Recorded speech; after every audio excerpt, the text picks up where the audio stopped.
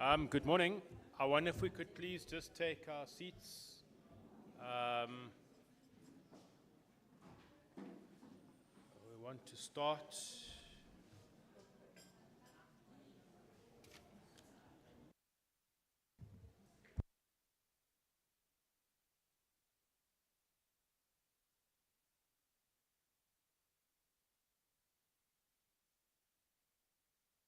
Stembiso, where are you?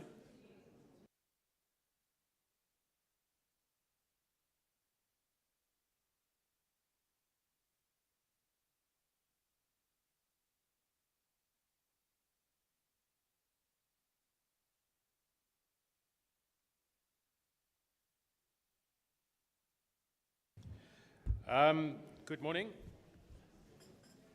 Let me firstly welcome the members. Just hold on, sorry. What's going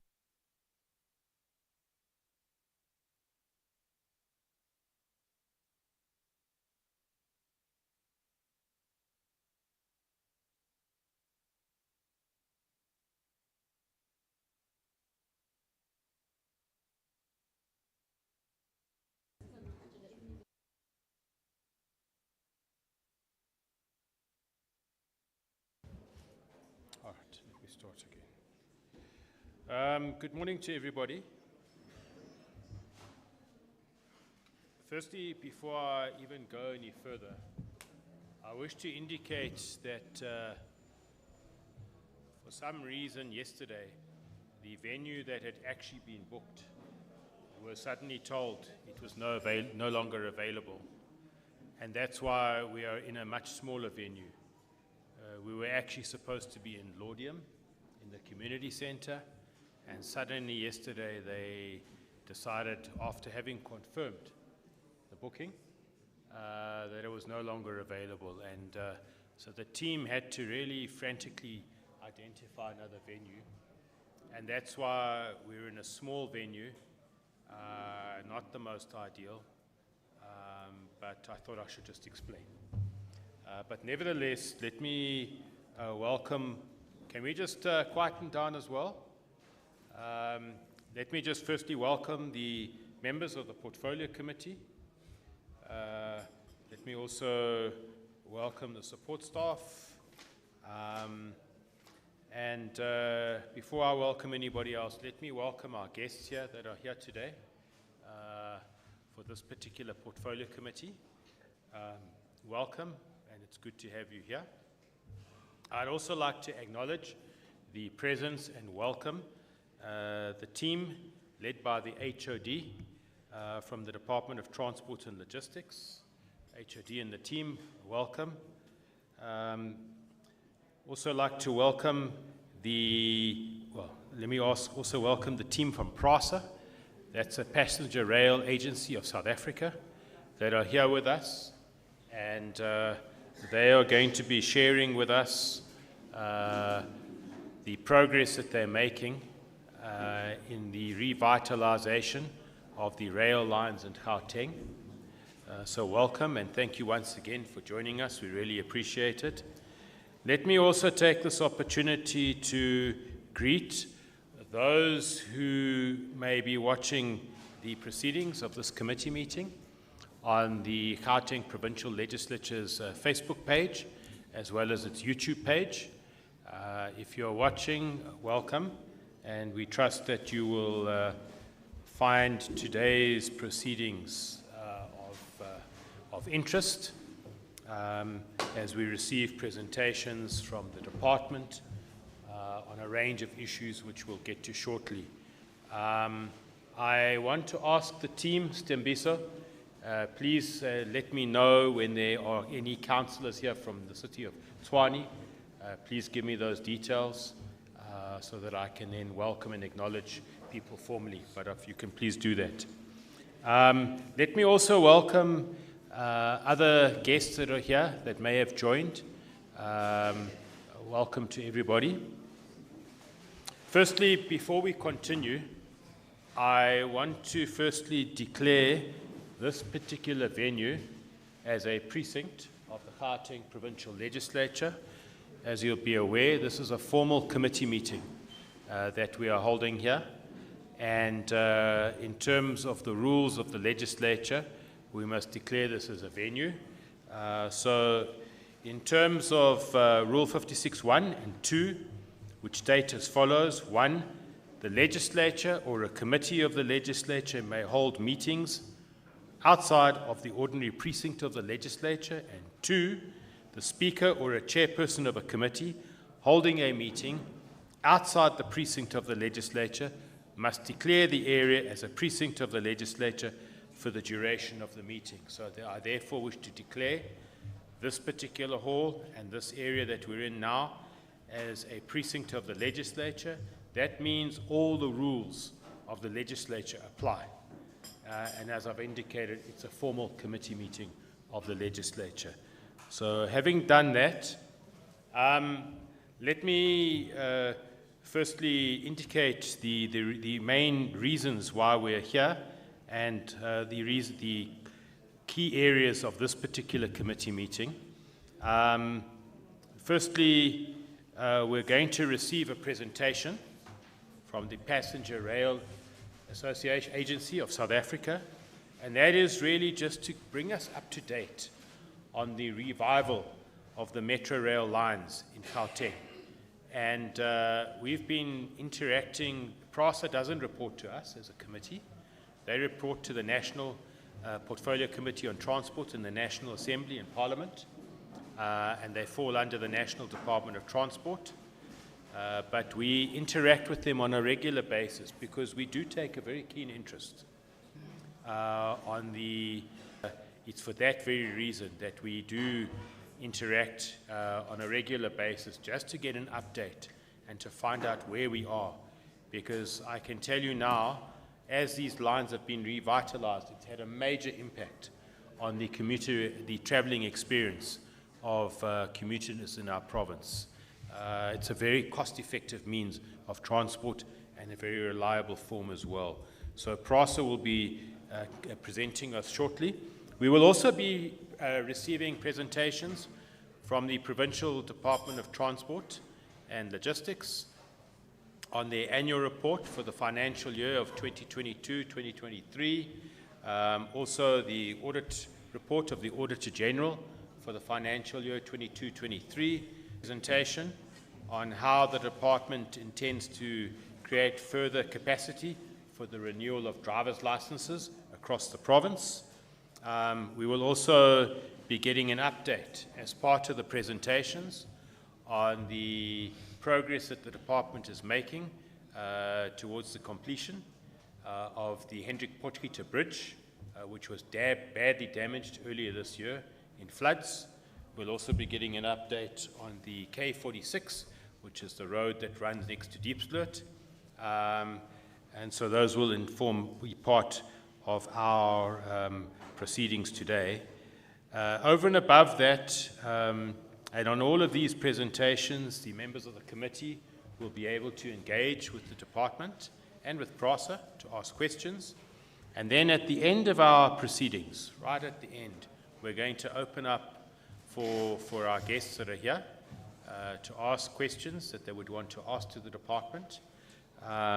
So those are really the key areas of focus of our committee meeting today.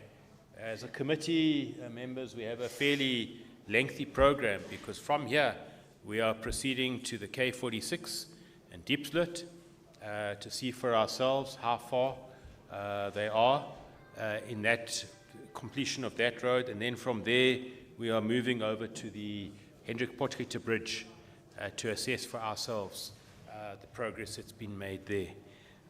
So that's the work that we have as a committee today. Let me at this stage firstly maybe formally introduce myself, although my name is here. My name is Greg Schneeman. I'm the chair of the Portfolio Committee on Transport and Logistics in the provincial legislature. What I'd like to do quickly is ask the members to also introduce themselves quickly. If we could start on my left here and proceed to my right. Member Khadebe.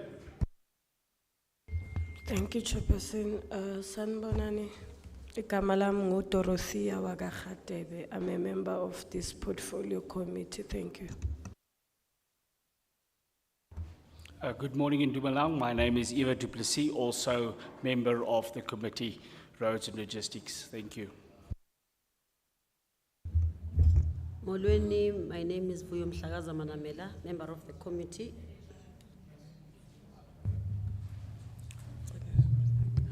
Dumelang. Dumelang. Le teng ke a le utlwa yaanong. Ka lebitso ke Matshidiso Mfikwe, ke leloko la portfolio committee. Ke a leboga. Sanibonani. Minjani. Ndimacheroni. Dzina langa ndipichilidzi Mnyayi, ndi member ya portfolio committee. Nda. Dumela, lebitso la ka ke Mathapelo Doli Ledwaba, leloko la committee. Thank you. Thank you very much, members. I thought it was just, we should all introduce ourselves so we all know who's here from the committee. Before I move any further, we want to, and the agenda will be flighted now on the screen, so you'll be able to follow the proceedings. And also, as the department makes its presentations, whether it be PRASA or the department, their presentations will be flighted on the screens. So you'll be able to follow on the screens as well. I'm also advised, and we do have interpretation services, and I think you've all been given handsets with earphones. Have they been given out already? Okay. Can I then just quickly indicate the languages, and then if you require a handset, with headphones so that you can listen, you can then raise your hand. But the languages for interpretation today are English, Setswana, Sepedi, isiZulu, isiNdebele, Afrikaans, Tshivenda, Xitsonga, and sign language will also be on the screens as well. If you want earphones with a handset so that you can hear and listen through the interpretation services, please raise your hand, and then the team will hand out the earphones and the handsets to you. So just keep your hands up. They're busy from the back, and they'll hand them over to you. So before we go any further, Stimbiso, can you just take us through the apologies, please?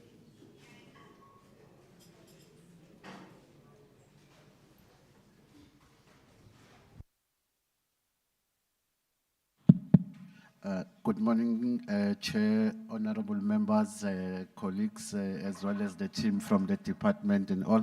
The two apologies that we have received is from Member Nell due to an agent party business, as well as Member Masoleng, who's not feeling well. Thank you, Chair. Thank you very much. So members, that's the apologies. May I ask for a mover for the adoption of the apologies? Member Mfikwe. Thank you, Chair. I move.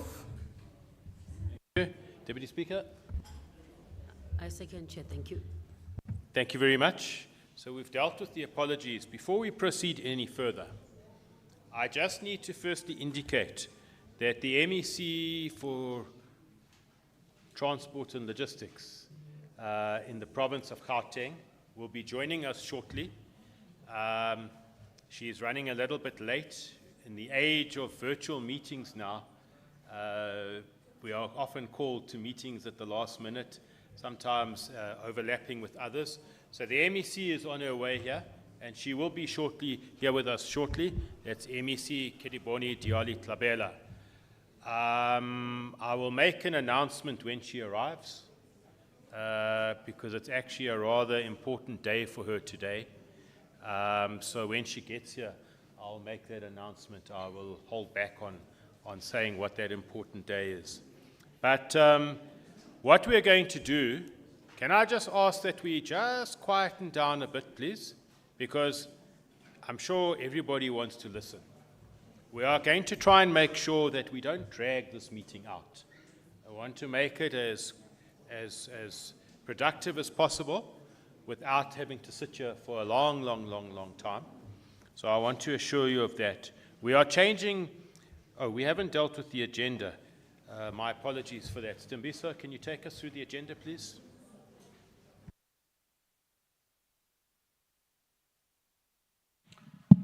Thank you, Chair, once again. In terms of the agenda, I think on number 4 is the presentations by the department and the entities in terms of the annual report, the responses to the committee questions on the annual report, the detailed presentation on the creating of more capacity for the renewal of licenses in relation to the DLTCs, the responses to committee questions on the second quarter, as well as also the report on the human resource capacitation of the DLTCs. On number 5 is presentation by PRASA on the progress on revival of the metro rail lines in the province. Number 6, the stakeholder submissions.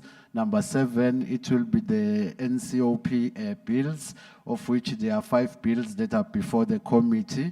On number 8, the study on the political economy. On number 9, the resolution tracking. 10 petitions, 11 correspondence, and 12 the date of the next meeting and adjournment. That's the agenda, Chair. Thanks. Thank you very much, Stimbiso. As I hand over to members who may want to make any input or move for the adoption of the agenda, I would like to request that we make a slight amendment, that item 5 becomes item 4, and that item 4 becomes item 5. So what we want to do is start with the Passenger Rail Agency of South Africa, that's PRASA, and then we will come back to the Department of Transport and Logistics after that. So, honourable members, is there anybody who might want to move for the adoption of the agenda? I hope not adding anything, but let me check with members. Member Ledwaba? Thank you very much, Chair. I so move with the changes. Thank you. Thanks, Member Ledwaba. Is there anybody else? Member Du Plessis? I'll second that. Thank you, Chair. Super. Thanks, Member Du Plessis. As we're about to start, I would like to ask if the Passenger Rail Agency of South Africa, if you could just get ready. Stimbiso, where are they going to be presenting from? Okay, so will you just direct them where they must present from, please? And just make sure they're able to sit comfortably there. What I want to do, can I just indicate to all of you that are here, if we can just quieten down, please. This portfolio committee that you see here in front of you, we come from different political parties. We are members of the provincial legislature, elected after the elections that took place in 2019, the 2019 national and provincial elections. And so this committee represents a number of the different parties that are sitting in the provincial legislature.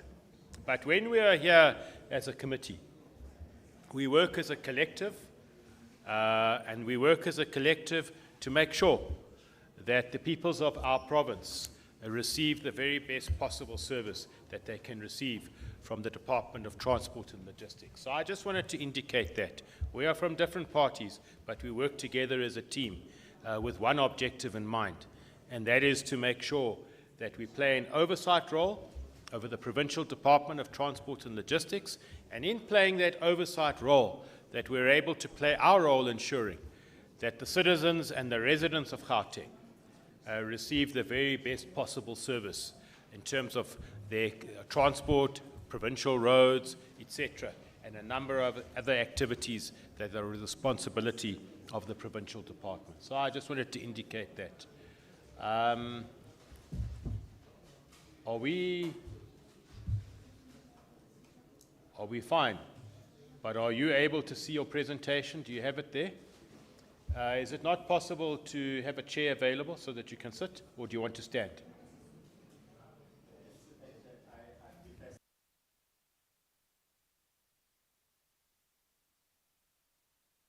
Sorry. The delegation here with us from PRASA is Mr. Tony Gomez, Mr. Abram Nkhabutle, Mr. Kagiso Moleme, Ms. Lillian Mofokeng, and Ms. Rose Lebelo. That's the team that's here. with us from PRASA. Once again, a warm welcome to you, and especially to my old friend that I used to interact with in past Parliament, Mr. Kagiso Molema. It's good to see you again. We've known each other for a number of years, and so it's good to see you still with PRASA. So on that note, can I then hand over to yourself to take us through, and then we will proceed from there. Thank you so much. Thanks, Chair, Honorable Chair. Let me start by passing my greetings to the Chairperson, Honorable Shiman, all members of the Portfolio Committee, Honorable Ledwaba, Honorable Munyai, Honorable Mfikwe, Honorable Tlagaza Manamela, Honorable Diale Tabeka, Honorable Duplessis, and Honorable Radebe, and the members in absence as well.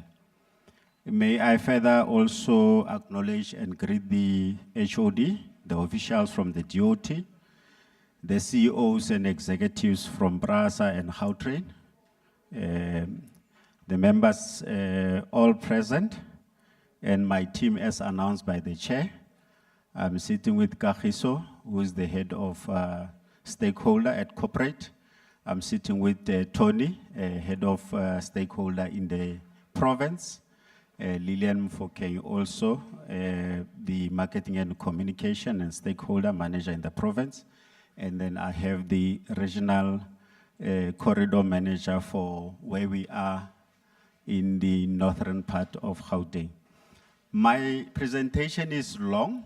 The slides, Chair, is more for information. I'll keep it very short, as it were.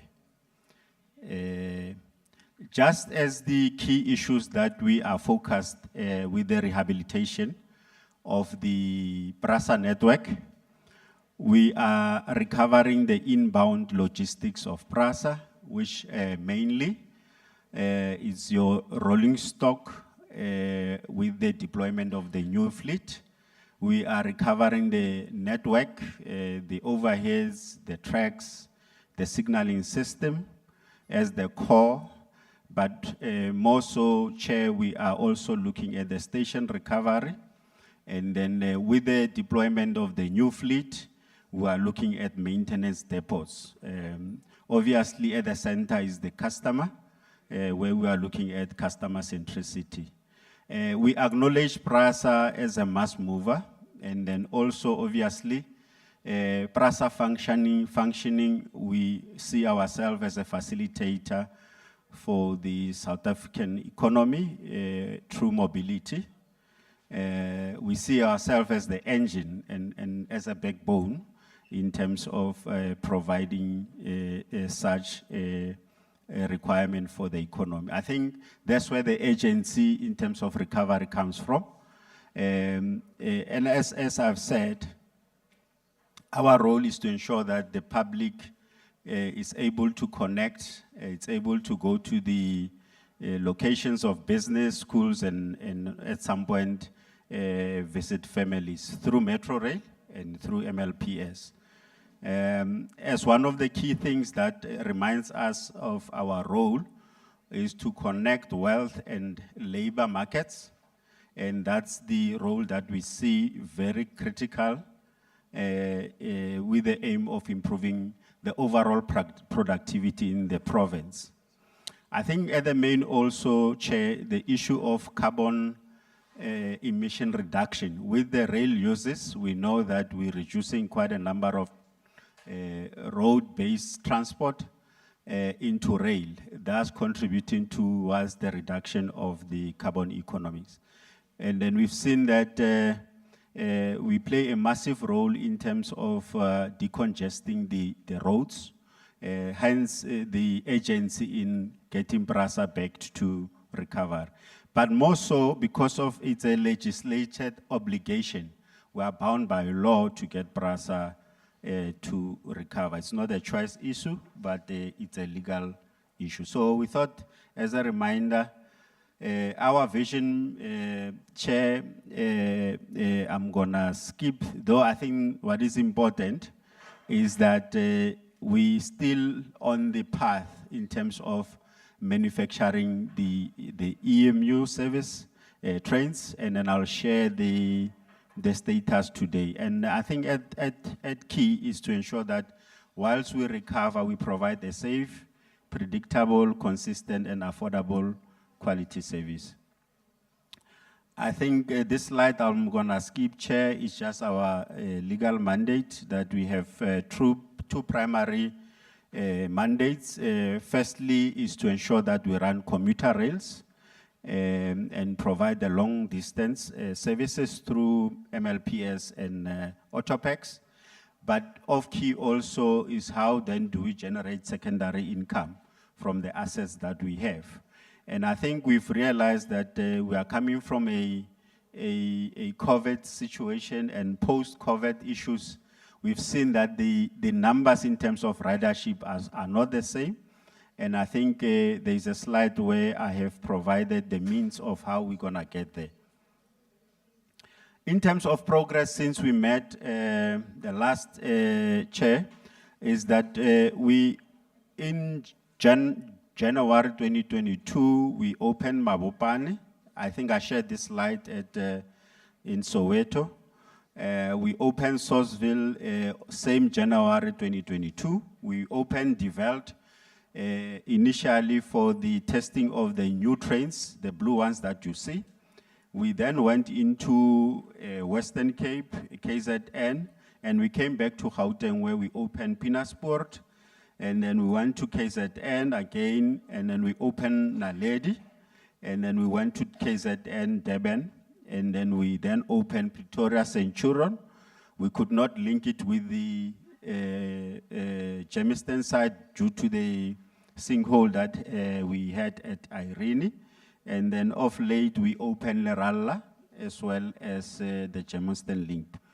In terms of priorities, though, we Gauteng Focus have provided the national plan for 2023-24. You'll see, Chair, Corridor 1 to 4, we have already resumed services. And then for Gauteng, Corridor 5 and 6, which are the next to come through, we are expecting to see the Kudusport link being opened around December. Obviously, December is when we are finishing the infrastructure program. Then we'll have the regulator will come. We expect that by January, we should be able to connect the Hercules communities with the Kudusport. And then also just March, as we close the financial year, we are anticipating that we're gonna open Germiston. And then also the New Canada Residencia, Johannesburg, Randfontein. Though these corridors, as it current, Chairperson, there is quite some significant delays.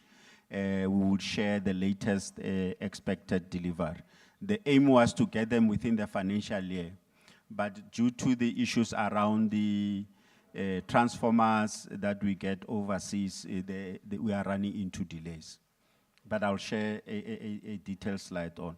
Chair, in terms of how we are dealing with the issues of recovery, more so post-COVID, patronage, we've seen that the numbers are not at the right level for a mass commuter. We are averaging around a 10% occupancy, which percent full. Our off-peak services are relatively at a very low.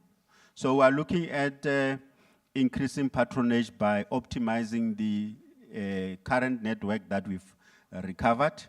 We are, as I've highlighted, additional lines that we will be opening, and we are looking at the stations as well. The aim being to increase patronage as well as fair revenue.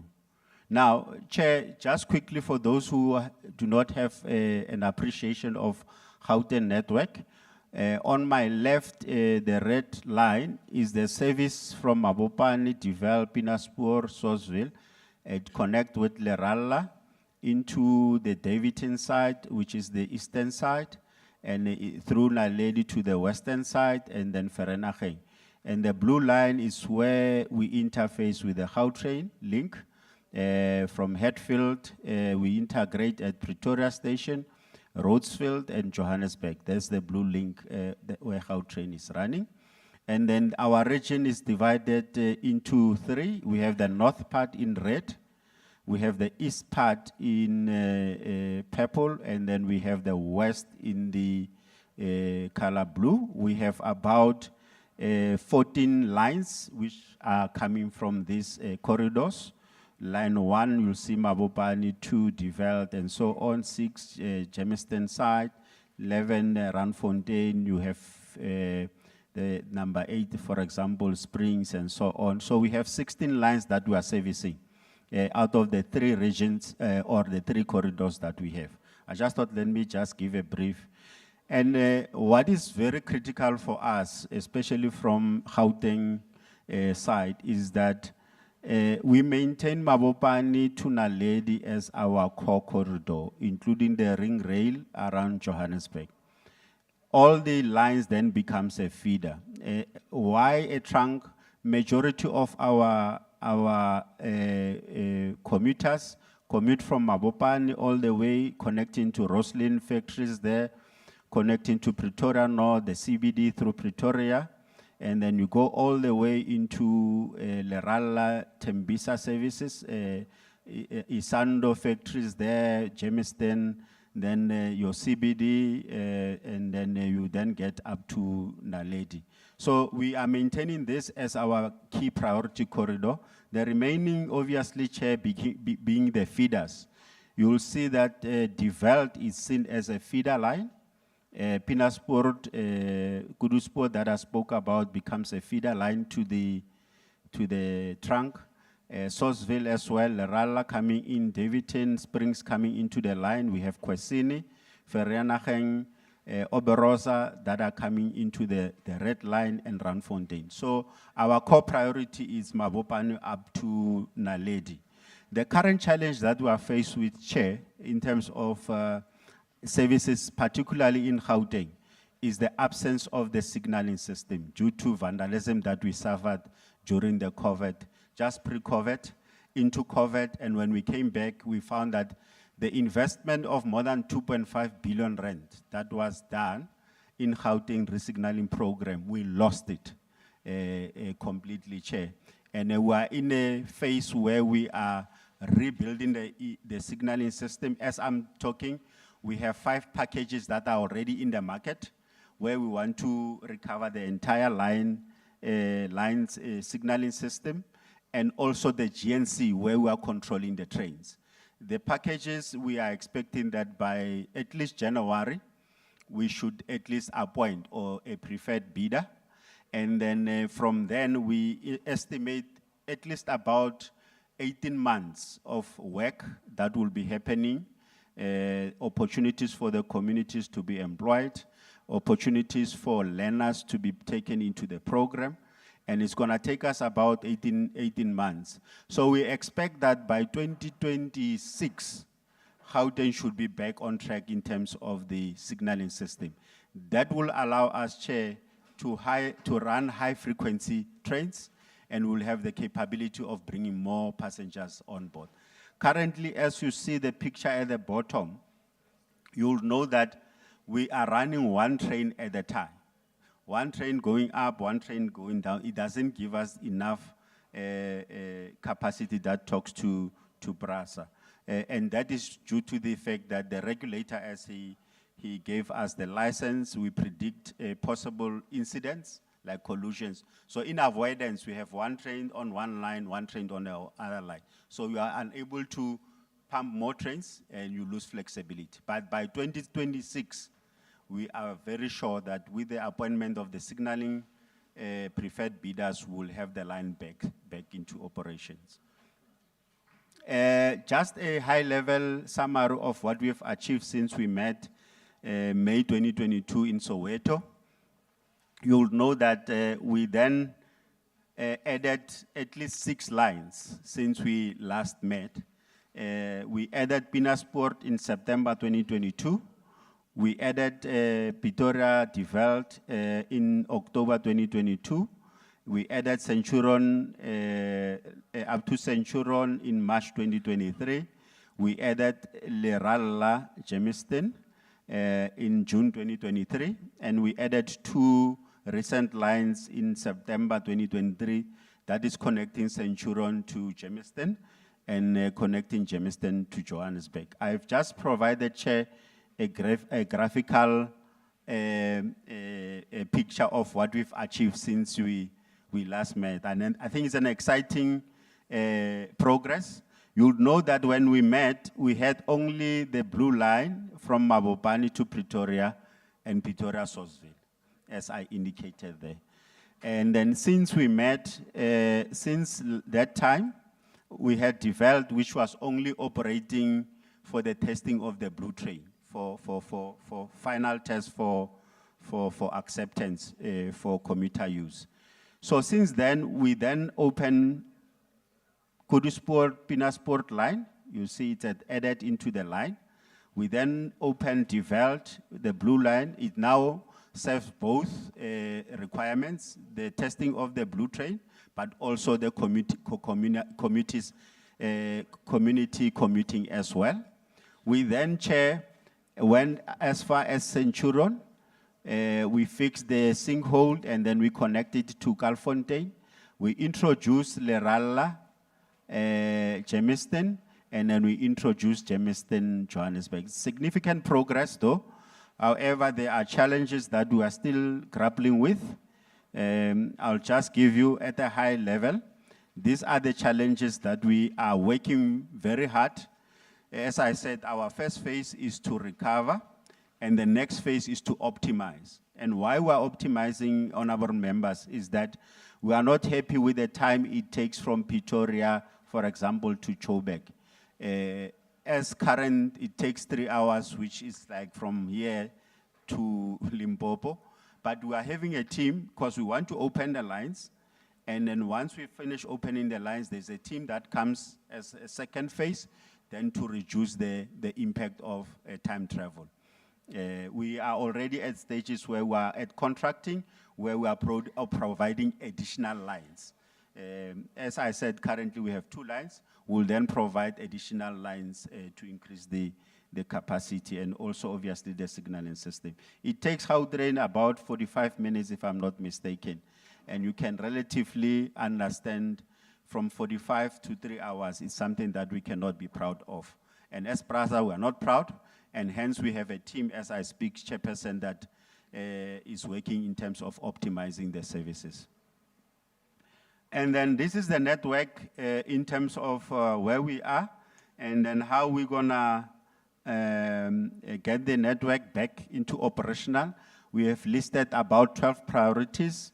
As I said, priority 1, linking Kudusport with Belo Ombre, increasing capacity between Hercules and Pretoria. We've already appointed Siemens, is working, and then we are expecting handover by end of December. January, we'll then have trains from Mabopane developed running with signals between Pretoria and Hercules. And that, Chair, will then give us an opportunity to increase capacity in those specific lines. Then what we're intending to do is to add additional lines for Pretoria, Kempton Park. And then what we want to do also is to add additional lines between Joburg and Germiston, and then as well as bringing Davidton into the mix. And then we then go to Elspec, obviously getting Randfontein, which it needs to come through, and then getting Vereeniging via Midway, that needs to come. So we've identified these priorities and we've sequenced them on the basis of cost effectiveness, what we can then do that will give us the highest output in terms of frequencies, in terms of increasing patronage and ridership, responding to our mandate as a commuter. So I'm gonna skip this. These are for informations. These are the stations in the north that we need and halts. Our approach, Chair, there are halts stations where there is no longer need for services, we have agreed in terms of a decommissioning strategy. So these are the stations I'm gonna skip. This in details is what we are doing in every line-based in terms of signaling, in terms of payway and so on. So I've provided this as for information that the members can then look at. What we want to see beyond 2028 is this network, which we are aiming. As I said, there's a team that is recovering. There's a team that is also coming after them to optimize. But this is what we want to see come in 2028. Chair, this is our road to 2030. I'm not going to bore you. I just want to show you where we were from a picture point of view. And I'm closing the presentation now. This is the pictures that you'll see, the distractions that we experienced during COVID. On the left is a substation. You can see all the equipment that were there were vandalized, stolen. But now, this is how the stations look like. These are the tracks, how they look like. The garbage that, I think this, the dumping that we've seen, where communities will then dump in our network. We are busy cleaning up the issues of the Centurion sinkhole, which we were doing the repairs. Some of the substations, this is the condition that we found them when we reopened the country. But we have moved a chair, the level of vandalism, transformers, and hence some of these corridors are delayed because we have to bring transformers in. But the beauty though, Chair, is that these transformers, as we are bringing them in, we are bringing high capacity transformers so that we are able to run more trains. And then last slide, Chair, just on the production side of the new fleet, as it were, we have a contract with Gibela to deliver 600 of these trains, 6 cars, about 3,600 coaches. We've received to date about 184 coaches, 20 of those from Brazil, and the remaining 164 were produced locally in Gibela plant. So from Gauteng point of view, we have distributed about 39 of these trains in KZN. We've distributed 42 of those trains to Western Cape. Chair, I think that's where we end. And thanks for the opportunity and the invite to share with the members, honorable members of the Transport and Logistic Portfolio Committee. Thanks, Chair.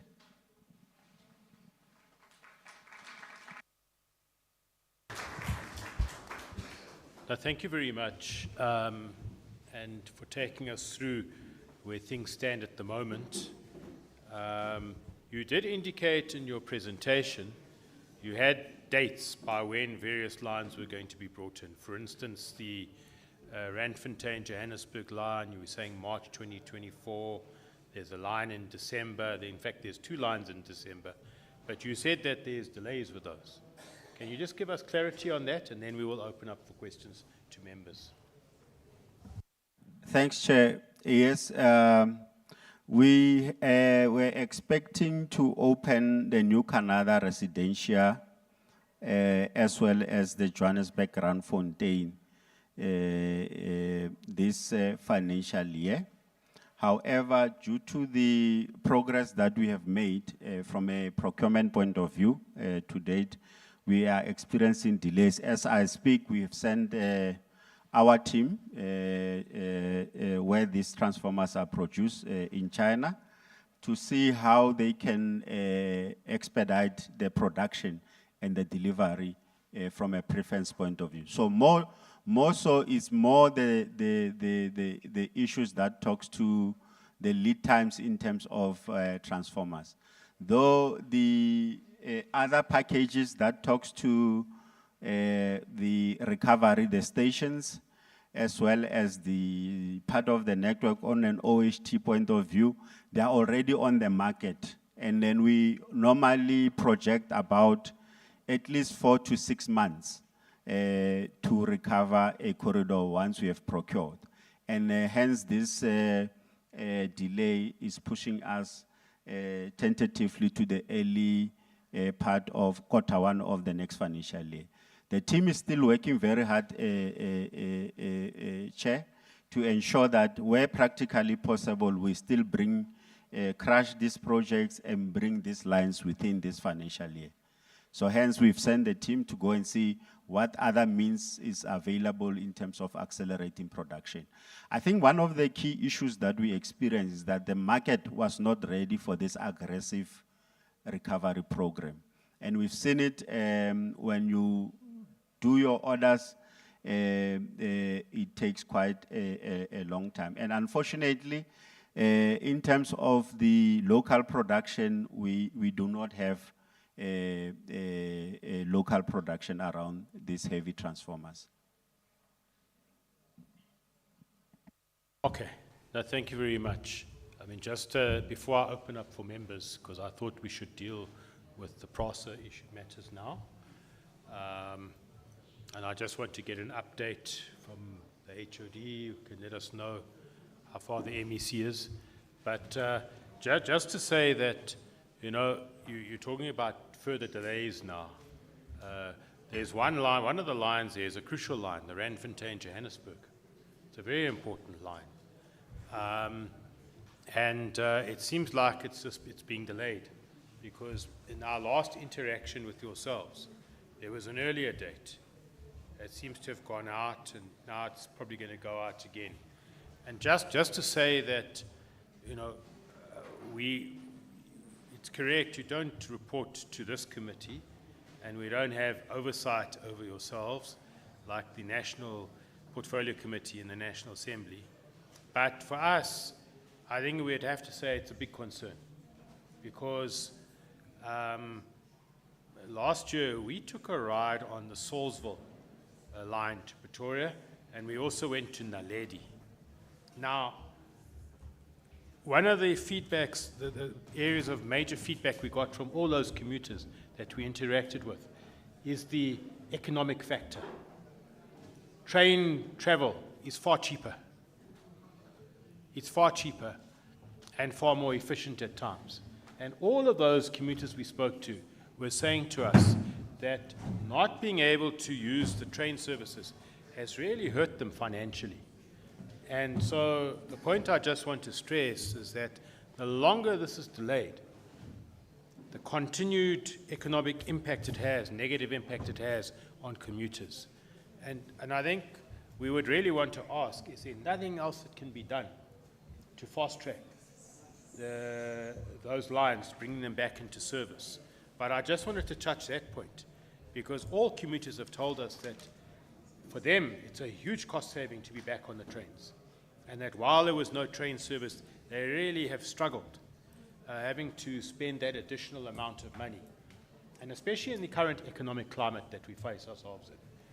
We just want to say, is there nothing that can be done to speed this up even quicker? But let me open up for members for them to interact on your presentation. I'll take Deputy Speaker, who's part of our committee. Let me just check anybody else. Member Du Plessis, then Member Munyai. Anyone else? I think those are the only three hands in I've noticed. Deputy Speaker, please proceed. Thank you. Thanks for the presentation. Just by way of checking, these railways, rail stations, or rather the railroad, if there's such a thing, that has become defunct in different parts of Gauteng. There's no longer steel there, you know. Of course, every infrastructure around those stations is just dilapidated or defunct. Nothing happens there. Is there plans to revive those? But if also the steel is removable like that, because never had I thought in a million years that steel can just be picked up like that and be removed. So is there a plan to replace those? And because it's movable clearly, what's going to be done if you are to revive those? What's going to be done to make sure that, except for security guards, personnel and all those, what is it really technically, if it's a technical, if there's a technical application there, when you assemble those roads, what is it? Is there some new technology going on, or new trends, or new systems? Because surely those that are movable are old, it's old infrastructure that was built in the olden ways, in the way in which whatever was available to create it made sense. But now clearly there should be new ways, Chair, or new methods, new ideas to make sure that we sustain those. You spoke about 2026, for instance. So clearly there's new things that, innovations that are coming your way, or that you'll be applying or using. So what's going to be new with whatever revival you want to do? Surely we can't be using the old ways, old methods. Is there a relationship, Chair, also with the speed train by the Premier? Both premiers, is there a relationship with yourselves and whatever the two premiers of Limpopo and Gauteng were intending to launch? How far is that going to go? I'm not talking about distance, but is it going to be extended or rolled out just about everywhere else where there's a little bit of economic activity in the country? Thank you. Sir, Deputy Speaker, Member Du Plessis. Okay, thank you very much. Just two quick questions. I'm looking here at I just want to find out the rail line coming from Johannesburg to Randfontein. Would that consist of the old part where it came through Roodepoort, all those little stations where it came down, and are you? And I'm looking on here and I can't find it to see. Are you going to revitalize all those stations on the Joburg Randfontein line through Roodepoort? And then the second question, you spoke about ridership. And I know that this is also a big question that our colleagues from Gautrain, had to hash through. What is your ideas about, you mentioned 10%, and 10% is low. I hear about the 80% that you mentioned for peak times. But what is your thinking? What are you guys going to do to try and lift that ridership numbers? Thank you. Thanks, Member Du Plessis. Member Munyai. Thank you very much. Let's welcome the presentation and the progress and the challenges experienced by PRASA. I know that some of the threat relates to, cable stealing, as well as the actual rail steal itself, rail line steal as well. But what I want to raise to you, my good sir, is that one, to me, to deal with South African rail infrastructure is not bringing about new rail. The infrastructure that we have, it's a Stone Age infrastructure which consumes a lot of electricity, which it doesn't even accommodate even the double-decker train to accommodate these passengers. You know how the rail people are loaded even after side. Sometimes when you take a picture, you can say that you're in India, So if PRASA want to revolutionize the rail systems, passenger rail system, firstly, we have to deal with the infrastructure. It's a Stone Age infrastructure. As I said, it doesn't have possibility to respond to the growth of the population, passengers, and so on. If we deal with the infrastructure, we'll have a lot of electricity that can be distributed elsewhere to support the network. Coming to the network, you lose everything if you want to use the old network infrastructure. You will lose the signals. And the consequences of losing the signal, it's accident. danger, threats. So how can the not Transnet, PRASA, begin to use the what called the space broadband technologies, which doesn't depend on this high sites and so on. It doesn't cover everywhere. And if you are hiring the capacity, leasing the capacity of the network from the satellite, whether it's a rural area, wherever that you are traveling without a network, you will have access to network. Even if you speak about the deployment of the drones and so on, but if your network infrastructure is so bad, you are depending on our side, on all these base stations alone. Base station, even 5G, Honorable Chair, it's about the base station capacity closed, and they are very expensive. And if those options can be pursued at a strategic level, I know the CEO is not here for PRASA and the chair, but I think those are some of the issues that can be pursued.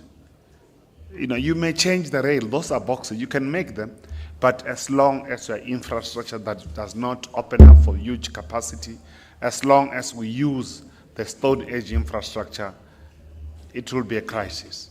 And I must appreciate that, Chair, that this is the only public transport that, if it's improved, our community, our South African depend on this mode of transport. Thank you very much. I'm referring to working class, and the majority are poor. Thanks, Member Munyai. Member Mfikwe. Thanks, Chair. Let's appreciate the presentation, giving progress on work done to date.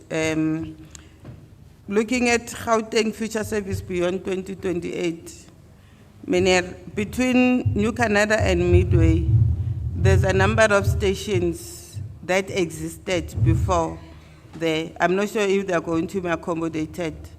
I know there's Nansfield, there's Kliptown, there's Shawela, then there is Midway. Then there are other ones after Midway. But if the presentation talks about from New Canada to Midway, so for me it's like, the question is, what about the ones that existed before? Are we going to resuscitate them as well, or we are phasing them out? That's the one question. The second question, Chair, goes to the number of riders of our current service. What are the plans to increase the ridership of those? You spoke about 10% to date. So what are we going to do in an attempt to increase and bring back the confidence and the appetite from your commuters on the service? When we launched Naledi, there was so much excitement in the community itself. So we couldn't hype up the interest and the excitement for the launch.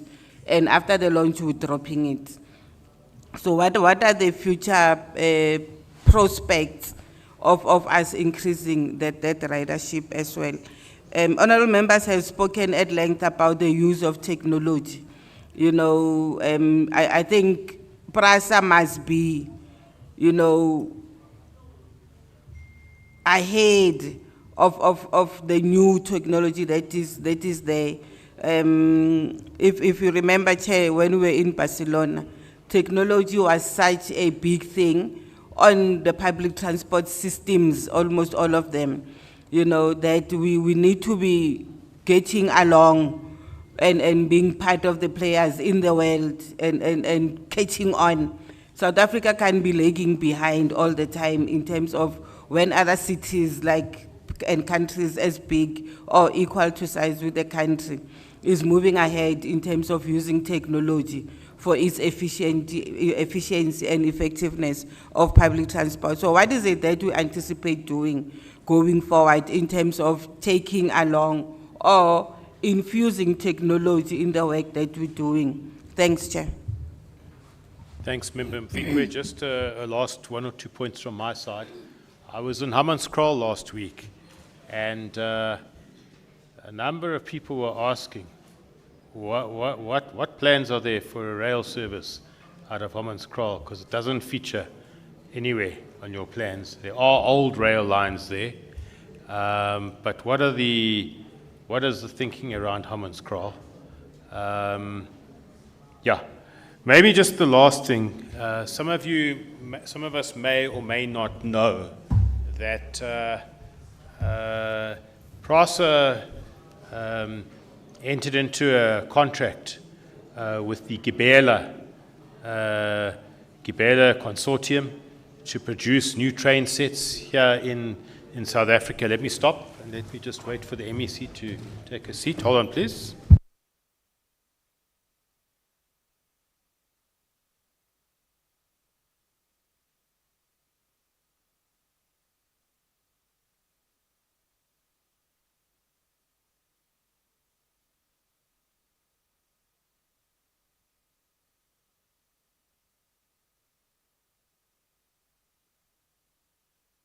Welcome to the MEC. Welcome, MEC Kiriboni Diali Tlabela. We did indicate that you were a bit delayed. I will hold my announcement back. There's something I'm going to say now, but I firstly want to I just want us to finish with the issue of PRASA, and then I want to say something to the MEC. But so just to highlight the fact that not only are we seeing these rail lines revitalized and brought back into operation, but we're actually seeing new trains. No longer those old coaches that we had. State-of-the-art, modern trains. And those are produced out in Nigel at the Gibela train factory, if we can call it that. They've upped their production. A lot of local content going into those coaches. State-of-the-art modern factory that I would imagine would be able to supply other customers as well around Southern Africa and beyond. And all the communities we've spoken to on the times we've been on those trains, they are highly impressed with this new train sets that are being used. So I wanted to indicate that it's not just the revitalizing these rail lines because of the vandalism, but in addition to that, a conscious decision was taken to replace all the train sets right around the country. And I think that's a major achievement in part of revitalizing our rail lines, that we're revitalizing our train sets as well and bringing totally new train sets that are comfortable and modern, etc. So just wanted to make that comment. But let's hand back to you to maybe just respond on some of the questions, and then we will proceed from there. Thank you very much.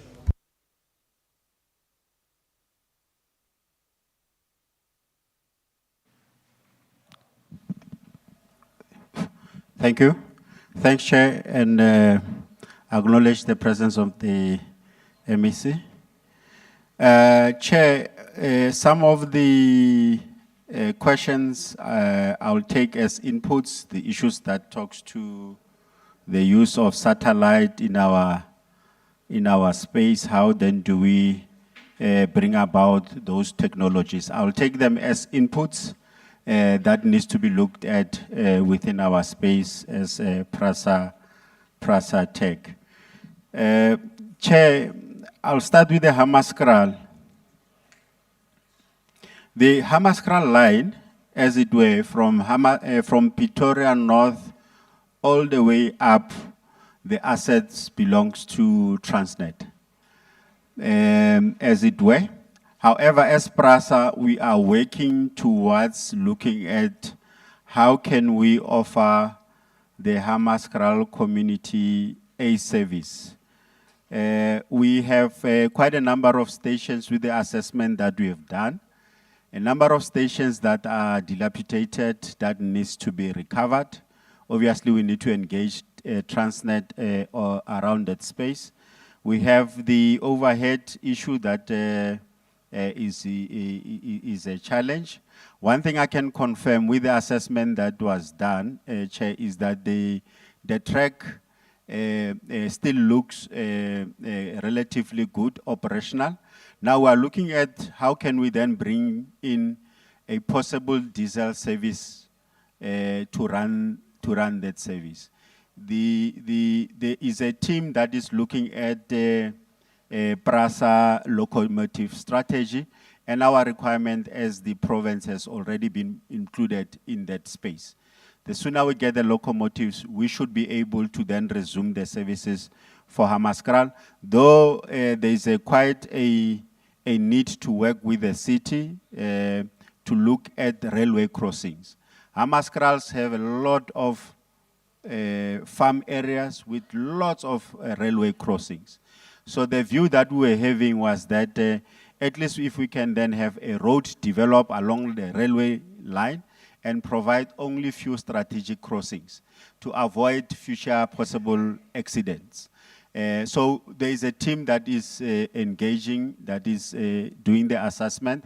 I think I have a team, Tony, that has been working with the community around there. But at the back, we are doing those assessments. I think critical question is to say when, and Chair, unfortunately at this stage with the background assessment that is happened, I can't commit to say when. We have to still secure a good discussion and agreement with Transnet. Why I'm saying this, we pay quite a lot of fees on access costs. And because of the ownership is Transnet, and with a service that probably will be a social service, we'll then have to see how do we negotiate the cost down so that we are able to provide the community. So there's work in the background, and probably the next time around when we come, we hope that we will have started that service, Chair. And we tomorrow. Sorry, Chairperson. We can see how we can work as South African 24/7, whether we can pull it through. But yes, it's a challenge, Chair, that we need to fast-track our recovery broadly. In terms of Naledi and then the stations that are around Midway, Honorable Member can confirm that the stations, all of them will be recovered. And then I must confirm that the services in the Naledi has not dropped. We've been running consistently above 92% on timekeeping. The service has not dropped. When I talk about occupancy, where it's very low is during the off-peak, from 9:30 till around 3 o'clock. And what have we done as PRASA? We have launched a post-COVID patronage scheme that we've announced, and then it has started yesterday, fortunately, where we are providing discounts on our service. As things stands, we have offered a 50% discount for pensioners during off-peak. And then for the general public, as of yesterday, we have offered 40% discount.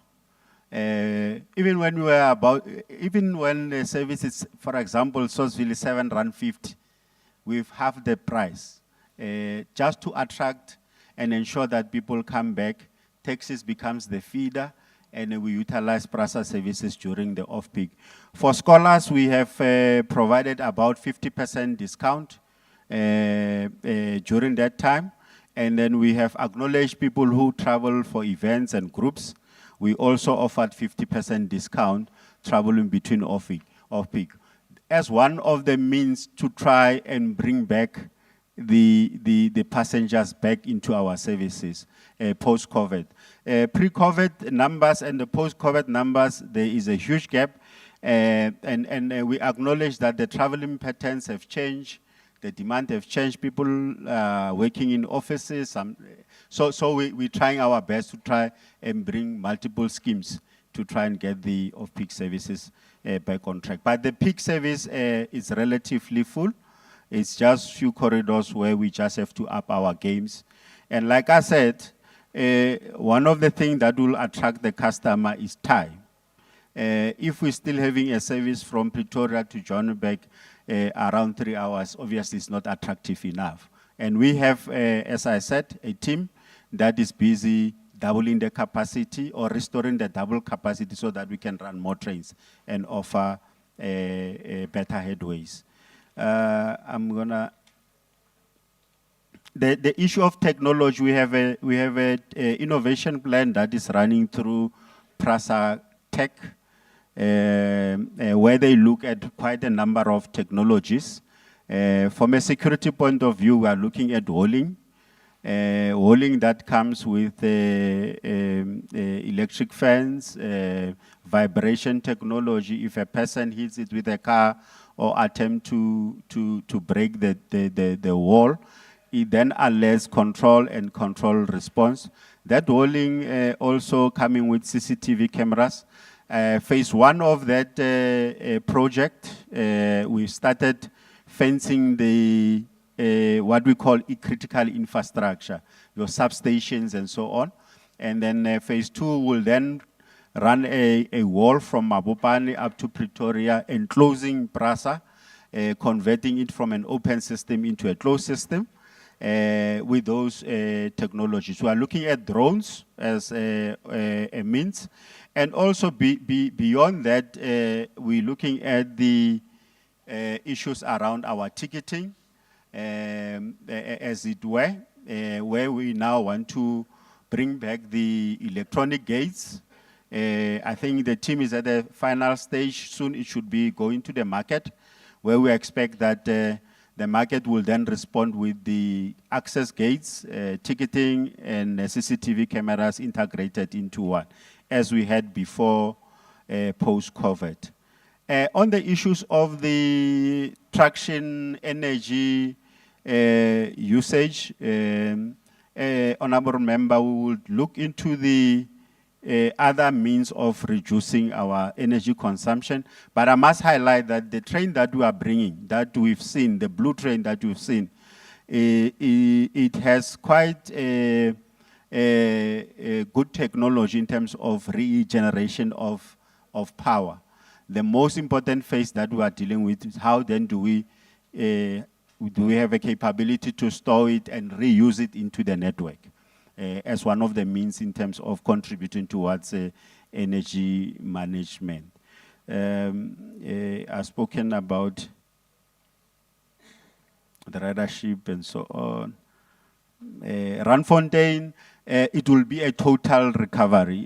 In one of the slides, without just taking member through, you know that for Randfontein, you'll note on the stations, as it were, from this end, we will do the total recovery. That is the tracks, the overhead, and then the list of the stations that will then be brought into service. Almost 21 of them, except the 3, or rather 4 halls that we're still thinking whether there is a need to reinvest. If not, then we then decommission. So it's a total recovery, as it were. In terms of I've spoken about the innovation plan. I've spoken about the walling. We are bringing in and it's something that we are considering also for the Hammanskraal, the ABT, your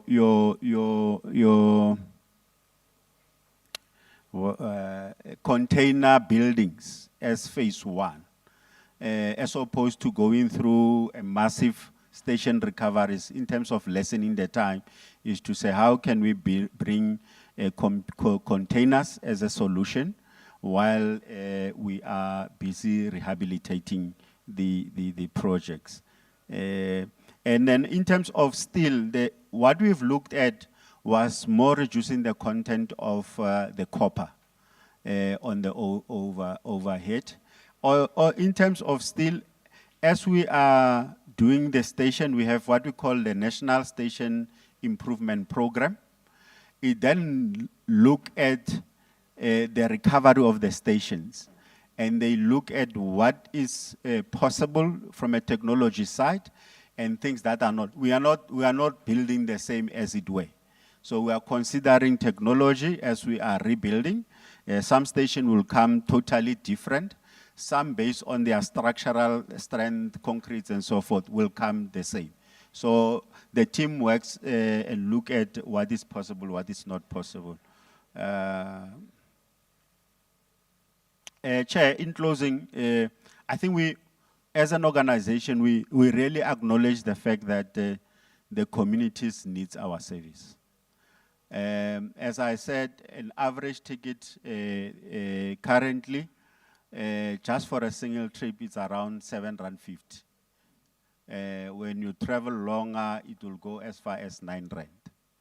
And then with the launch that we did yesterday, we got a very good feedback. I mean, there was one gentleman who was saying, I bought a ticket for R4, I could buy something to eat with the additional discount that they received. So we take that seriously, and hence we are trying our level best to say where programs are delays, what are other alternatives on the table to bring them back forward.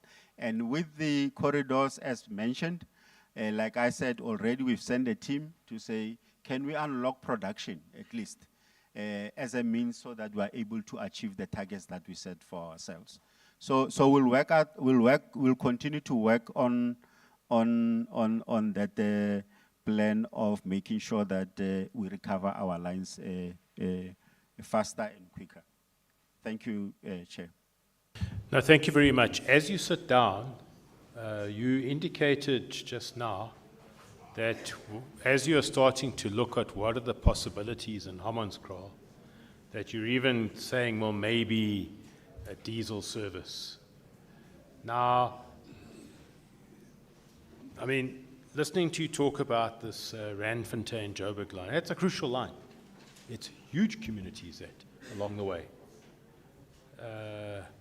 You know, it goes through areas like Westbury, etc. as well.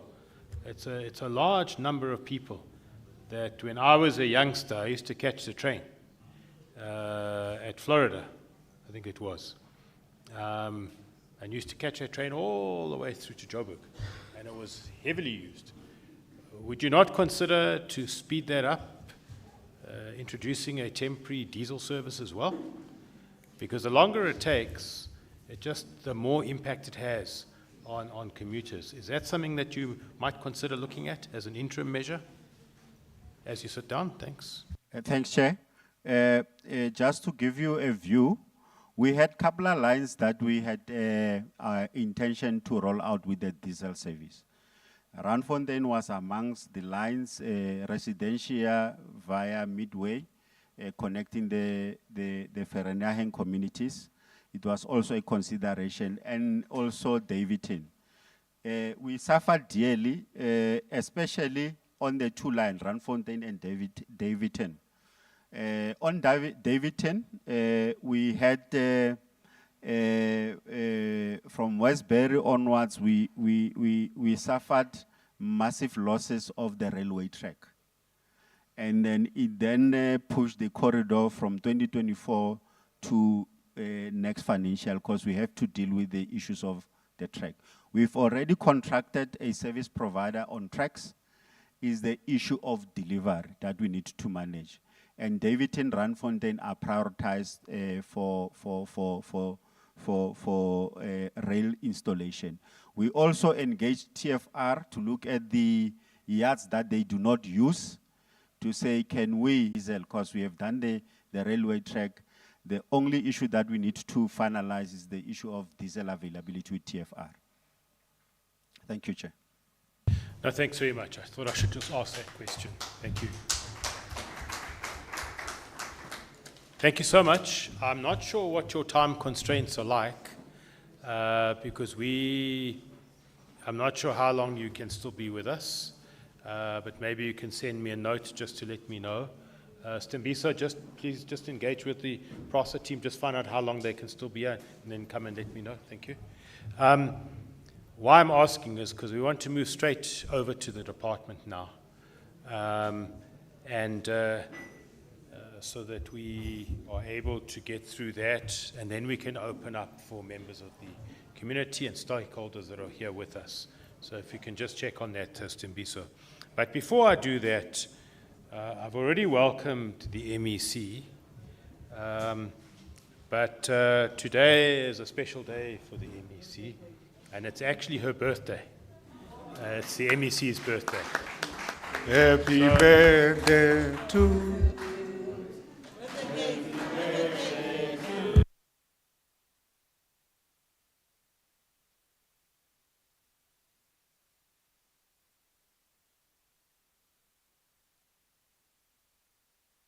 hip hip. How old are you now? 20. Thank you very much for that. MEC, on behalf of the Portfolio Committee, and I think on behalf of everybody here, we'd really like to wish you a very, very happy birthday. And we trust that it'll be a special, not only a special day for you, that it'll be a special year for you, and that God will bless you richly in this coming year. So from all of us, enjoy your day, and sorry that you had to spend it here with us in part, but we wish you a happy birthday. It's really an update to the committee, and I think it was a very useful update to us. But the main reason for our business here today is the various presentations from the department. So I would like to hand over to you, MEC, and your team. And I'm sure when it comes to the HOD, if he's presenting, he would introduce the team members as well. But let me hand over to you, MEC, on this your special day. Thanks. Thank you very much, Chair. Good morning to honorable members on the table, and good morning to the team from PRASA and the team from DRT and its entities, and good morning to lovely people of Gauteng. And thank you very much for wishing me well on my birthday and accepting my apology for arriving late. The HOD and the team will present, maybe just to take through members of the public that we are with Dr. Thulani Mdadane, who's the HOD of the department. We are with the CEO of Gautrain, William Dex. We are with the CEO of G-Fleet, Mepuleng Khadebe Mabaso Ratlabala. Then we are with the CEO of Transport Authority of Gauteng, Dr. Jack van der Merwe.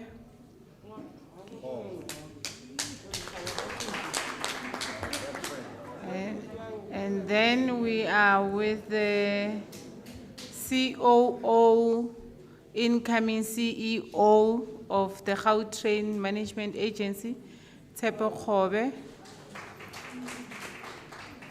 We are with the DDG Roads, and that the Onismas Mukobani. I wanted the Sepedi name Maputi Mukobani. We are with DDG Roads, that the Mutubati Transport, sorry. Then we are with the Chief Financial Officer of the department, very new from the box, Dr. Jafta Makafola. And we are with our Chief Risk Officer, Medilicia Khache. And then Ritlelin Tate Russell Mahibila, who is our liaison between the legislature and the department. Kion Tate Russell. Who else is here? Oh, Renalin Tate Wadi licensing, the TLTC, Koba Tubaizang corruption thing. Kintate Libilo Maluka, O dutse le lona moo. Yeah, honorable members, the department is still not yet well transformed according to the Employment Equity Act. You can see even the team from PRASA is full of men. This is one of the sectors that the country is struggling. I only see the two of you, there are three. There are not even three, there are four. There's 5 other one there. 5 men. So the country is still struggling to transform the transport sector. And we encourage community members that they encourage their girl children to venture into professions and careers that help us to move people or goods from one point or the other. They are well-paid people. Ba kgola batho ba. Ke ko tšhelete e leng teng. So let's encourage our girl children to really study maths and science and enter into engineering so that they help us grow our economy. So thank you very much, Chair. I don't want to waste your time. I'll allow the team to lead in the presentation and the HOD will guide us. Thank you. Thanks, MEC. HOD, I think if you can deal with all the presentations that you've got, upgrades of roads, deal with everything, and then we'll deal with questions at the end. Thanks. Good day, Chairperson, members of the Portfolio Committee, Honorable MEC, happy birthday, boss. I'm saying this on behalf of the entire team.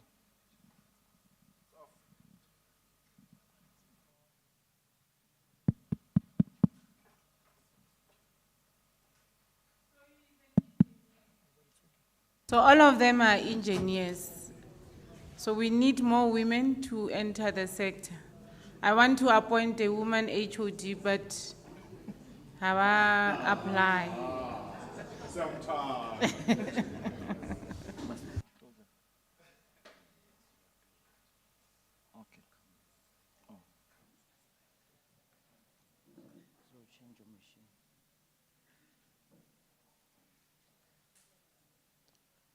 Thank you very much, Chairperson. We have agreed with my team that I will do the presentation and they will deal with the hard questions. I will start with the slide that is before you, Chair, to present the last financial year performance of the department, which I must say that we are presenting this report against a very poor performance of the year prior to the reporting year, which is the year 2020, 2021.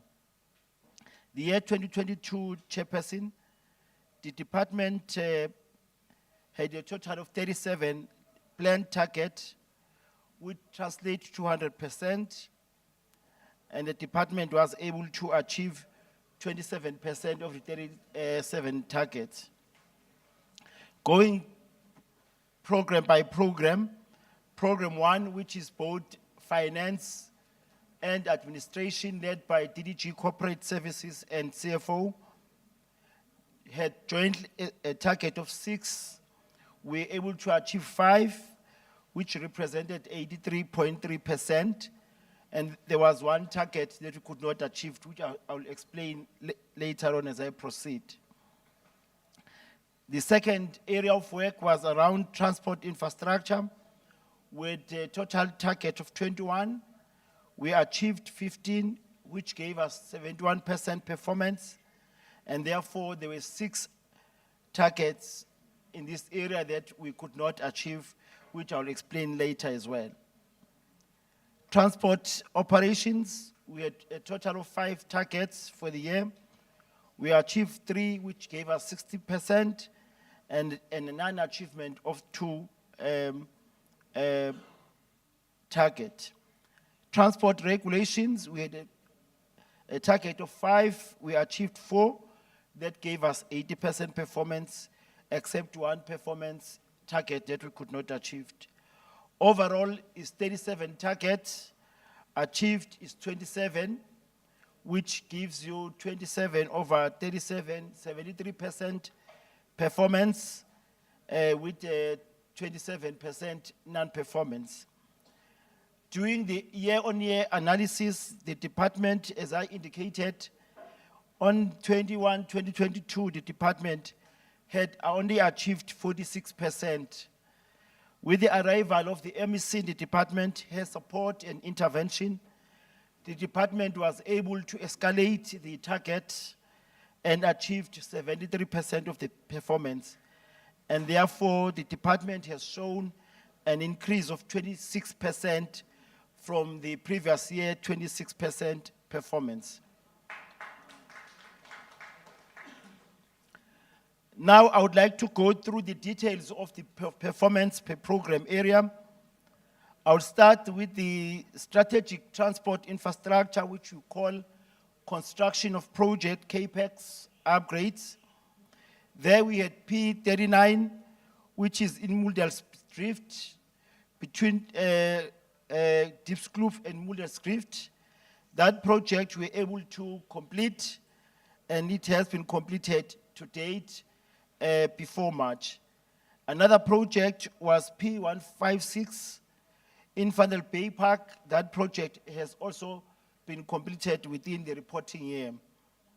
Then there were other projects that we call multi-year project. By multi-year, it means we cannot complete in that 12 months financial year, and therefore it means that a bit of work will be done in 1 year and a bit of work will be done in the other ensuing year. That's what we call multi-year infrastructure project. The first one was P241. That project has also been completed in October of this year.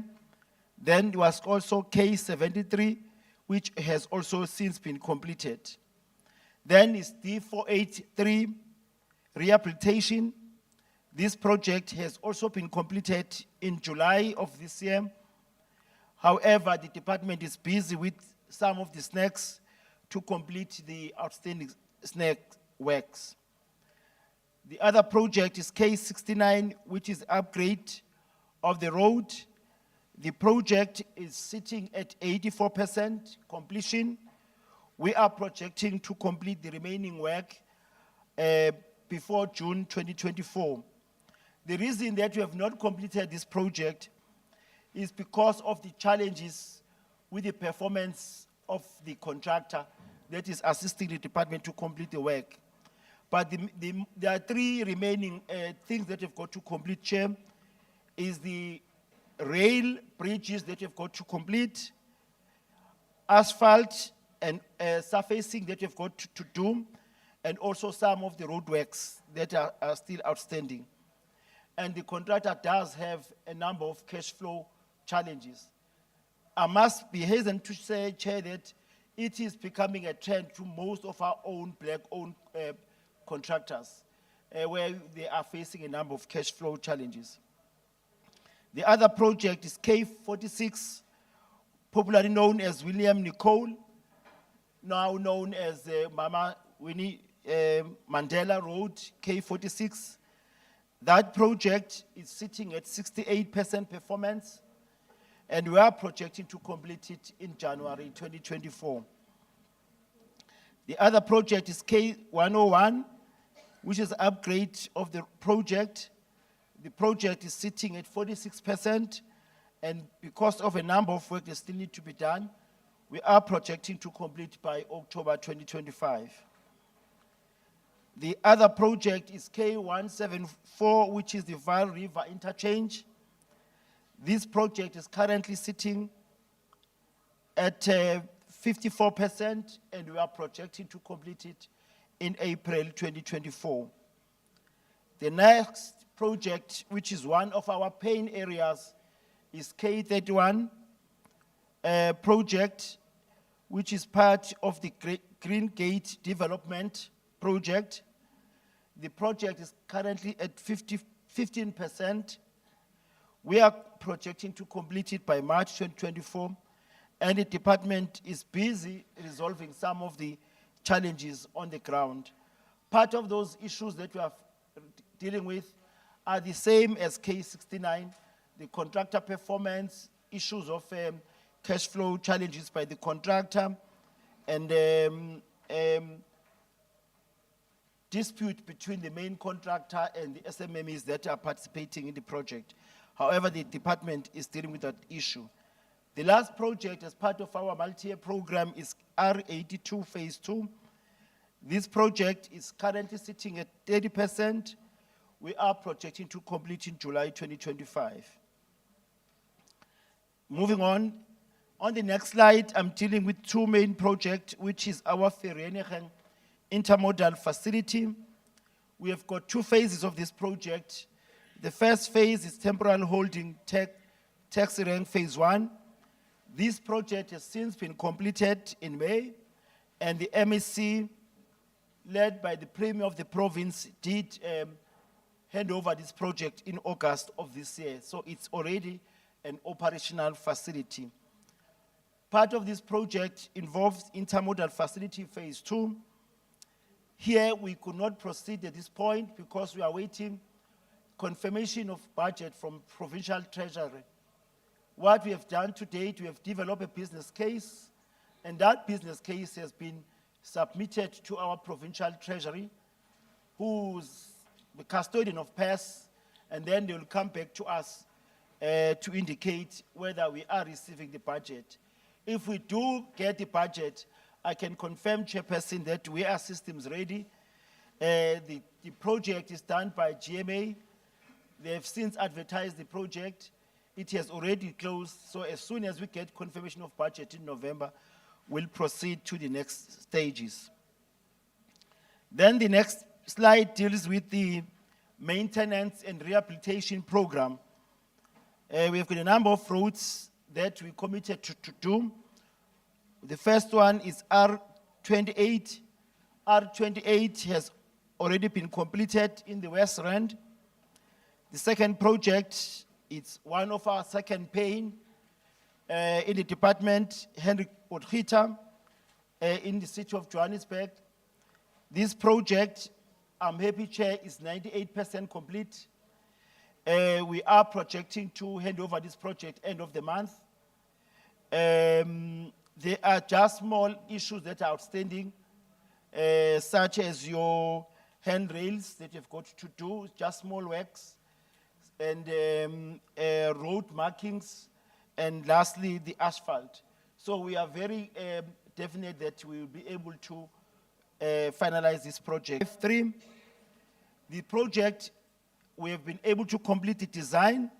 We are currently on construction stage. We'll be completing this work by by August 2024, next year.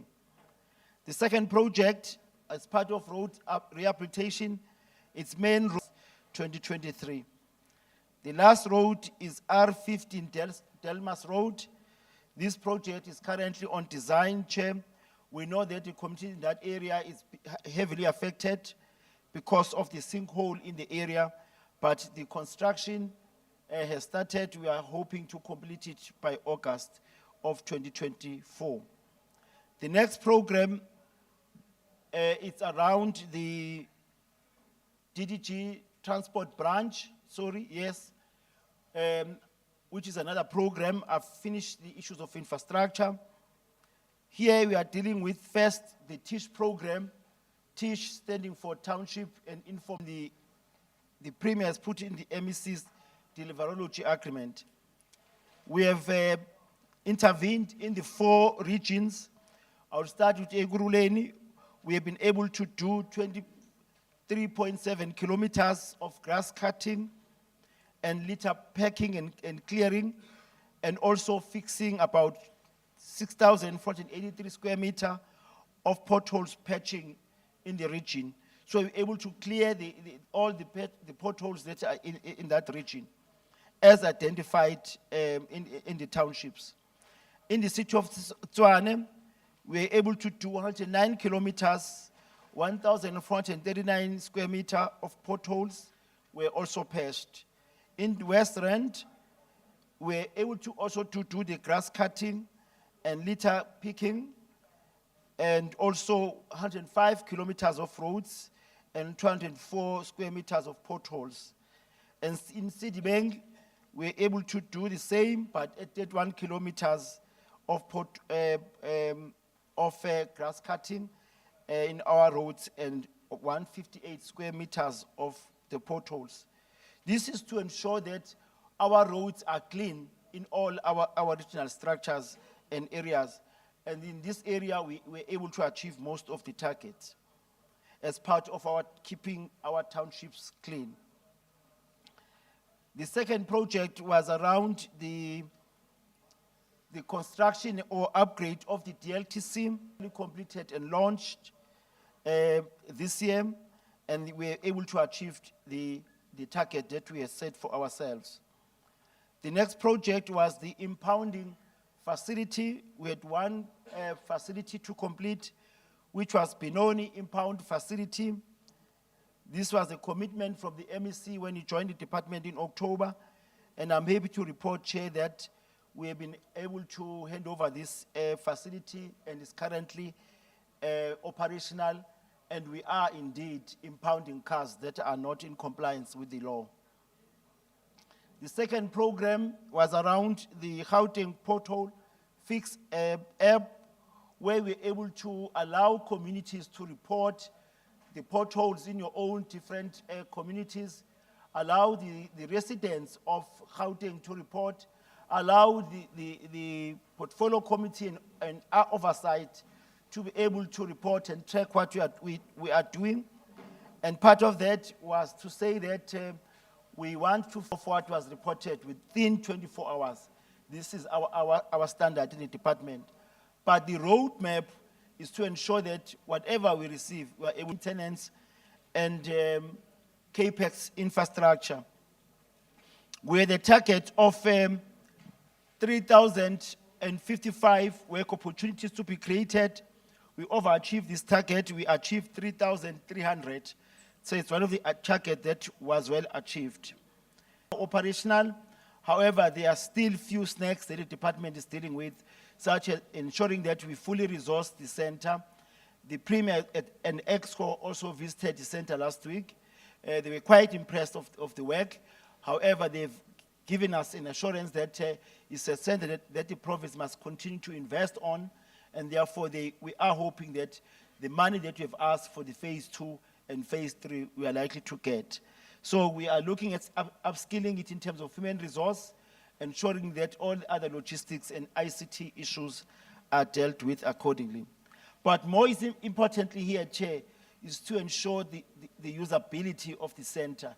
And the target was that we needed to have allowed the industry to participate and use the center, and 250,000 was the target, and we achieved just 1,000 more at 537 transport users that were able to access and use the information on the ground.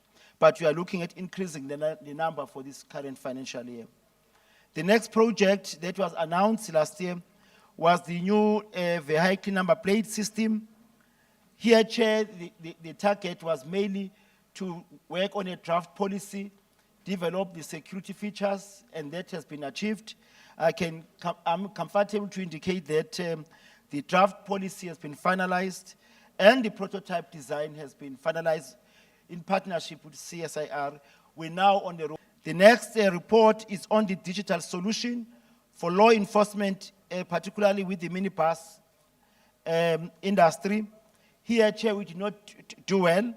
The target was 36,000. We only achieved 1,614. And therefore, it's one work that we are busy with, and we are working with the tax industry. I must be hastened to in-taxi associations that we are dealing with, and therefore giving comfort on the leadership of the tax industry to allow the tax operators to share the information with us. However, we have signed a non-disclosure information agreement with the tax industry, and now we are on a roadmap to ensure that they give us the information. Then the second issue was around the monitoring of our PTOC program, which is our public transport operating grant. Chair, we were set able to achieve 80%. However, through the negotiation process, we have put a new contract, we advertised the contract, The new contract has been signed with the company that will do the monitoring of this function. And the new companies, 3 companies, in fact, have started on the 1st of November. And we are hoping that this matter will be resolved as we move forward. The second issue was around the subsidization of the service. Chair, here we overachieved. We are expected to look at 3,294 bus route. We're able to do 3,336 route. This was due to the increased commuter demand on the ground. The next project was the account-based ticketing. We are looking at finalizing now the final policy, engage National Department of Transport to ensure that we comply with the subsidy policy that is being discussed at national. Around the services that are done by the DLTCs in the province, I'm not going to go into detail, but this work was not necessarily in the APP, but we felt that DLTCs are doing quite an important function, and these are the kind of licenses that were issued and processed and support that was given to residents in Gauteng. The next project was around the revenue strategy. Here, Chair, I'm happy that we overachieved with a target of 4.4 billion rand collection that we needed to collect, and we were able to achieve 4.5 billion rand the last financial year. The next one is around establishment of Public Transport Arbitration Office.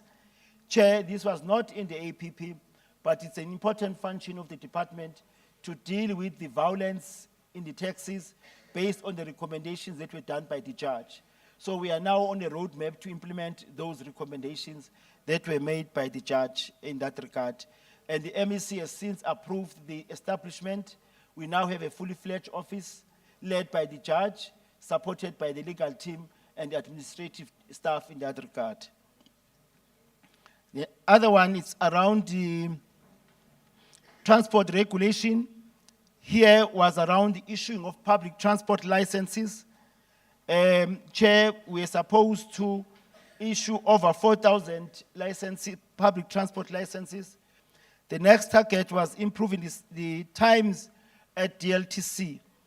This to ensure that we reduce the time that our residents spend in our DLTC while they are processing their work. Chair, we're supposed to, the initial standard was that you must spend 1 hour, 30 minutes. That was in the previous standard. But Chair, we're able to reduce that to 45 minutes.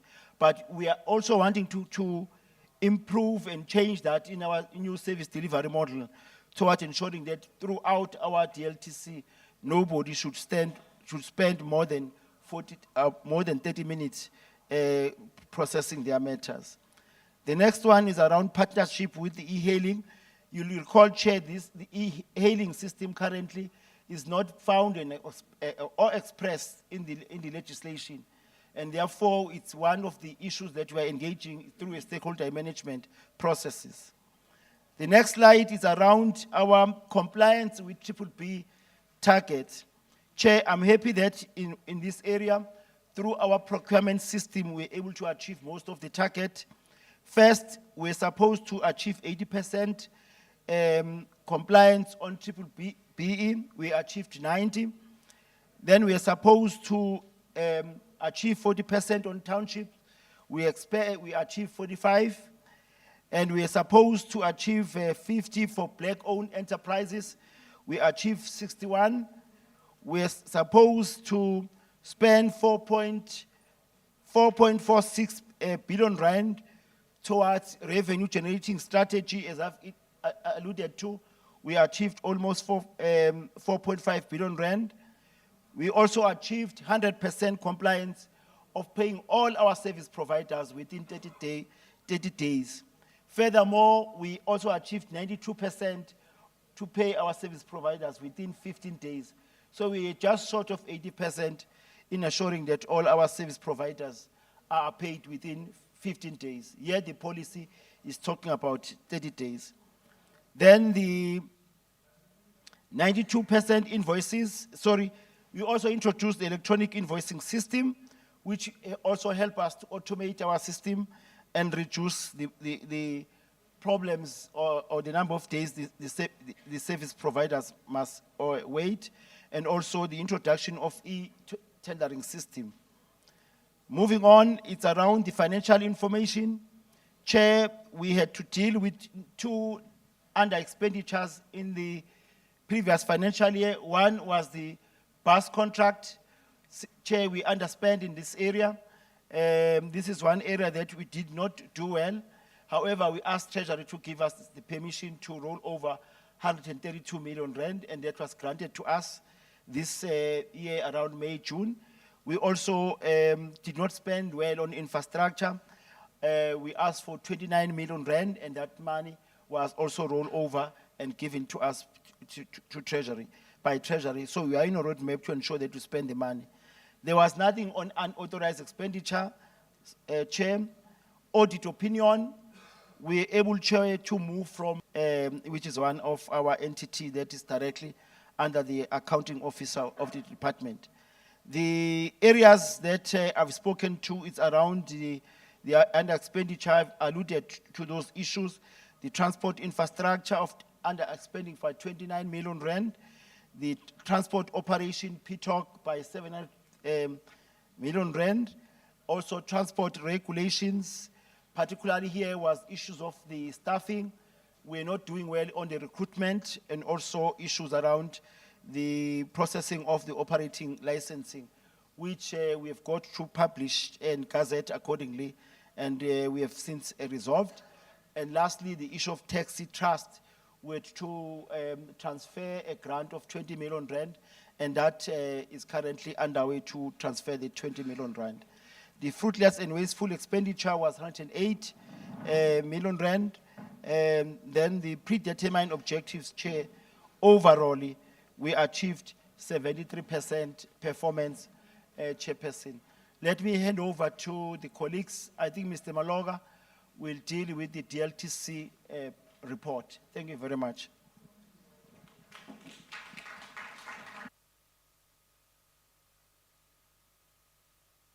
Just so that we're following, what the HOD has just presented now is the performance of the department in the last financial year, which was 2022 to it's April 2022 to March 2022 to April 2023. And the highlights there's a major improvement in the performance of the department, if you're following the presentation, just to touch on that. Okay, we're good to go for the next one.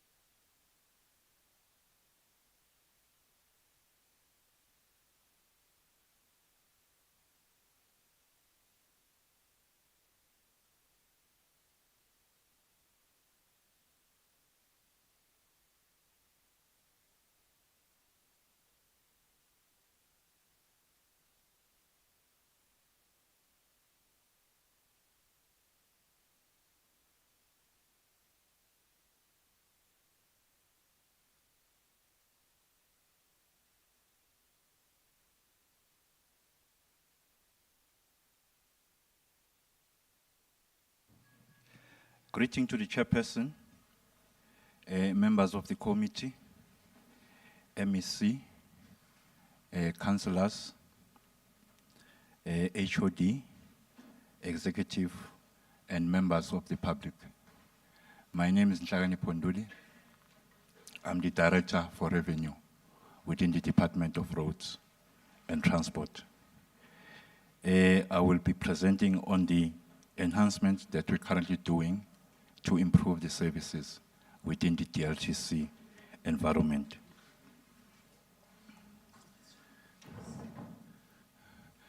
As a background, before we start the presentation, I think it's very important that we understand the parties that are involved in the DLTC environment.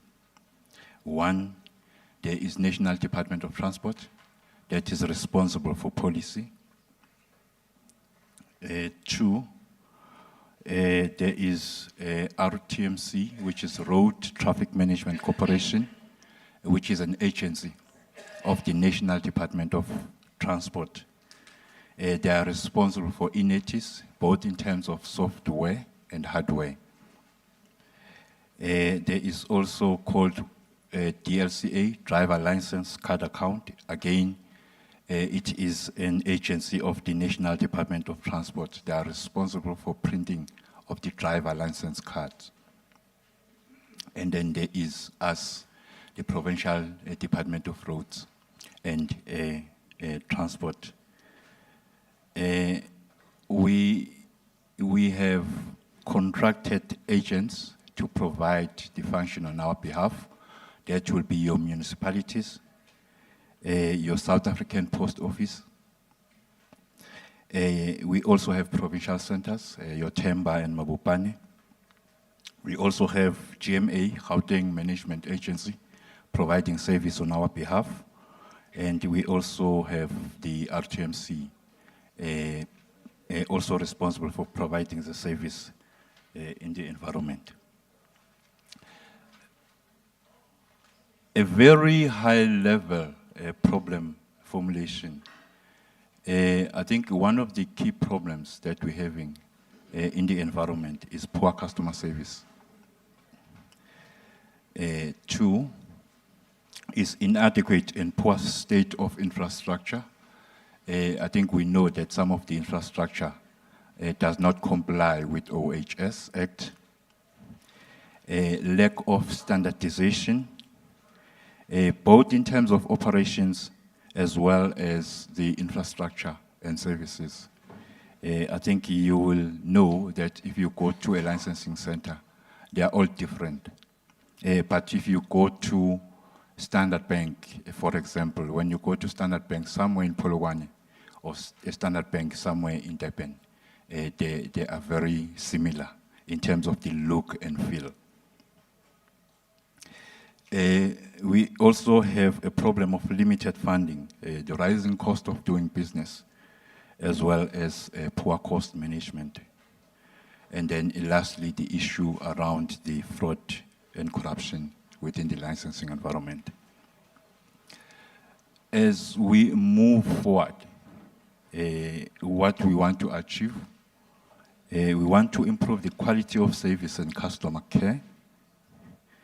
We want to modernize and optimize operations within the licensing environment through ICT. We also want to ensure that we maximize the revenue or optimize our revenue while reducing the cost of doing business.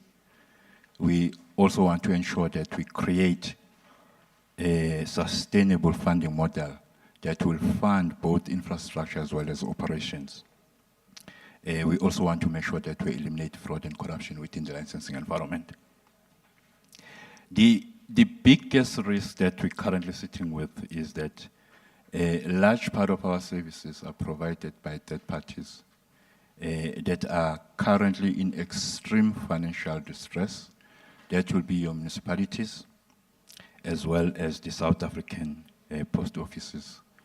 The other issue is around the power interruptions, at times up to 4 hours a day. And then lastly is the issue around weak internal INETIS control environment, as well as the interfaces with other state systems like your Home Affairs and so forth. I think I've partly covered some of the issues here. I will just cover one. In addition to what I've highlighted as challenges, the other issue is underserved TIS communities, which is your township, informal settlement, and hostels. I think when you look at the DLTCs, the majority of them are in old white areas.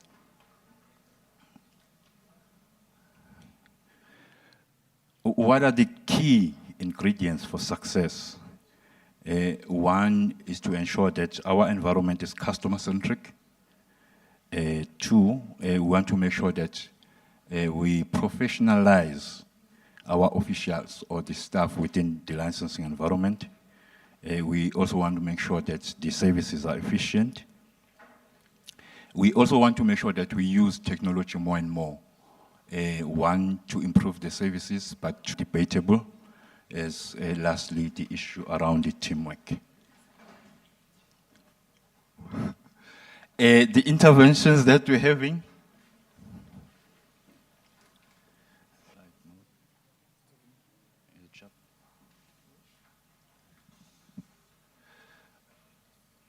the key intervention, one, is the issue around the introduction of online environment.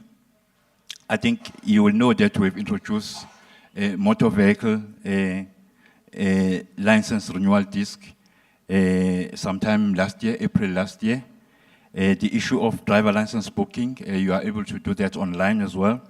We've just introduced the registration of the vehicle by motor dealers and financial institutions to be done online as well. Two, the issue around TISH expansion. We've identified 20 townships, hostels and informal settlement where we're going to build the new DLTCs. Three, the repurposing of the SANRAL offices. Lastly, centralizing and taking back the function from those that are unable to provide the required service.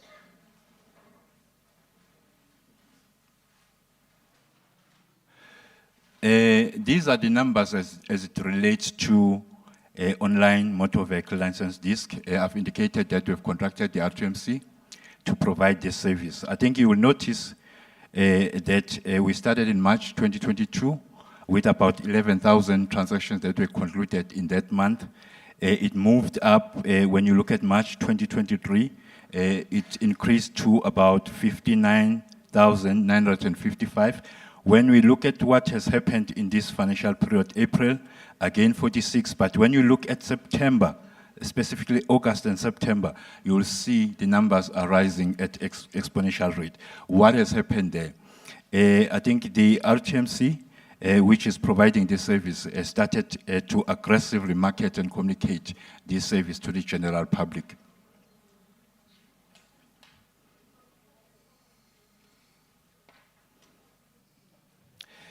And then expansion of the smart DLTC, that project is currently done by Gautrain, our partners.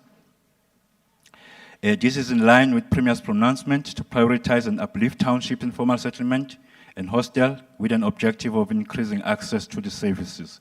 These facilities are technology-driven and are cashless, user-friendly, have ushers, and focusing on job creation for the youth. The plan was to finish about 8 by December this year. However, the budget only allows us to complete 3. So by end of this availability of the budget. And then, you can go, actually, yeah. This is the look and feel of the center that is being finalized in Asherville, Pretoria. I think in a week or two, this will be completed. I think you will notice that it's very different from the normal DLTCs that we know. This is what we want to do as we move forward as the department. You look at the professionalizing environment, we have uniform staff. You will be able to identify who is working within the DLTC environment. I think in most cases, you are unable even to identify who's working within the environment. But as we move forward, that is what we want to do. And then the repurposing of the SANRAL. I think SANRAL is given an indication.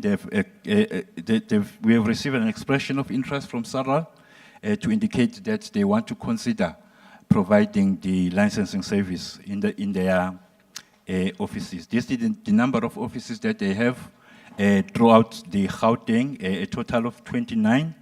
And we say when everything is done and completed, in terms of the agreement and everything. Within 2 or 3 months, we'll be able to finalize that. Lastly, the issue around the centralizing and taking back of the function. As you know, colleagues, that SAPO has been closing a number of sites. The plan is also to make sure that we take some of those sites and we then use it as the basis to ensure that we provide service to the general public of Gauteng. That all DLTCs across the province have got standardized modernization tools. Specifically, we're talking about your queue management systems, your CCTV cameras, your control center, your biometric access control, as well as your electronic document management system. Also, we want to ensure that we begin the process of standardizing infrastructure, the layout, the look, the feel, the system, the processes, as well as the service. And we also standardize the recruitment processes within the licensing environment and key performance areas as well. Centralize and standardize investigation and disciplinary processes, as well as increase the DLTC supply side and introduce specialized audit training and investigate the use and suitability of the regional offices. This is just the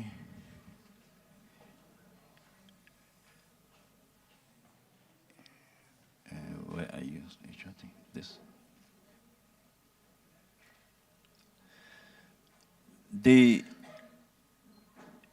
We also want to bring in strategic partners. I think this is still in discussion. However, our view is that because there's a lot of money that is involved, and we also want to make sure that we improve the services within the licensing environment, we need to set a very strict criteria for whoever is partnering with the department. A Gautrain agency. And then the last thing is the introduction of the specialized investigative function. I think we all know, as part of the problem statement, I did indicate that part of the problem that we have is the problem of fraud and corruption. So what needs to be done is to have a very specialized investigative function that will deal with all the issues within the licensing environment. The last slide is just around the alignment to elevated priorities. I think the interventions that we've put forward is aligned to all 5 key priorities. I think, thank you, colleagues.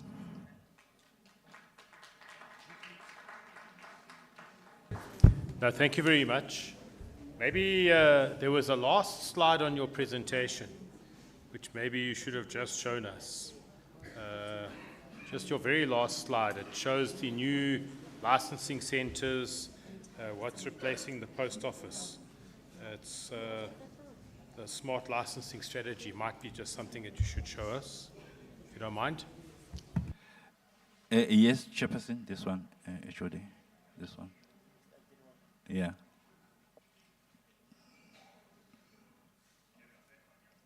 Just explain that, because I think it's quite relevant. Oh, this one, Chairperson. Oh, we're talking about the introduction of the specialized investigative function. We look at the model that was used by the South African Revenue Services, and they were very effective. In fact, what they were doing, they were working in teams. In this case, they will have within the team a legal person, an audit person. Sorry, which one? This one. Oh, okay. All right. I think B and C. B is the one that is the smart licensings that are being rolled out by our partners, Gautrain. C, again, the TISH smart licensing centers. And then D, we're saying as we close the post offices, we also need to make sure that we roll the same in those malls or centers. Councillor Kenneth Marsha, Ward Councillor for Ward 106 in Tshwane, and Councillor Tembeni Tabata, the Ward Councillor for Ward 77 in Tshwane. Welcome, councillors. I'm not sure, where are you? Welcome. Thank you for joining us. Glad you could be here. Stimbiso, can we just help the councillors just to move to the front somewhere, please? Thank you.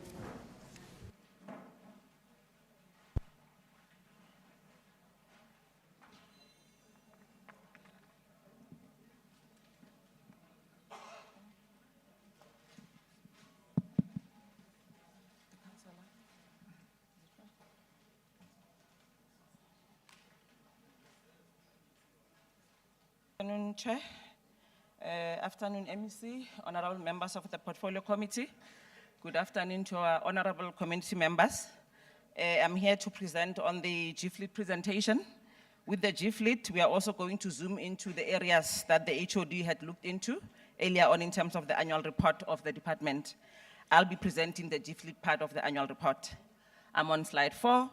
Next slide, where we are looking at the GFLEET performance in terms of financial year 22-23. In terms of the financial year 22-23, on our APP, we had a target that we had to revise due to it not meeting the SMART criteria, and that target, we worked with it in terms of what the Department of Economic Development is working on with us to say, let's remove the target and start revising it. Once they have also finalized their work in terms of the database, we'll therefore bring back that target. I just wanted to raise that. In the next slide, we are looking at the non-financial performance information for GFLEET. Around there, we had also experienced some of the challenges. However, we made sure that we are correcting those challenges within our APP, adjusted APP for 22-23 financial year. And in that APP, we had about 10 targets, Chair and MEC and honorable members. Out of the 10, we achieved about 7, and then which translates to about 70%. I'll then delve into those that we did not achieve, which were 3, but the 7 of them were achieved, translating to 70%. In terms of what was achieved, under Program 1, we are looking at the operations management services with a number of programs under. In those programs, we are looking at the permanent fleet, finance, transport support services, fleet maintenance, and communications. In terms of our performance, what we have achieved, I'll look into the issue of the number of targets. Our first target there, we had an output indicator to ensure that we achieve about 6% of our passenger vehicle with CO2 emission below 120 grams per kilometer. As GFLEET, we achieved that target, closing it at 7.3% from the 6% that we had set ourselves. In terms of our average fleet target indicator, our planned output there was 4 years or below. We achieved 4 years. In terms of the percentage of vehicles auctioned, our percentage there was 80%. In terms of the annual target, we did achieve it at 93%. In terms of the client satisfaction survey, we had an output of about 75% of our clients being satisfied with our services. As you would know that we keep government on the move, so we usually go back to our clients to say, how are we offering in terms of the services that we are providing you? Our target, therefore, was 75%. We achieved 81.22%. Colleagues, GFLEET is doing well. In terms of the Program 2, on corporate and financial management, we'll zoom into issues of VIP and pool, finance and ICT. In terms of those targets, we have a number of targets as well under there, where we look at the percentage of rental days utilized for VIP self-drive vehicles. Our target there was about 56%. We achieved a target by 76.11%. In terms of the percentage of rental days utilized for pool vehicles, we had a target of about 75%. We achieved 93.1%. In terms of debt collection, we do really pride ourselves, Chair and MEC, in terms of debt collection, in terms of the efforts that we've put in place from GFLEET to ensure that we collect the monies that our clients are owing us, being government departments, being national departments, being the municipalities. We had a target of about 15%. We closed the achievement of that target at 18.06%. In terms of what we did not achieve, those 3 targets that I alluded to earlier on, there was a target that we had to ensure that 90% of our in-service vehicles are tracked. We were short with 1%. We achieved about 89%. 100% of the in-service tracked vehicles. You would also note that as G-Fleet, we provide services to our clients where we give them the cars, and those cars must be tracked. We could only track about 89%. The cars that we did not track is mostly the cars that the judges do use. And in terms of the deliberations that we're having, some of the judges would say, I would not want a tracker from government, I would want mine due to security reasons. So in terms of the IGVLAs or SLAs that we sign with the judges, we make sure that they also carry on to the risk. However, even if that is the risk that they would carry, we are still forging to say we would want to see our cars 100% tracked, so that we know that those areas of risk are managed by G-Fleet, not our clients. In terms of the clean audit administration, we know ourselves from G-Fleet that we came from an era, MEC and portfolio chair, where we had issues in terms of the AG. We've tried to work hard in the years, in the 22-23 financial year, to make sure that we achieve the unqualified audit opinion. However, for the financial year 21-22, as we would know, when AG comes, they do evaluate the work of our prior year, is where we achieved a qualified audit report with matters of emphasis, and those issues were addressed in the financial year 22-23, where for the first time in the 3 years where we've been achieving unqualified and disclaimers, we managed to get an unqualified audit opinion in the last financial year. In terms of the IFMS, is one of our integrated fleet management system. That process, we are working with EGAF in the province to make sure that as G-Fleet, we've got the integrated fleet management system. In that regard, there has been a slow progress, Chair, in MEC and portfolio committee members in terms of our IFMS integrated fleet management system that we want to develop with EGAF. As part of our engagements in the current financial year, we've made sure that EGAF source the intervention from CETA. So we hope that in the next financial year, at least we'll be somewhere when CETA now intervenes to assist us to make sure that we've got an integrated fleet management system, which is an ongoing process. But in the last financial year, 22-23 is one of the targets that we could not achieve. In terms of financial performance, I will just zoom into the financial performance of G-Fleet. We had an annual target of about 834,536,171. We managed to spend 90% of that target. And in terms of the actual expenditure, we made sure that we proceed to spend as much budget that we've set ourselves. As you would know, committee members, G-Fleet is self-sustainable. We do not get any budget from the fiscus, so whatever we source in terms of from our debtors, the cars that we hire out, that is the money that we use also to pay for salaries. So we don't get money necessarily from government, but we're a self-sufficient organization reporting under the MEC for Transport and Logistics. However, coming to the fiscus, we make sure that we fund ourselves in terms of the work that we do for the province. In terms of revenue, we managed to collect about 16% of our revenue. We collected about 160 million in the last financial year. So that's where we are in terms of our revenue collection. On payment statistics, I had HOD also speaking about the payment of invoices within 30 days. For G-Fleet, 99% of our invoices were paid within 30 days, and 84% of that 99%, we paid it within the 15 days period. So meaning that 97% was paid within the 30-day period. So for now, we are improving to make sure that above 85% of our invoices we pay within 15 days to make sure that we do not kill our SMMEs. Can we go to HR and governance? For HR and governance, we closed the year under review with a very high vacancy rate. As G-Fleet, we are currently seated at about 21%. When we closed that year, we were at about 31% we were at about 31% in terms of our vacancy rate. We are currently seated at 21%. We know that the Premier instituted a program of Nasispani. As G-Fleet, we are also participating in that program. We had advertised about 33 positions through that program. The next slide. 33 positions. In those 33 positions to date, we managed to fill about 24. That shows the rapid response in terms of how we, and the quick, fast pace in terms of how we fill the positions within G-Fleet.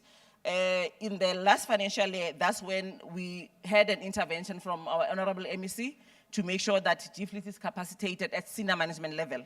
So we had 2 transfers or secondments from the department, being the acting CFO and the acting CRO, to assist GFleet on issues of risk management, to assist GFleet on issues of financial management, to make sure that our AFS, our audited financial statements, are in order.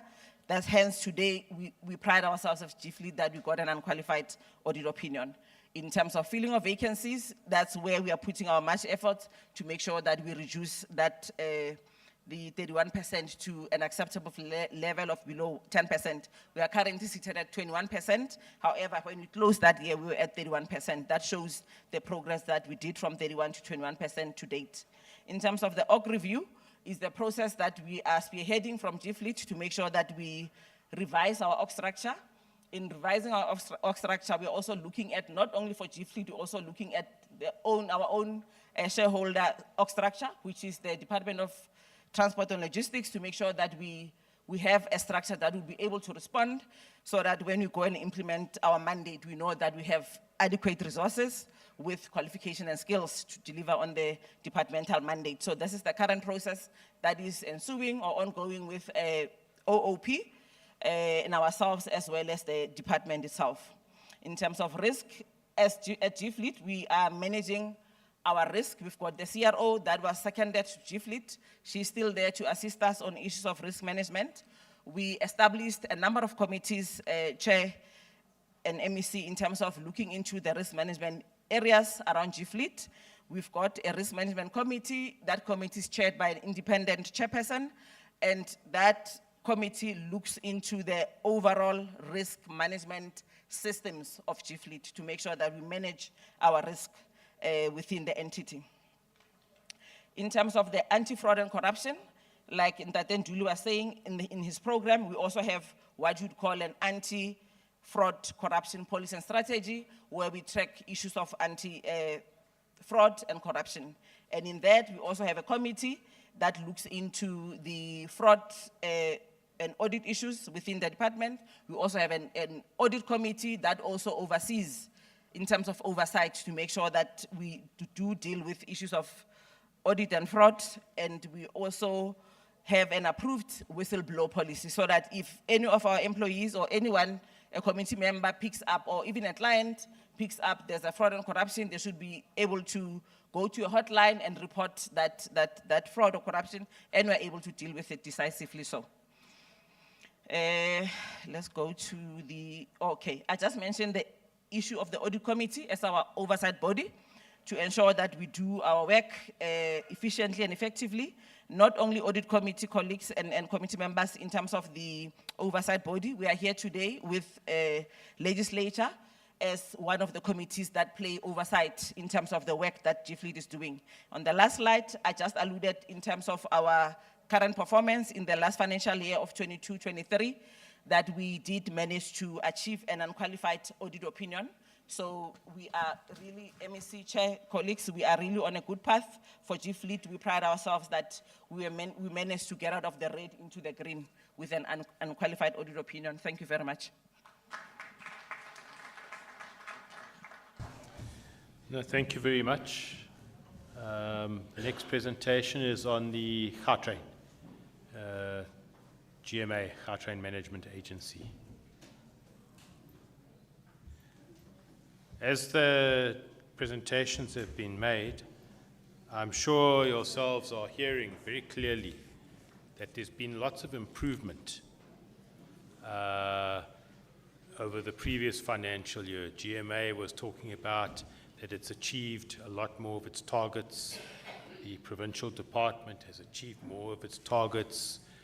Both of these entities have gone from what we called a qualified audit opinion to an unqualified audit opinion. And what is all that saying? That the department, the leadership of the MEC have actually started to turn things around. And that means positive and good news for the province, because it means that more and more of the work that it's supposed to be doing is being achieved. So I thought I should just highlight that. And this next presentation now is from the Gautrain Management Agency. And this agency always performs well. But what we as a committee, and I think many of us are very happy about, is about the improved performance that we're seeing now from the Provincial Department of Transport and Logistics and G-Fleet Management Agency. For us, that's good news, and we're really happy. But over to the GMA.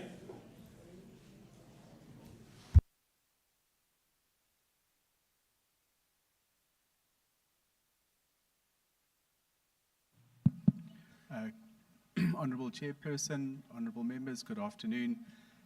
Happy birthday, MEC, for the second time. I'm going to stand over here while the presentation is being loaded. Chair, I'm very happy to report that even the GMA has improved of our annual performance targets, and we achieved our 11th consecutive clean audit. Chair, so I think we're very proud from a Gautrain point of view.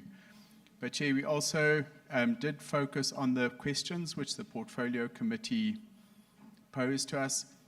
And Chair, you'll remember this is a topic which has been on the minds of this committee since you started in 2019. You joined in 2021, if I remember correctly. And that is to do with the post-COVID ridership recovery.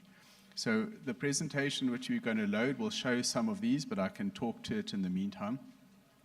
Chair, the first year of COVID, we had an 81% drop in ridership, which had a very big impact on our financial situation and sustainability.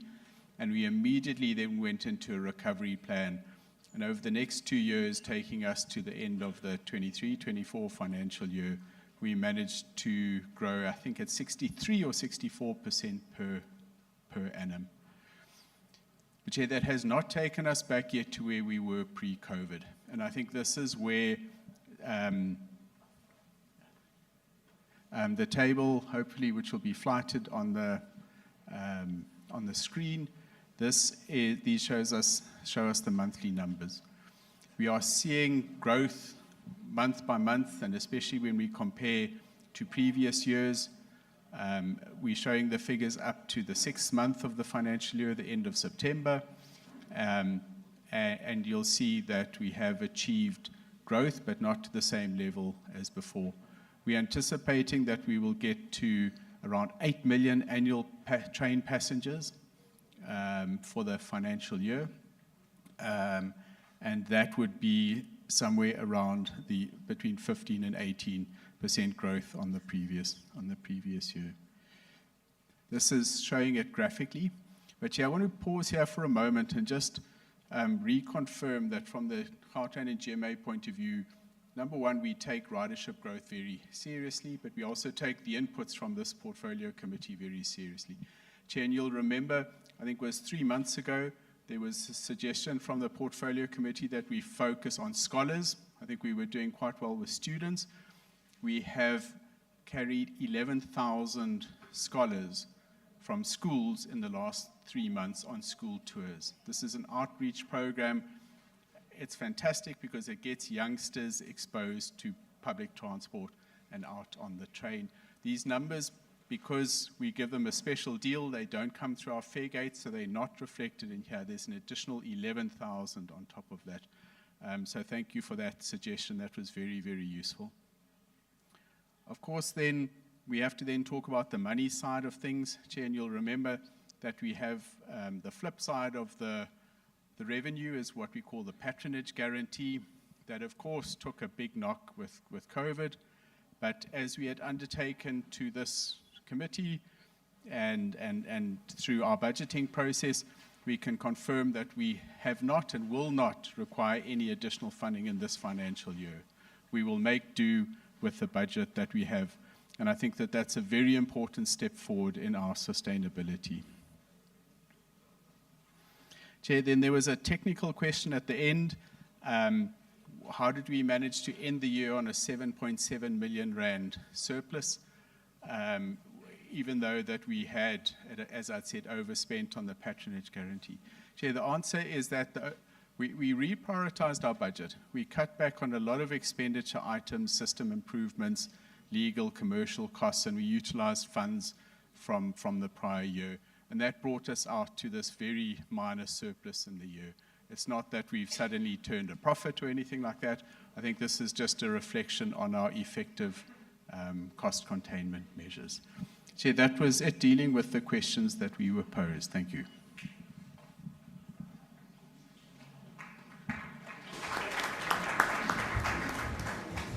Before Mr. Dux, please just hold on before you move. To members of the committee, this is probably our last interaction with Mr. Dux, the current CEO of the Gautrain Management Agency. He is leaving the Gautrain, I think it's in January. And we won't be having another session like this until probably February, March, I suppose. So I think on behalf of the Portfolio Committee, we'd like to thank you very much, Mr. Dux, for having always been available to us. Sometimes we've asked hard questions. Sometimes we've asked probing questions around the Gautrain.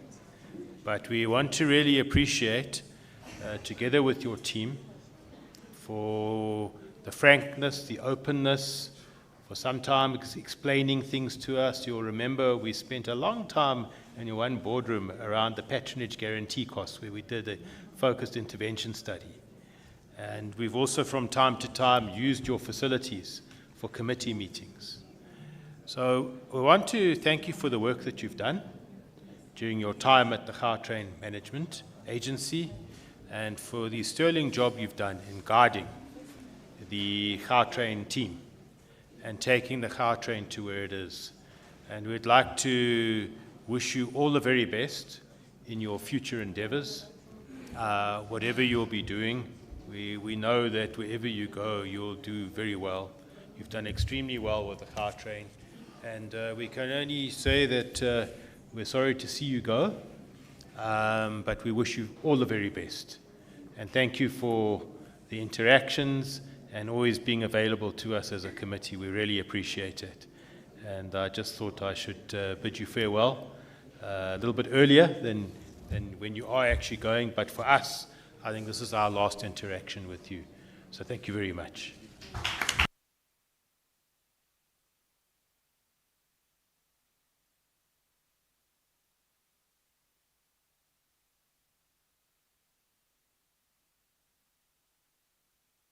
Who are we taking next? The second quarter. Okay, who's presenting that to us on the second quarter performance? Stimbiso, are you doing that?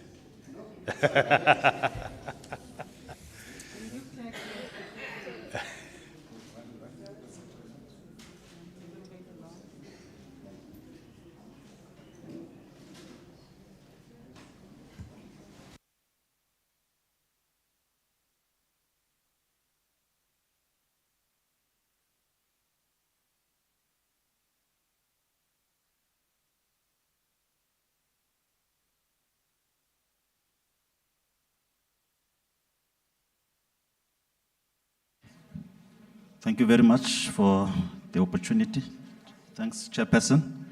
I'm going to briefly go through the responses to the second quarter report. Sorry, let me put on slide mode.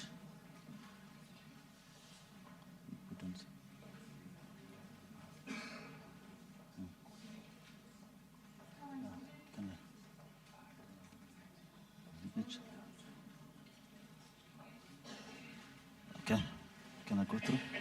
Okay, thank you very much. The first question relates to the fact that the department should provide the construction, preventative maintenance, and road rehabilitation projects that contributed to the significant number of the expanded public works program in terms of job created for the quarter under review, which is the second quarter. Okay.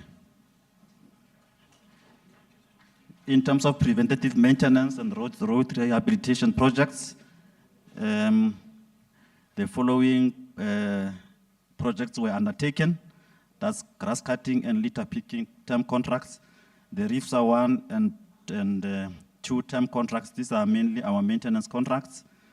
And the D483 rehabilitation project in the Cullinan area, K73, which is the Allendale Road in the Midrand area, K101 in Midrand as well, and the K46 in Diepsloot, and the K174, that is the Val River interchange in the Sriven region. Explain as to why the contractor is no longer working in K54.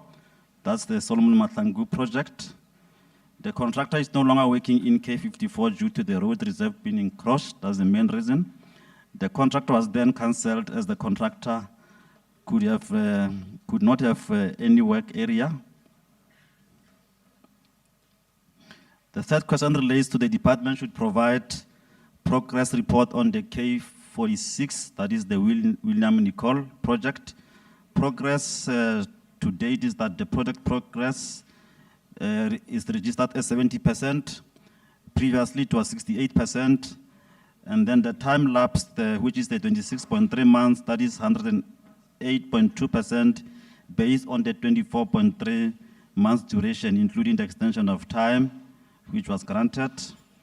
And the estimated practical completion period is February 2024. In terms of the cost pertaining to the project, the contract value amounts to 469 million, which includes VAT. The revised contract value amounts to 495 million. In terms of the IPC 24 valued at 28 million, which include the VAT for September 2023. This was submitted to the client on the 30th of October 2023.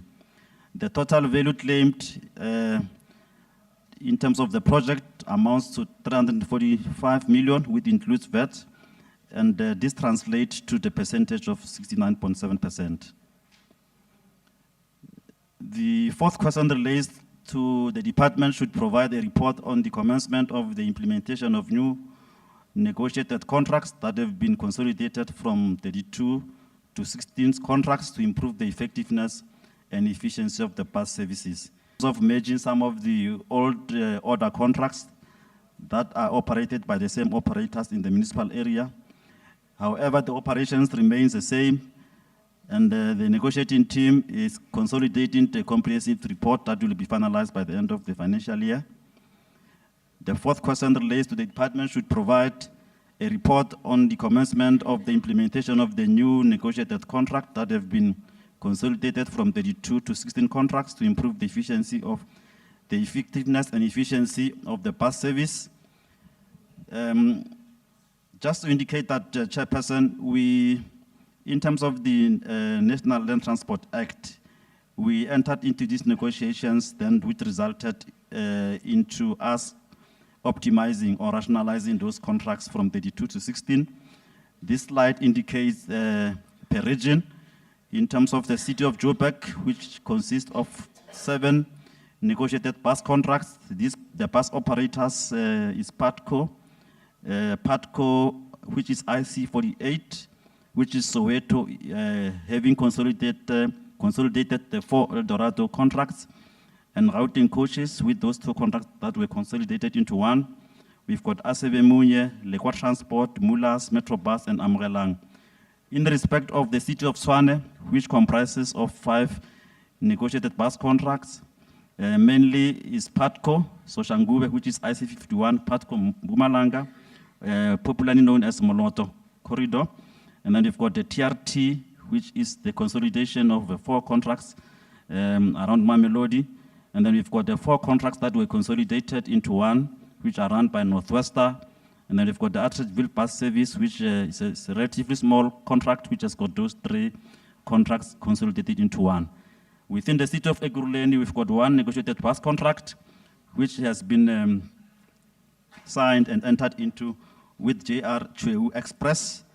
This also consists of the Tembisa line, or the Tembisa contracts, and the former IC56, which was previously operated by the Brakpan Bus Company. This has been consolidated into one contract. And then within the Sidibeng municipality or district, we've got those two contracts that have been implemented. You've got Ipelereng, and we've got one which is routing coaches. The routing coaches one was is already running for over 2 years now. So those are the two contracts within the Sidibeng region. So all in all, this is the summary of the contracts that have been consolidated into 16 from 32. In respect of question 5, the department should provide progress report on the appointment of supervisory monitoring firms in Sidibeng and Ekurhuleni.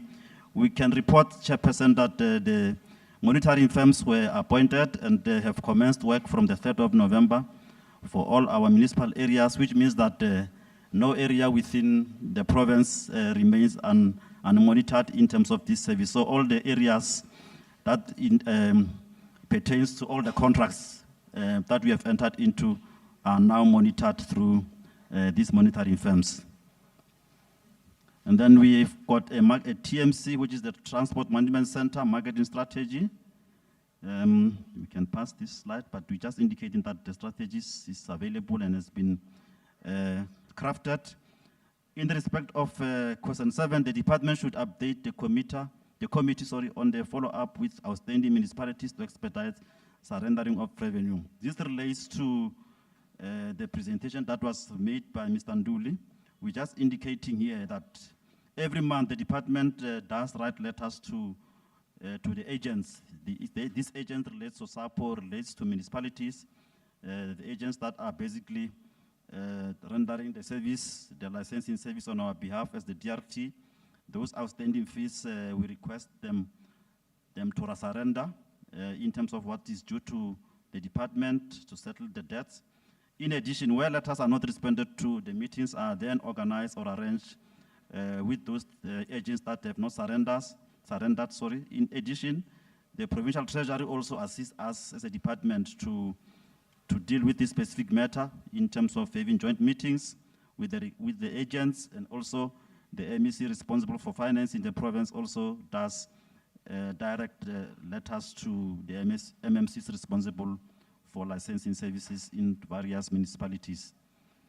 And then also we've got the IGR forum of MEC and MMCs where these issues are also tabled and discussed in that specific forum. And then this slide indicates the names of the agents on the left side or on the first column, the agents which have got outstanding revenues that were not surrendered. We also indicate in each of the agents which months are outstanding. For Ekurhuleni, for the quarter under review, we had the outstanding amount of 128 in September. For the city of Joburg, for Ekurhuleni and Joburg, we don't have much issues here. And then the main issue relates to the city of Tshwane, which has got the outstanding debt in terms of what they should surrender. We are putting in place measures to take over the banking function of Tshwane. Mogale City is not much of a problem. We have a challenge with Rand West City, which is also an agent that we are preparing to take over the banking function. And we also have the short payments in terms of SAPO. So we then have the total revenue as of September 2023, we've got an amount of 443,536 outstanding. Then let's go through the next slide, which is the department should provide the plan how to address these issues of agents or municipalities not surrendering the fees that are due to the department. As I've indicated, we've got both in terms of our strategy for taking over this function in the long term. We've got the short to medium term intervention. That's basically the provision of consumables that are required in our various DLTCs in municipalities to basically just alleviate the financial burden on their side. And in this regard, we are saying that the department has taken over the revenue collection of Merafong, We are collecting core revenue on a daily basis. And then also we are preparing, as I've indicated, to take over the banking function from the city of Tshwane and Rand West. Next slide. The department, in terms of this question, should provide the plan to address non-surrendered revenue by municipalities. Going forward, we are saying the long-term strategy is to directly intervene in order to improve the quality of service and customer care while ensuring revenue optimization, and very important, to reduce fraudulent transactions. The department also, to maximize revenue, is also to we have introduced the online service in terms of motor vehicle license disc renewal from the 1st of April 2022. Customers can now renew their vehicle license discs online. And also in terms of the TEACH program, within the 20 identified townships and hostels and informal settlements, we are expanding our service to those areas in terms of the TEACH program. And then as indicated also in the previous presentation, we are repurposing the central offices so that we can use them for the licensing services. And lastly, the motor vehicle licensing and registration function, taking over back that function as proposed in the long-term strategy to optimize our service and improve our revenue.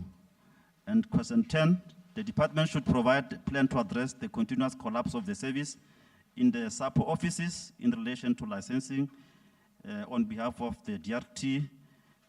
We are saying that, Chairperson, the department has introduced the online environment for renewing motor vehicle license discs from the 1st of April, and also on the 20 identified townships in terms of expanding the licensing services, repurposing central offices. Also, the offices that are closed, we want to repurpose them or take them over to continue to provide that licensing function in the areas that are affected, and also taking back the motor vehicle licensing function. Lastly, I think this is the last question. The department should provide expenditure plan in the transport operations program to avoid recurring under expenditure. We are indicating here, Chairperson, that the department will shift the funds in terms of the public transport operating grant from those contracts that are underperforming or underspending to those contracts that are showing overspending or likely to overspend. We are giving an example of the Northwester that is underspending, and whereas the PATCO Mpumalanga contract is projected to overspend. So our system of internal control in terms of these past contracts allows us to shift funds between contracts, having monitored their expenditure from time to time. Thank you, Chairperson. Thank you. Thank you very much. Which presentations are still outstanding?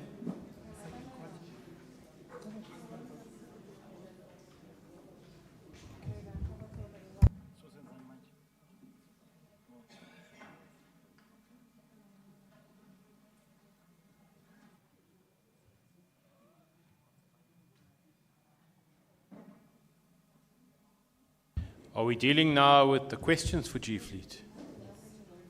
Okay. I don't think there were many. 4. And then after that, we've still got for G Fleet. We've just done that.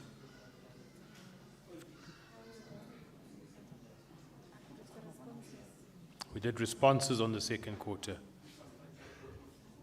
Yeah. Yeah. Yeah. Yeah. Okay.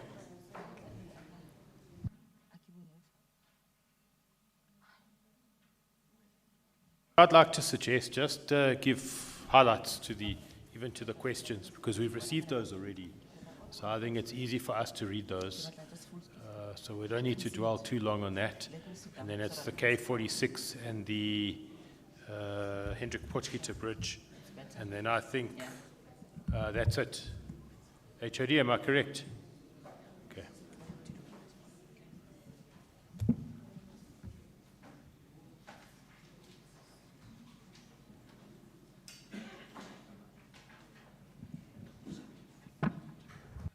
Thank you, Chair. I'm back to respond to the questions for second quarter for GFleet. We had about 4 questions from the committee for GFleet to respond to.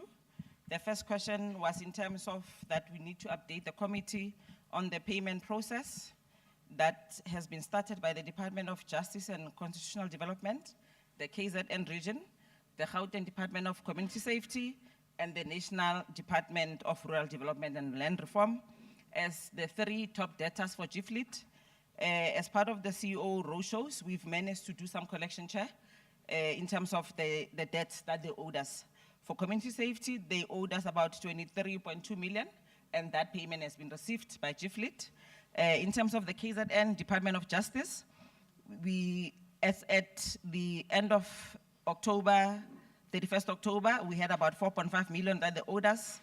In overall, in September, was 5.4. They only paid us about 889,000.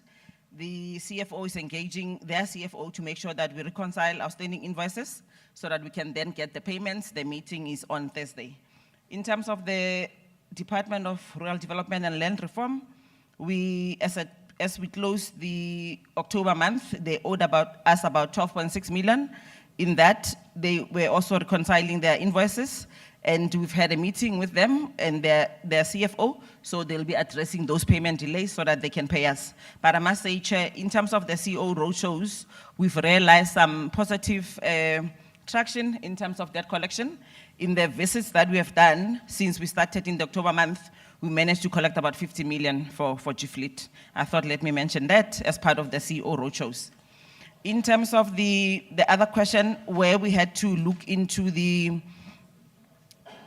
providing a plan to spend the balance of the final appropriation in corporate services, Office of the COO, Office of the CEO, and maintenance services in the second quarter to avoid under expenditure. We've looked into the Office of the CEO. The reason for underspending there was the issues of filling of vacancies.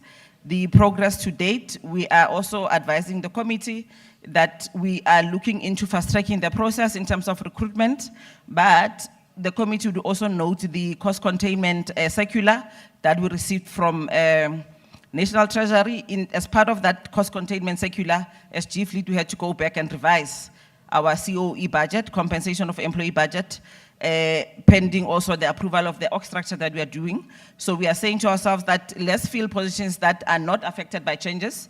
Those that has changes in terms of the new org structure, let us not fill those. So we are now redirecting those funds to make sure that we take it to areas where we have over expenditure.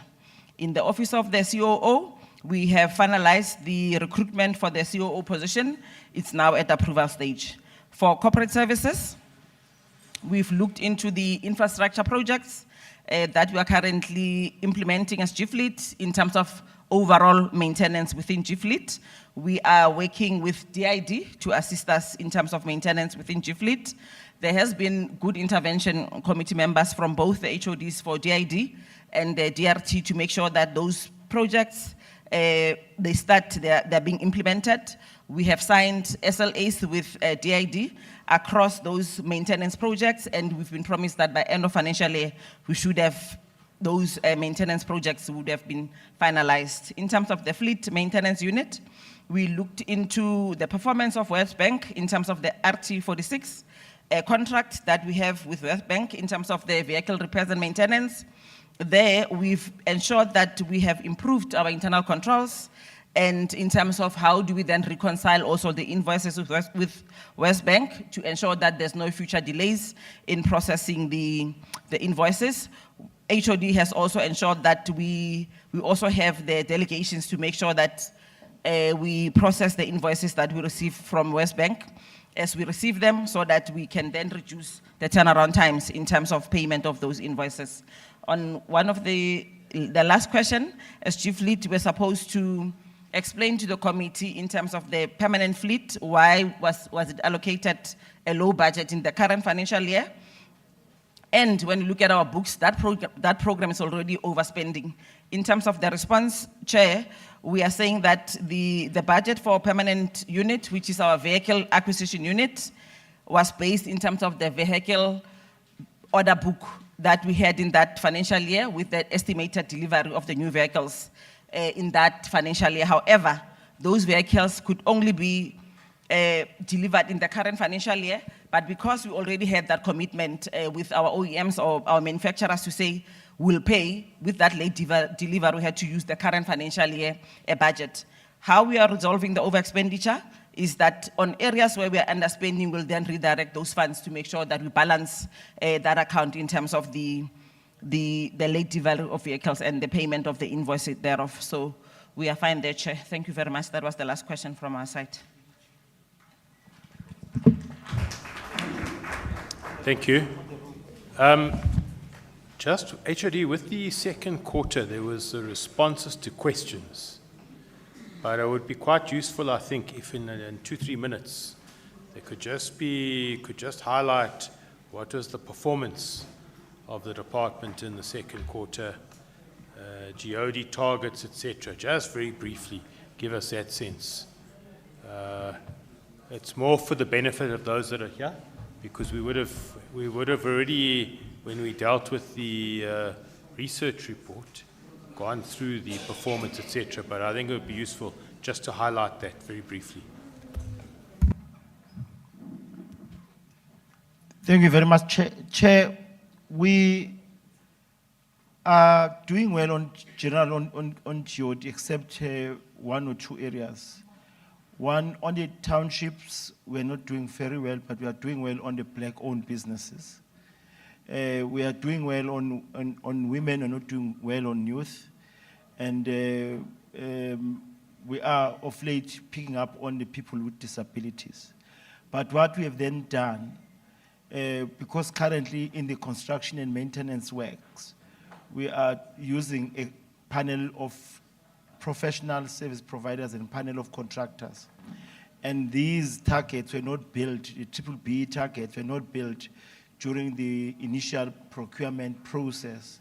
And then we have then directed the new CEO, who has found the process already underway, to ensure that we complete the augmentation process. But that augmentation process is really focusing on the teach areas, focusing that we are targeting women as part of this augmentation process, youth, and also people with disability. We are hoping that as we have got this dedicated, targeted procurement, we'll be able to receive tenders responding to that, and then augment our panel, which will then in turn become TISH and BBB compliant. And that tender, in my conversation with the team yesterday, they were saying in the next 2 weeks, it should be out, planning that as we close December, we should have already advertised, so that we use the holidays to do evaluation when we are not so busy. So that's a plan, but that's the issue. But on the issue of employment equity, as MEC has already alluded to, we are just over 40% on women on SMS. We are hoping that through the new recruitment, we've got 7 posts of SMS that we have already advertised, that we should be able to find some women who will take interest and then to help us to improve the percentage. I hope Chair have responded. You wanted to comment on that? Thanks, and thank you very much, HOD. I think one other thing, Chair, that we are doing to ensure GOD mainstreaming is to strengthen our governance structure, and what we have done through the office of the HOD was to establish a GOD unit, and we are in the process of finalizing it and ensure that it's well capacitated. The other issue, Chair, on employment equity is the challenge, and maybe perhaps one should re-emphasize the challenge of getting women attracted to Department of Roads and Transport. In all our applications, if you check, especially on SMSs and on professional jobs, we get more of men applying as compared to women. But we are trying hard to ensure that we are well balanced in all our new programs now. Thank you very much. Thanks, MEC.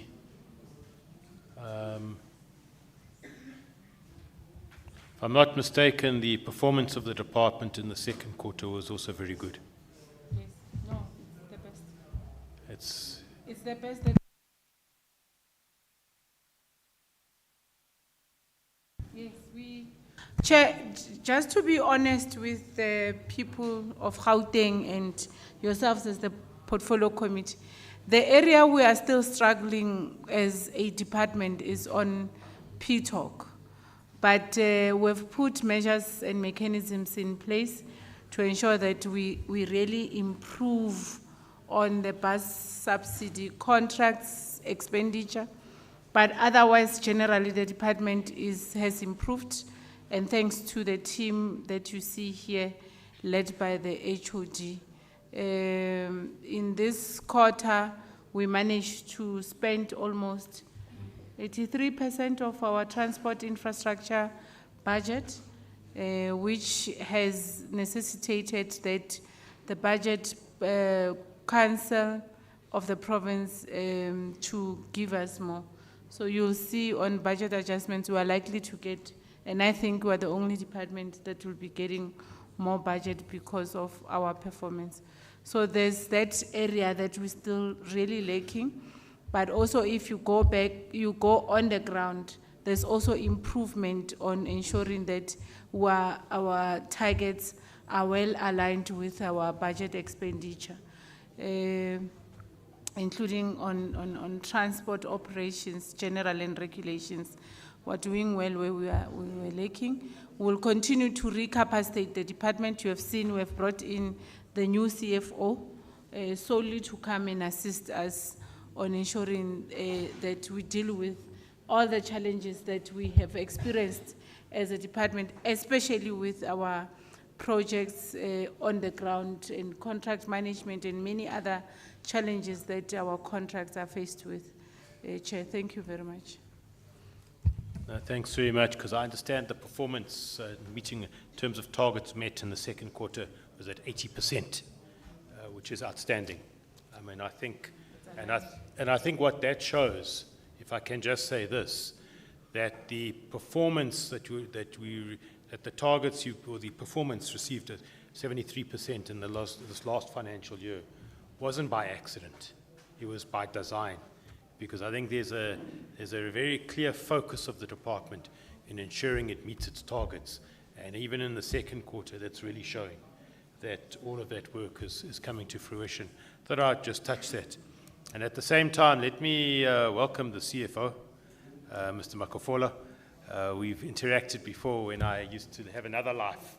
But it's nice to see you here in the department, and I'm sure it bodes well for the performance of the department going forward. We wish you all the best. I think it's in the last two presentations, is that right, DDG? Which, yeah, the Hendrik Potgieter and the K46. Super.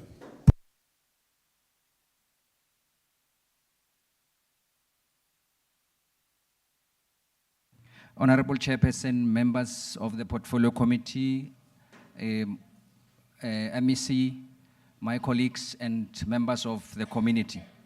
I will not go into the slides on the Hendrik Potgieter, but just to emphasize the fact that this project started this year, and we have made a promise to say the project will be completed in November. End of November this month, we should be able to ride and alleviate the traffic congestions that we have in the area of Roodepoort and Krugersdorp. We have come to that phase now. The only item that is left now is to apply the asphalt and also do the road marking. We have done the road leveling. We are currently doing the balustrades on the bridge. The structure is complete, and we have already, or I'll say, the weather has tested that structure in the sense that the river has flown through the bridge and we didn't see any problems. But I can confirm that by the end of this month, on the 27th of November, we should be able to ride on the bridge. So we are confident that we will be able to open it officially. The contractor has promised us that comes rain or sunshine, the bridge will be open. So we are on our way to complete this bridge. Thank you very much. And then on the Hendrik Potgieter, I mean the K46, The K46 was presented earlier on. I must just emphasize that this, the project is in Diepsloot. We have, I will also not go into the details, but to emphasize that we projected to employ 212 workers from the community. At this stage, we have managed to employ 213. The project is due to complete in February 2024. We have already completed at an advanced stage from the Steyn City. What we are trying to do there is to open that section for traffic. So we are still negotiating with the contractor to say, can we open that area and what are the cost implications? Noting that this is a practical the sectional completion which we didn't plan. So we must go through our own legal and contractual implications there. So we cannot just instruct, but we have to look at the implications there. And I must also emphasize that we have employed 3 qualified subcontractors on the project. We have got 33 local SMMEs that were employed from the Diepsloot area. And then we have really contributed to the Diepsloot area. And also to mention that this project has not been running without challenges. We had challenges. As we know that when we employ the local community, this is a term contract. Therefore, community have got problems in leaving the project. But this is a matter that we are discussing and dealing with the community through our stakeholder engagement unit. And we also have problems with the SMMEs who are unable to really manage or purchase their materials. But we have requested the contractor to please assist in acquiring the materials and pay the laborers on the project. I think this is more about it. It's just the pictures. But we are confident by February we should be able to complete this project, Honorable Chair and community members. Thank you very much. I think that's it. Is that right? Yeah. Maybe just to say, I'm going to open up for members briefly, but I just want to highlight this. Earlier this year, I think it was in February or January thereabouts, I forget when those floods occurred that damaged the bridge badly on Hendrik Potgieter. It was December. And the MEC had a public meeting. She had a public meeting. It was at the Monash University campus. There were a lot of residents there. And at that meeting, I think it was in January or so, there it was publicly stated that this project would start and would be completed by November. And the department is going to deliver on that. I was there the other day. I drove past. I went to just see what I could have a look at. And indeed, they're on track to complete this bridge. And despite the fact that there were some of my colleagues in the legislature who undertook to slate the department, criticize them left, right, and center, they're going to have to eat humble pie and apologize for that, because the department will open that bridge at the end of November. And I'm raising this because the department is not a department just wants to make promises for the sake of promises. They're actually sticking to what they say. The other thing is on the K46 past Diepsloot. That's a dream for some of us that started in 2004. And I was talking to a former member of the legislature, Mr. Joe Bukaba, the other day. And I said to him, hey, that K46 past Diepsloot, it's almost completed. And probably early in the new year it will be open. And he was extremely excited to hear that news. So I think this is again just an indication of the dedication and the commitment from the department under the guidance of the MEC to meet deadlines, finish projects that had been standing for a long time. And I thought I should just raise that because these are good news stories of a department that is really at work. And I think the presentations earlier have given note to that as well. I just wanted to make those comments. But let me just quickly check with members then. If there's any questions that you may have to ask around the presentation on the annual report, second quarter, G-Fleet, GMA, the DLTCs, and the 2 road projects we've just dealt with now. So let me start on my right. I've got Member Letwaba, I've got Member Munyai, Member Mfikwe, and you're fine. Oh, okay.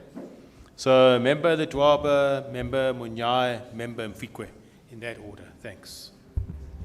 Thank you very much, Chair. Let me start by welcoming all the presentations. Safe to say, the only thing that I need to say is that to congratulate the department for the work well done. It is noted that there's a lot that has been happening, and we need to give credit where it's due. And we know that all those who were not completed or concluded or achieved, they will be achieved in due course. There is hope. Only one thing that I want to say is that we applaud you as a department, because in a very long time, we haven't seen such a tremendous job done. Congratulations once more. And thank you to you, Chairperson, for definitely keeping the department on their toes to do such a tremendous work. Thank you very much, MEC, and happy birthday. Thank you. Member Munyai. Thank you very much, esteemed Honorable Chairperson, for the opportunity, esteemed Honorable MEC and Honorable members, the department led by Udogodela, and the people of Gauteng that are in attendance, and as well as Abraham and the team from Sanral and other agencies. Honorable Chairperson, the view or the proposal by Gautrain, not Sanral, wanting to run a ticketing system. Their back-end system is obsolete. In ICT, if you have a system that over 10 years, just imagine what it could have been the development. They want to be the entity of government to run the ticketing system around the country using the back-end system of the that has been there, which was intended for solution of our road transport in Gauteng. That issue is not going to work. So I think for any department to accept that solution, it will be very backward, because every year or every 2 years, as you know, the computer every 2 years, it will not really be working. But let me just go back to the system itself. They don't have a new system. They want to use the e-toll old back-end system. That is disastrous, I must say, upfront, Honorable MEC and Honorable Chair. The issue of making available the infrastructure from Sanral for the purpose of the ticketing system, licensing renewal and so on, or DLTC, that is fantastic. We welcome it.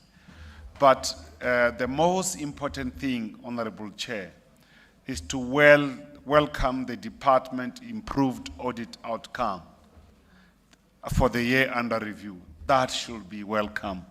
The people of Gauteng, I think this is fantastic to change, to demonstrate that the MEC and the department, they are really using the public funds in a manner that's consistent with the PFMA. And that is also further consistent with the culture shift in the context of the Auditor General, because the impact that the department make with this road infrastructure. I think you have received presentation on the projects that are finished or yet to be finished, some of them. On its own, it's an impact to service delivery and resolve the challenges of traffic grid in our province. So we should welcome that with all our hands. That is a very great progress. And I'm sure also we must welcome the entity's performance, the G-Field as well, with some challenges that are there. But you know what? They are doing a great work to make sure that to complement on the performance of the department. MEC, congratulations to you and your team in this regard. We must also, Chairperson, if you may allow me, that this department, before you arrived, it was not in the state of affairs that it is now. It was a state of concern, but your arrival with your leadership in terms of administration demonstrate a leadership capability, and I know it takes a lot of sacrifice, that even during a birthday you are with us, with community of Gauteng, working very hard. That is very important. But infrastructure, our people from Gauteng, here, Resmia, it is that it's only through infrastructure that we can contribute to economic trajectory, growth trajectory. And therefore we can respond through unemployment, of course, poverty and hunger. You have heard some of the local communities, members that has been appointed, almost 212 of them. And also the subcontract from communities of deep slot. This is a significant progress. The department where they are deploying an infrastructure project, they are appointing local communities. They are living up to the standard of what is required by our government. So we are very excited, Honorable Chair, by the fantastic, terrific progress that has been made by the department. And we welcome those that are appointed, CFO, CEO, and others, you know. So we must also thank the outgoing CEO as well for his contribution to the company. I thank you, Honorable Chair. And I'm sure you tried to cover some of those issues and all this senior staff that has been the backbone of the MEC. I thank you all.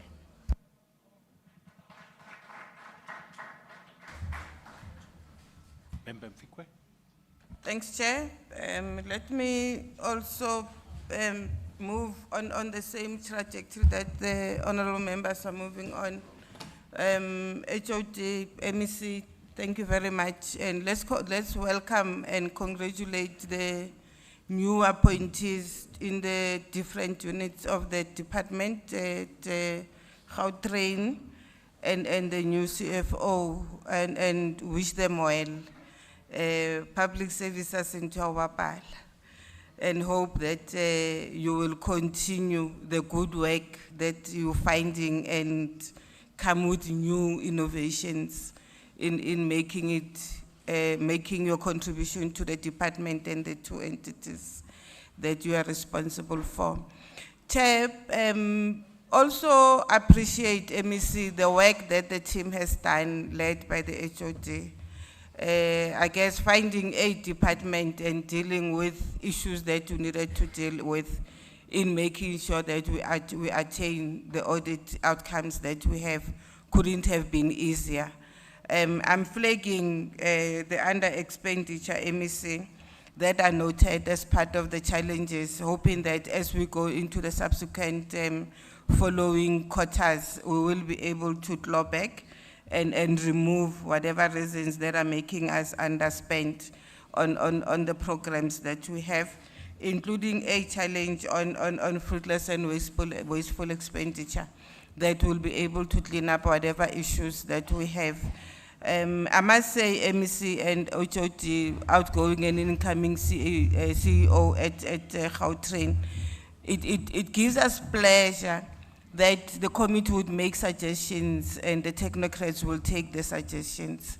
It shows that we're working with a team that is willing to be advised and take those advices. I wish to see more learners being encouraged to use the Gautrain, not just to do work or school work, even to exploit, to experience what is the Gautrain. One of the suggestions that we did, HOD, if you remember, was that when we were growing up, which exposes our age, that we used to have trips to the airport, you know, just to go there and look at the airplanes and be told.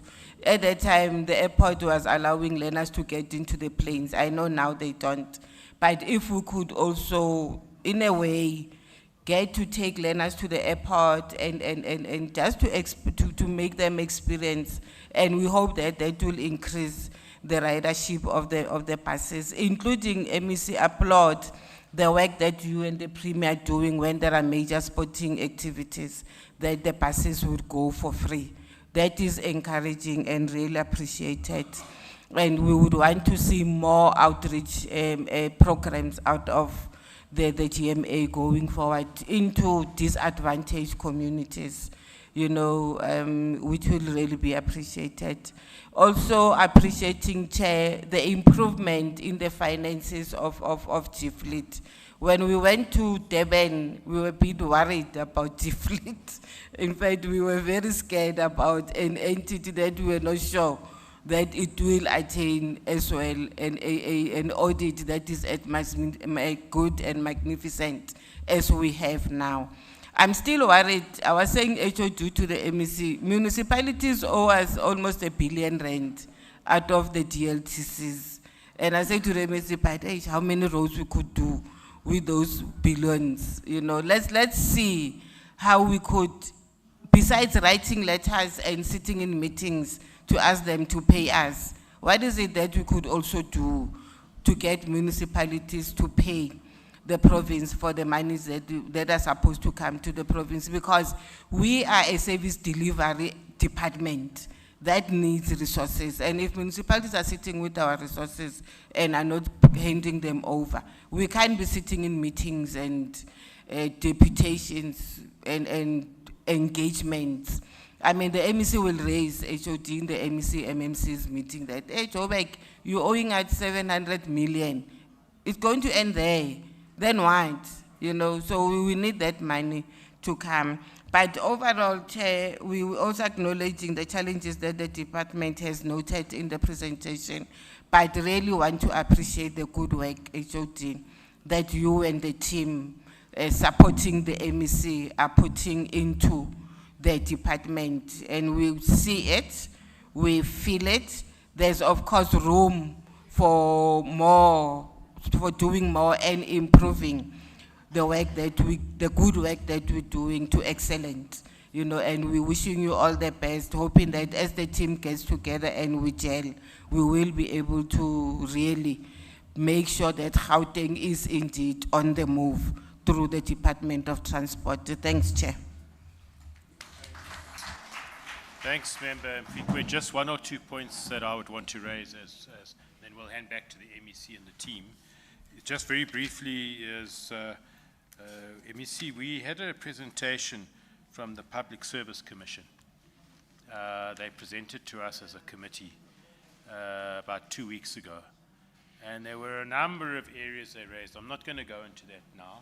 Safe to say that I think it would assist us if we were able to just get some kind of brief from the department, not now, on how it's dealing with the various points that the Public Service Commission raised in terms of vacancies, performance agreements not being submitted, a range of other things, lengthy suspensions,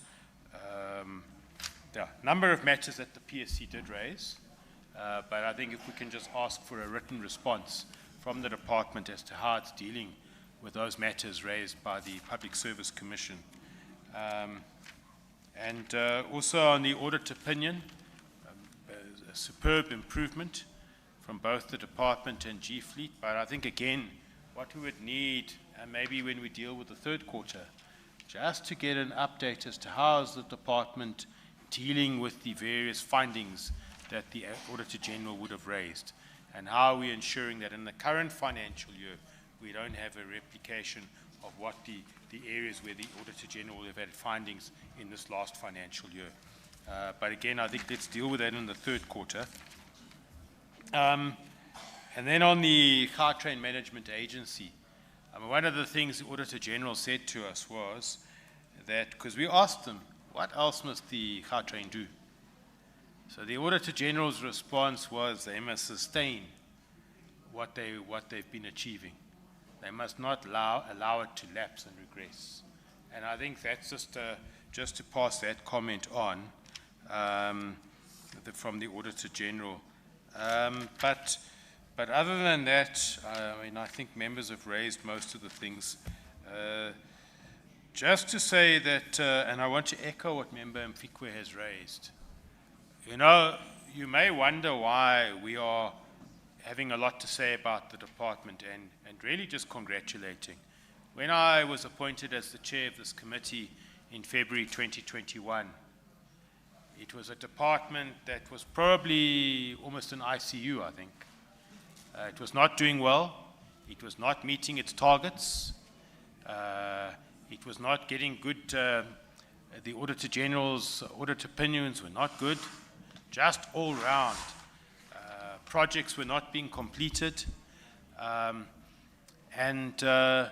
think for us as members of the committee, you must remember we deal with this department all the time. And that's our focus. And so for us today, when we've been taken through some of the achievements in a short space of time, we are happy. We are happy. But there are other areas that the department has to work on. It's areas that we've raised with the department, the issue of maintenance of robots, the issues of sometimes potholes, which are developing, and there are other areas that we've raised with the department from time to time. So we are under no false illusion that we've reached utopia.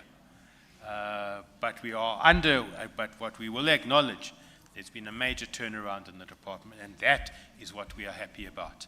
And that's what we are unapologetic when we can say to the department and the MEC, well done on a job.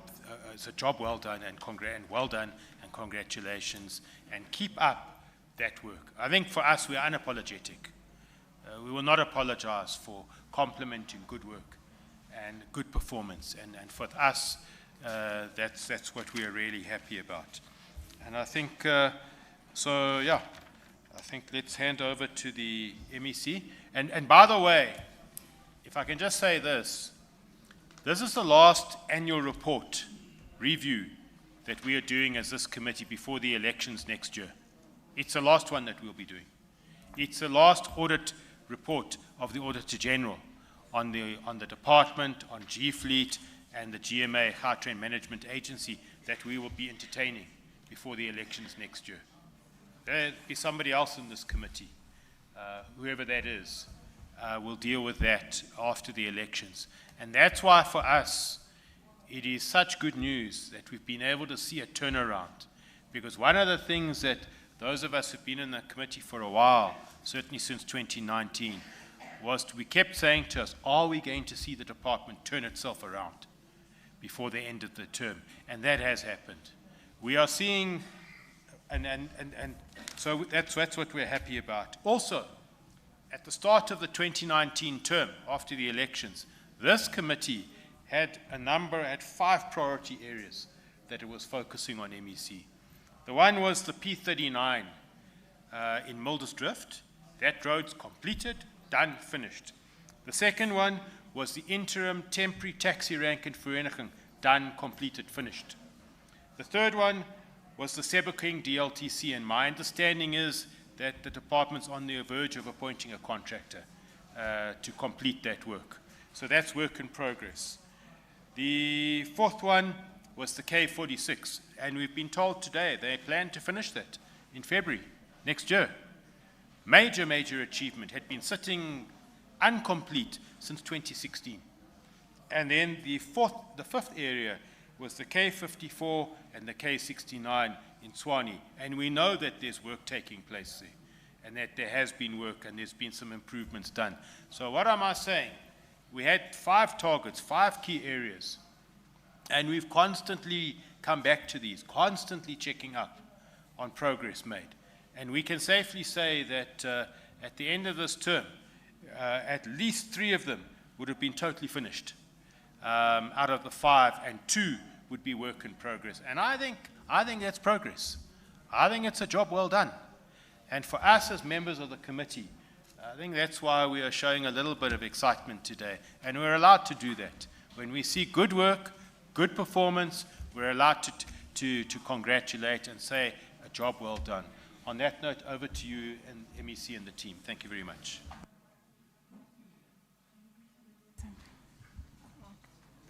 I wanted to check if you wanted to say something so that I wrap up and close. HOD. Thank you very much, Chair and members of the Portfolio Committee. I think on the comments raised by Honorable Ledwaba on the incomplete project, Chair, it is my professional view that there seems to be a challenge in the country around the accreditation and the registration of contractors in the industry, which is done by our regulator, CIDB, in this regard. Because what we find is that contractors as large and big as grade 9, and the criteria set by CIDB is a very clear one, which is a technical capacity and financial capacity. But what we find, not only in road sector, but throughout the built industry, they are also struggling. And part of that is what we are experiencing in K46 and K69, when these contractors, who are supposed to have their own technical engineers as a requirement by CIDB, who are supposed to have their financial viability tested by CIDB through the financial records and all of that, and why would not be able to sustain the project at least for 3 months, if let's assume that the department was not paying. But even if when we pay every month, we had the report that we are sitting at over 80%, 15-day payment. Very few of the payments are not doing within 15 days, but our own industry players in the form of contractors are still struggling.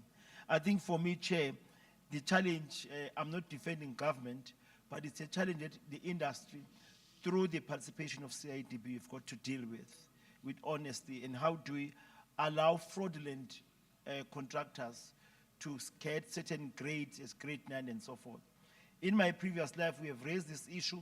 It seems that the CIDB has not dealt with it, because you see people graduating from grade 5 straight to grade 9, and you begin to ask yourself what experience has pushed you that fast to be that level.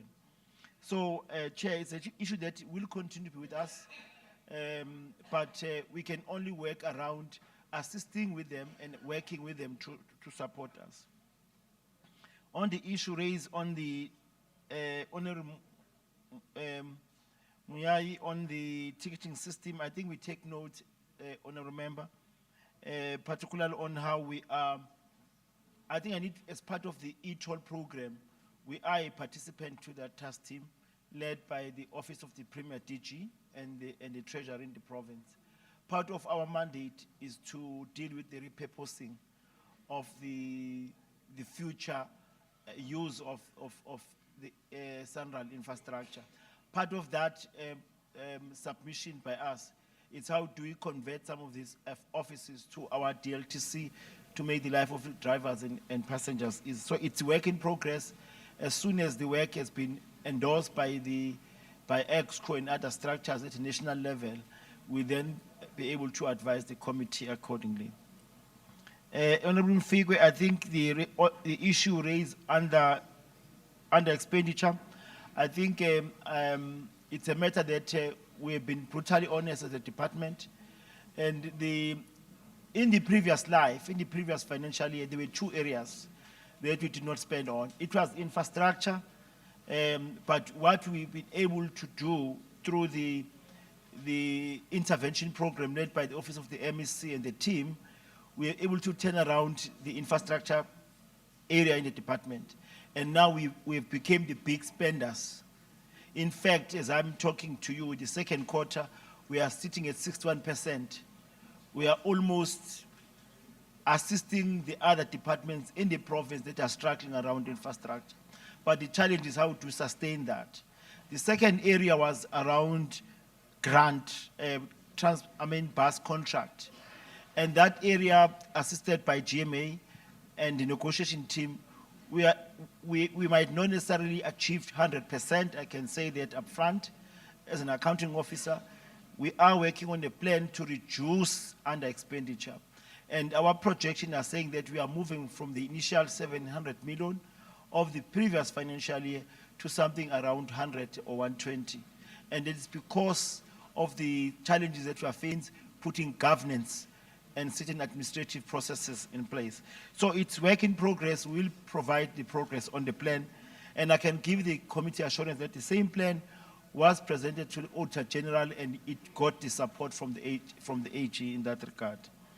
Then the issue of DLTCs, Honorable Chair, on the 1.9 billion rand owed by municipalities and post office, it's work in progress.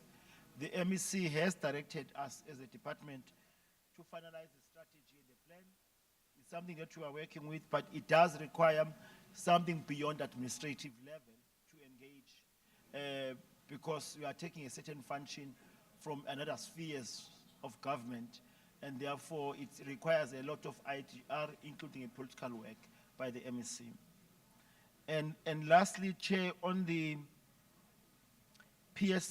public service report, I can confirm that the accounting officer has received the report last week, and it's a matter that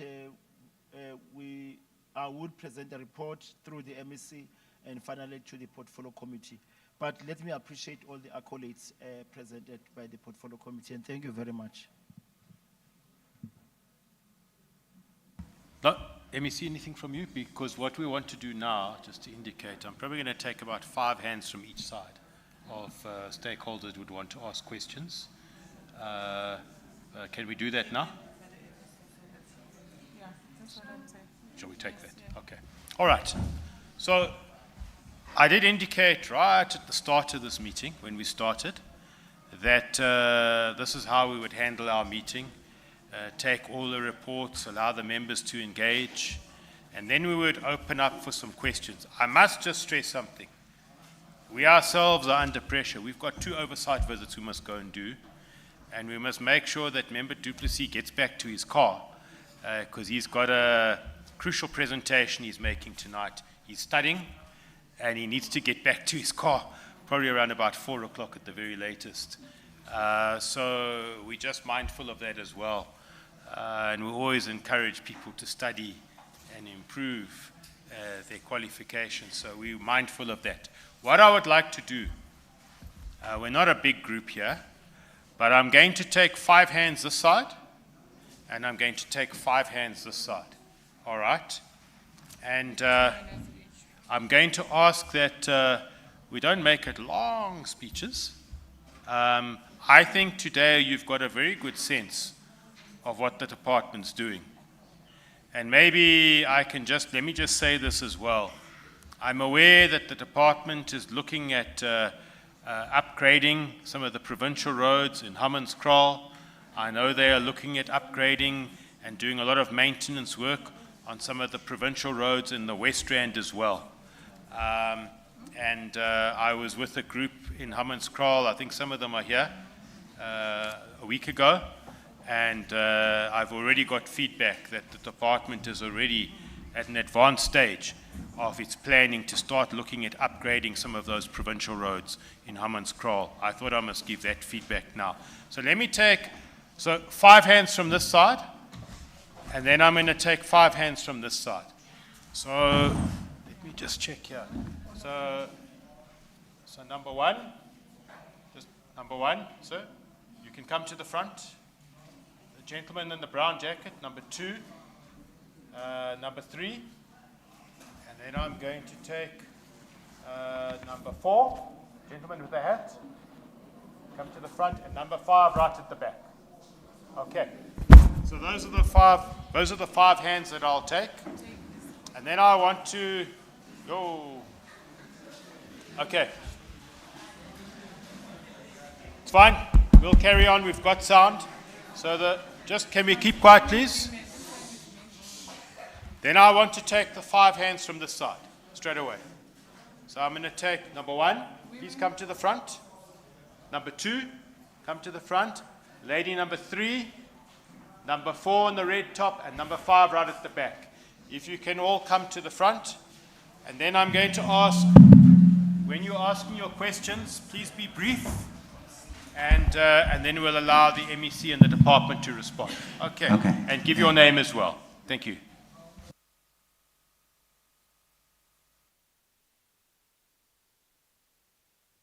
Please proceed.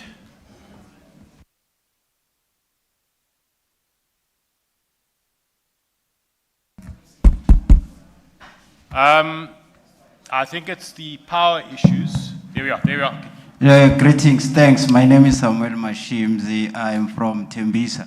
Chair, I've got a suggestion. Due to time constraint, I suggest that we don't allow questions. It's around about 2 o'clock. And then those that are interested to ask for questions, I would therefore suggest that they submit questions maybe to a particular office as per today's presentation. I'm checking off time, Chairperson. That's my suggestion. Am I protected, Chair?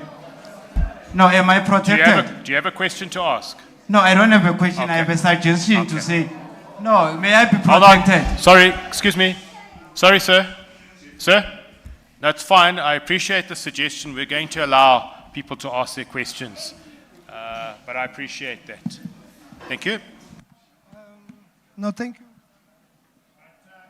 Can we please keep the noise levels down? Thank you. Thank you, leadership, and greetings to all of you. My name is Pabalo Makubedu. I come from Tembisa. I'm a member of the Ward Committee, leading community safety. But my question is one. I live in a very appalling state where I come from, where the rail line this is actually particularly to the railway to Prasa. Yeah, where I stay at the place where the train moves along, where the houses are. I'm not sure if when they were building those houses, they did check how the environment is and how soil and land is. But where I stay, I'm sensing a bit of danger. In the next coming, I don't think it's going to even last for 15 years. But due to weather conditions and some plants that are growing every day that we don't know, it might happen that in 5 years' time or even 15 years to come, where I stay, some of the houses, because the train is moving on to most probably it's not even 2 meters away from those houses. And it's going to happen that whenever there's going to be a lot of flood or heavy rain, it's going to happen that it's going to create landslides. Whereby what I'm saying is that those houses at some particular moment, they are going to fall into the rail line. So I'm not sure if when Prasa was doing their work and when they were working those areas, did they notice that before? Or is it just something that they wanted to get through because of us black people living in such appalling state of conditions where they don't care about what is going to happen to us? Thanks. Where do you stay? Tembisa, Ward 7. Oh, Tembisa, Ward 7. Thank you. Next person, I'm giving, you were quite short with your input, so 2 minutes I'm going to give to everybody. All right. Thank you, Mr. Thanks. Chairman. My question is that how is the legislation... And give your name as well, please. Oh, my name is Tumimolo Nkuta. I'm from Ward 5 in Tembisa. And my question is that how does the department expecting to resolve the matter of fraudulent contractors, those who are taking contract to manufacture our streets, then after that, they disappear. And the second question is that with the old locomotives, how is the department going to deal with them? Thank you. Thank you very much. Next person. And please just give us your name. Thank you. Kalaboa. Lina ke sona Smathibula. Regular do medicine. Happy birthday, MEC. Chairman, re lebohela so thomileng ka sona o responda mo issue ya Praza sa Hammanskraal. Wa bontsha re le re tsia botoka matsatsi a kwa Hammanskraal. Ke a go leboga. Sa bobedi ke re mo MEC ke re MEC le team ya hae le mo pelaka. For the first time in 15 years, let's say batho ba Hammanskraal serious ka issue ya NTI. Le khona o e resolve ra leboga. Mara se se re thusitseng he ke tlo re ke emishe satla ke se se teng ana ke nyoko re le mfitishe mo sona ke nyaka clarity ya sona mohlomongwe ka ora ke tsebe se goa ka bona pila gone le mo ke rileng he ke bala mola le ntatola a bolela ka underspending le overspending are EG Northwest Star underspending then re bolela ka underspending mohlomongwe a ke ikwishishe ke nyaka clarity hore le ra wa nga gore e pala le go patela babereki ba yona ke a leboga.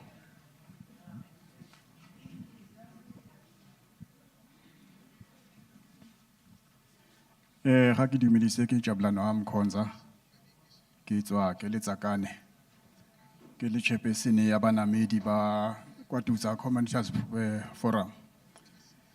Re di leboga di report tse re di kreileng re utlwile gore di department ya leka ka matsapa ho ira hore dintho di tsamaye ka tsela but rona on our side ha re ya thaba ha isale re tshepisitswe re nketswe transport la re tshepisa hore le tlo dirbusetsa dibase tsa rona hona je kona ke khona go utlwa ha re thola report hore tender ya rona e nne ke je ya re tshweu but le no ha ba so qalo sebetsa and re na le problem hore di driver tsa rona ne le thola le la ka hore tšhelete ga iyo mara no ba dutse ha ba sebetse mara ba gola that is a wasteful expenditure kana re bella ka wasteful expenditure ke aba thu ba tšhelete sa bona hore etsagala but ba gola ha ba sebetse di bese tsa rona tse ne re di sebedisa tsa Tsakane tsa PPC di a sebetsa le file tshoko ko Bosberg but rona ha re a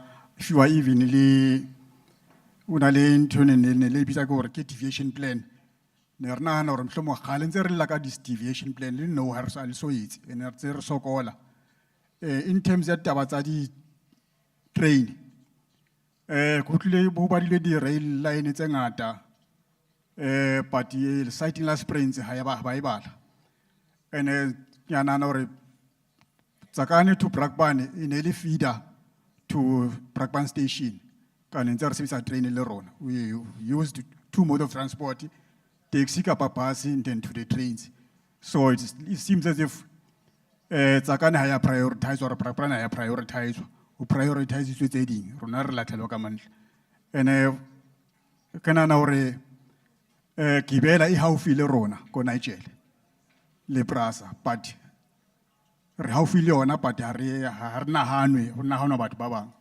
so re a fila hore le rona ka re ka nahanwa ha o nahanelwa batho ba bang le rona re batho re ska bewa ko nka re ko Iceland ke nana hore batho ba ka Hammanskraal ka tsela ba ile ba behave ka yona ne re ko Gauteng ko Department of Transport o sure le rona re batla hore re behave bjalo ka bane if re tsa be radical o sure re utlwahale tswantse re tle re be radical pele before le ruta ka ba re fise ditrata and then re sa I batle ntho ka bane ga le ntse re le re tlwetsa banamedi ba rona if mhlomong la re sa tshwarega gantle but re no le re ya strateng re ske re ba re senya but re na no re language le utlwisisang ko re senye pele le re araba so re a khopela re utlwile ne ntse re utlwa ka grapevine hore tender e ile ke jare tshweu but le no ha iso qale so re batho tse bo re qalaneng ka bane banamedi ba rona ba ntse ba lla o namela taxi tse 3 ka letsatsi to and fro is ni papen fleece ni banamedi ba sokola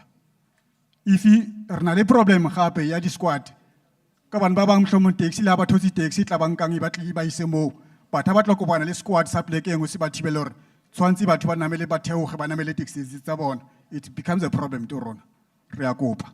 Kopa dibese tsa rona ko Tsakane. Thanks. Thank you very much. Thank you. Next person. Nna lebitso la ka ke nna M.E. Phiri from Lodium Local Taxi Association. Ke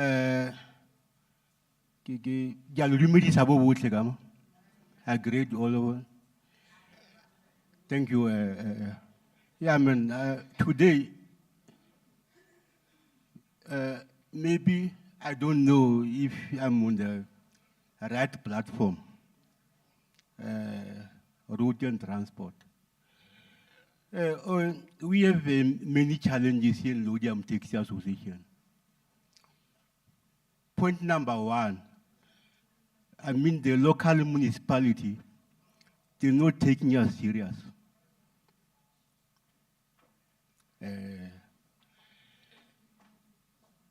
We end up building the rank ourselves.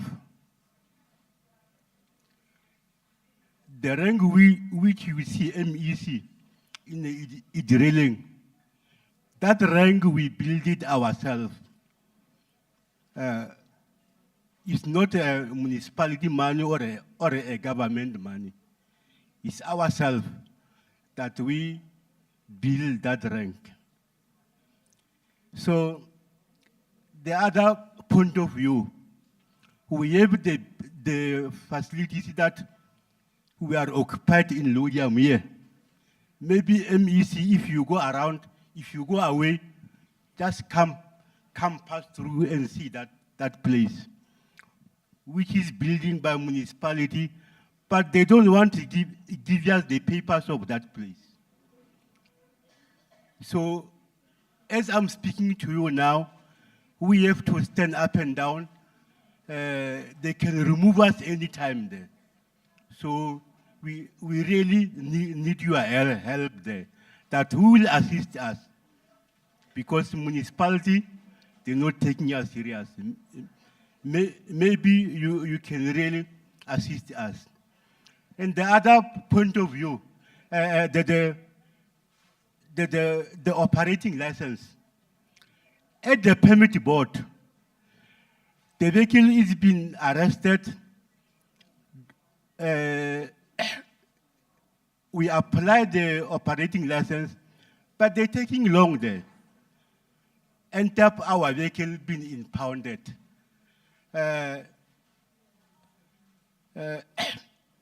MEC, if they impound my vehicle today, I have only one vehicle, which when they impound it, I must go pay 3,500 rand. From there, I must go to Johannesburg and pay another 250 rand. What will I gain end of the day? Because when we asked the permit board, they said yes, due to the time of the COVID, so they have the deadlock of it. Now that deadlock is killing us now, because the vehicle, they impounding the vehicles. So is there whereby I said even before, I don't know if I'm on the right platform. But if it's the right platform, please assist us. I thank you.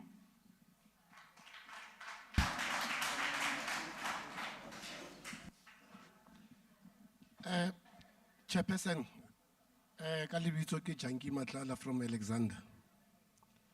Mr. Matlala from Alexander. Ke batla ho register the following. One ke London Road. Haka utlwa we mention into the budget the transportation, London Road. And I'm very scared because we say this is the last sitting before the election. So I'm not sure how London Road it will go budgeting at the next financial year. That's number one. Number two, I'm not sure in terms of the monitoring and evaluation in terms of the road after the construction. Hefeta because of Conrad Lenin and Conrad Lenin and Shibobo in extension 7 last year December by the quicker road whereby Rena Batubako extension 7 we feel like bankile material from material somewhere but where it's at after Heva Feta the pula inele then thereafter the road was in a good state. So the community of extension 7 banale problem ya okarele le baskemile in terms of that particular road. Number 3, which is the last one, but not the last one. Retlo boela go Gautrain. One is that Gautrain is in extension 7, which extension 7 Imo Alexander. One, why it doesn't name? Why is Abitsui in terms of Alexander Abitsui Marlboro? There's a question. Because of we raised it even last time. And I think the other previous speakers before I raised it to say Gautrain is in Alexander, not in Marlboro. So one question, can you change it so that it benefit community of Alexander, particularly the extension 7? The last one is that there are people that are cleaning from the Marlboro Drive to Gautrain. Those women are not being recognized. And they're making sure, and that particular area before, that area was a crime zone. Gautrain was not getting the services because of Nebatabau and Gautrain. But since they started to work into that particular area, since they started to make sure that the area is clear and clean, so Gautrain is getting more services and there's no crime. I'm not saying the crime is not there, but it's limited. Thank you, Chairperson.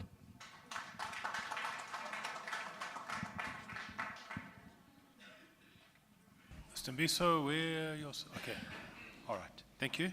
Sanbanan. Sylvia Lukele, obuya bakhatla balukhuleni Ward 86.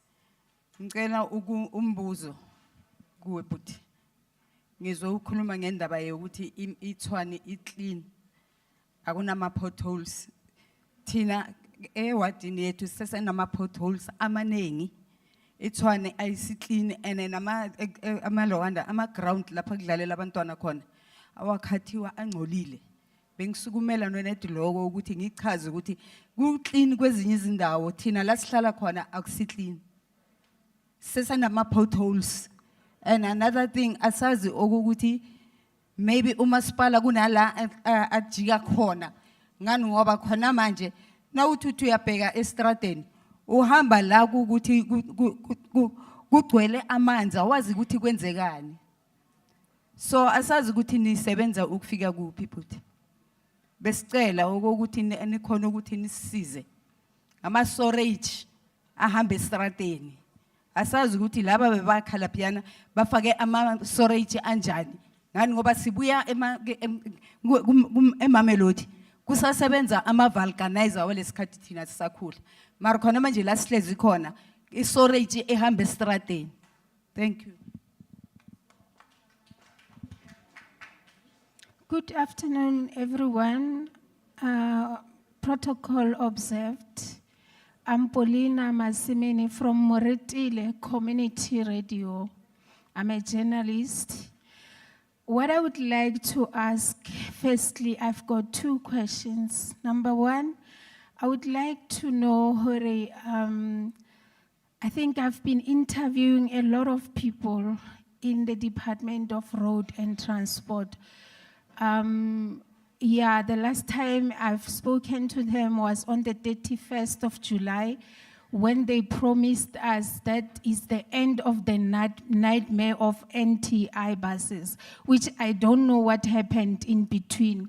Maybe this could be a chance of giving the clarity of what happened, because we did interview, I've got a recording that promised us that Hammanskraal will never suffer again about buses because the conversation has been finalized. Okay, number 2, there's no any other way you can help PRASA to speed up the process of transferring the property of Transnet to them, because I can see they are passionate about their work. They want to help Hammanskraal. as soon as possible. But there are technical issues there when we listen to the report that actually are stopping them. Their passion doesn't work anymore because there are certain things that are out of control. They can't do anything about them. So as department, you don't have any other plan that you can help them to speed up this process, because Hammanskraal is suffering with transport, truly speaking. Things are not well there. And lastly, how can we get this reports in writing?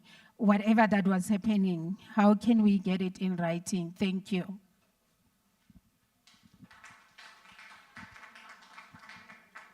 Dumelang, le bua le Matshepo, Lidiga from Petfontein, Ward 96. So, like I rona mo re dulang teng, usually ba e bitsa gore ke Marikana. It's just a settlement, but ke distance tse ba di khathileng sharp. So challenge e re nang le yona fela, gore ke a kopa, a ke botse question, ke a kopa because as khale re fitlhile mo le ene re na le challenge ya tsela. Are so aba so re tsetse tsela gantle, so problem ya rona gantle ke maraga ene mostly ya batho ba kenelwa ke metsi mo dintlong. So ke challenge e re nang le yona. And then gape ne ke kopa gore es ke utlwa gore go na le batho ba ba deployilweng for grass cutting. Le yona re na le challenge ka yona that thing, ne re kopa gore re assistiwe le ka yona taba ya grass cutting go ne le mo re dulang teng. Some of the people, if grass e gola gagolo ba latlhela di matlakala mo le, so re kopana le di challenges tse dingata, re kopane le makundwane le ma dintsi and so forth. So that's the only ntho ke kopang from Molona. Thank you.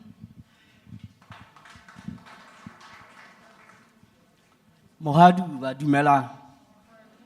Ogi Prince Cody ho tswa ko Hot 86 Colonel Mafias under the traditional leadership of Bakatla Balukulen Royal House.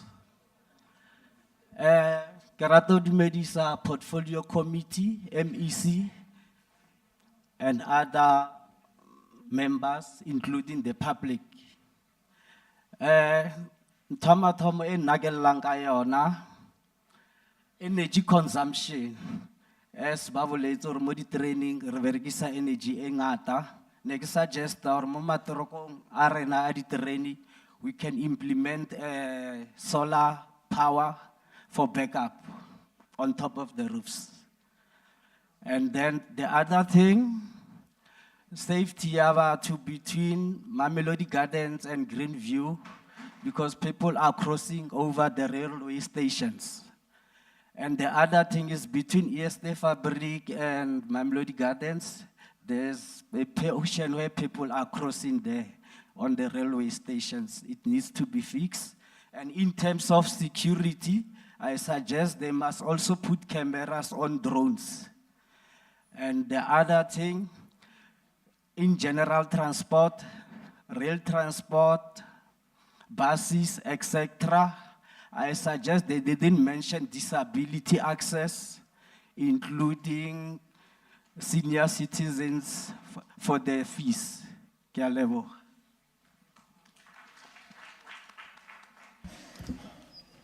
Thank you very much for the various questions that have been raised. There's one or two questions that relate to PRASA that have come up. And in the main, most of the questions would probably be for the department to see how they respond. What I would suggest, MEC, let's start with PRASA and let PRASA respond to the questions. The last question now was very much directed at PRASA. There's the issue of the transfer of land from Transnet to PRASA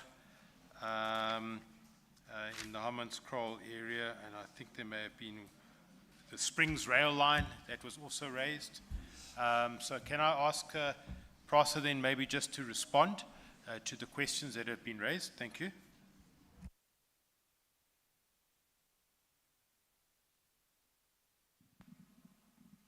Thank you. Thanks, Chair, and thanks, members of the community for the questions raised.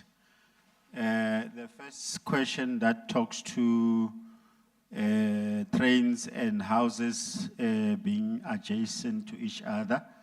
We acknowledge, Chair, that the problem in Tembisa, and then the source of the problem has been encroachment And I think what we'll then do, Chair, from this end, is to have a dedicated program that we can then engage with the city to come up with a solution.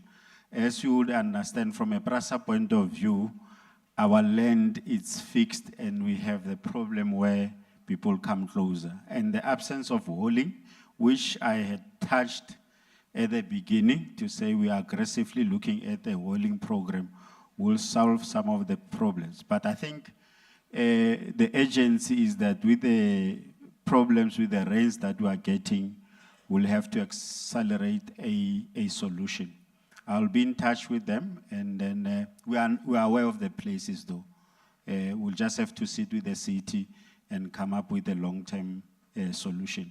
But obviously for now, look at something that can at least prevent the houses from falling into the rail space. I think also in one of the pictures I showed where a litter was thrown into the rail, it's some of those areas that, but we'll work with the city and then look at the short-term action just to prevent any possible damages. Then there's a question of Hammanskraal, which I had spoken at length with it, as I had said that Hammanskraal, to get it right, we have to get to an agreement where the TFR, Transnet and PRASA sit together with the community, and then look at the program where we can then, as a short term, look at the access fees, long term, where there are discussions, look at the transfer of assets so that we are able to service the communities of Hammanskraal. We do have a program, we've done the assessment, we know.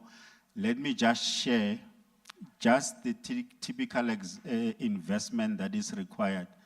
The team done the assessment and will need at least at the minimum to restore the lines and also operate at least around 190 million rands, which bulk of that is the infrastructure recovery. And obviously the recovery, the owner of the infrastructure is sitting with Transnet.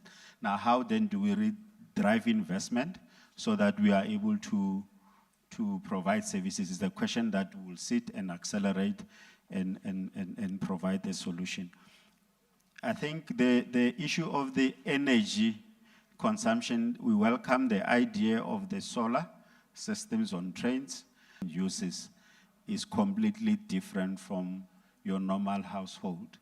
We use about 3,000 volts of DC, not AC. So some of the issues might not be issues that we can, but we can always look at the suggestions and respond accordingly. I think those were, oh yes, that Tsakani Springs. Tsakani, the Springs and Davidton lines recovery are looked at as a package, as one package. As I said during the presentation that we had an intention to bring Davidton. However, with Davidton, apart from the issues, the transformers that we are getting overseas, we had that unfortunate incident there at the Bosberg Bridge, where there was an explosion.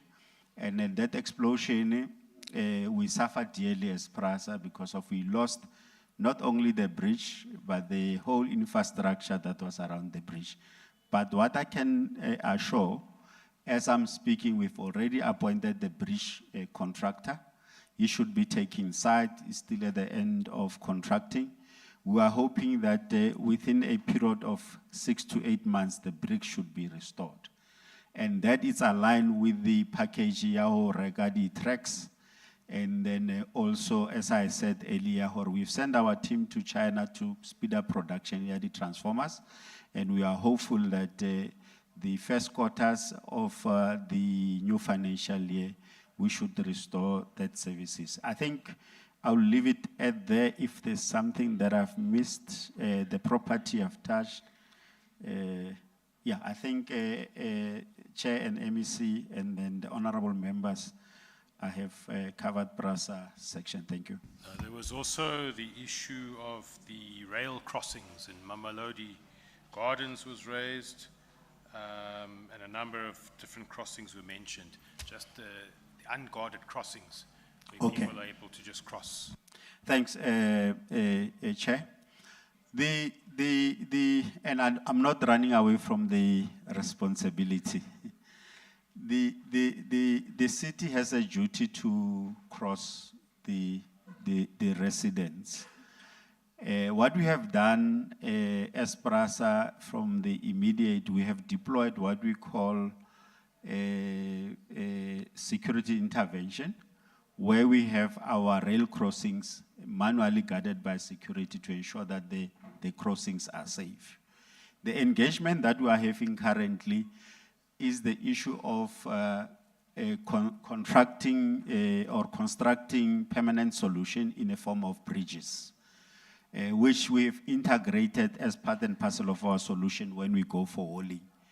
Though our hauling comes with the bridges, we always have a struggle with the city that will have to resolve in terms of maintenance. As you are aware, we even had a bridge that fell in Jamestown affecting our service due to issues of maintenance.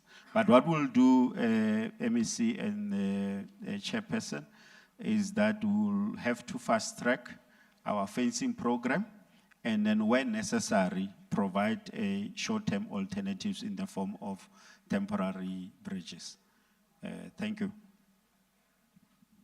Thank you very much. Different spheres of government. We have the municipality, we have the provincial government, and we've got the national government. And when we speak road infrastructure, go agiwa ga ditsela le go di maintaina. Masipala o na le ditsela tsa yona, province na le ditsela tsa yona, national na le ditsela tsa yona. So gantsi ge re bua ka ditsela tse di sa tlhokomelweng, rona re le province ge re lebella in most cases ke ditsela tsa di masipala. And what we tried to do as this team is to have a memorandum of understanding, and we'll also highlight it to the team working in City of Joburg and JRA to make sure that they assist the communities of Alexander. And maybe just while we are still on Alexander, there's a proposal of a name change of Marlboro Tepo. Where is William? He ran out. And I think it's something, maybe Rekaibisa kwa Malemjani. It can be done. I don't know whether it can't be done. If people are not happy with Marlboro, the people are governing and the people can make their submission. I think the proper way in Tatejabu is to make a submission as a community and petition government to say, as people of Alexander, we want the name change, and we look into the processes to have more ridership in that area. I think it's an issue that we need to look into and see what can be done, and I think we will not have answers here as we are hearing it for the first time that Jabu, so we'll have to look into it. Sylvia, in Ward 86, grass cutting and potholes, like I said, those are municipal roads, but I think the team can go and look into. Ward 86, Go Mafias. Which side of Ward 15?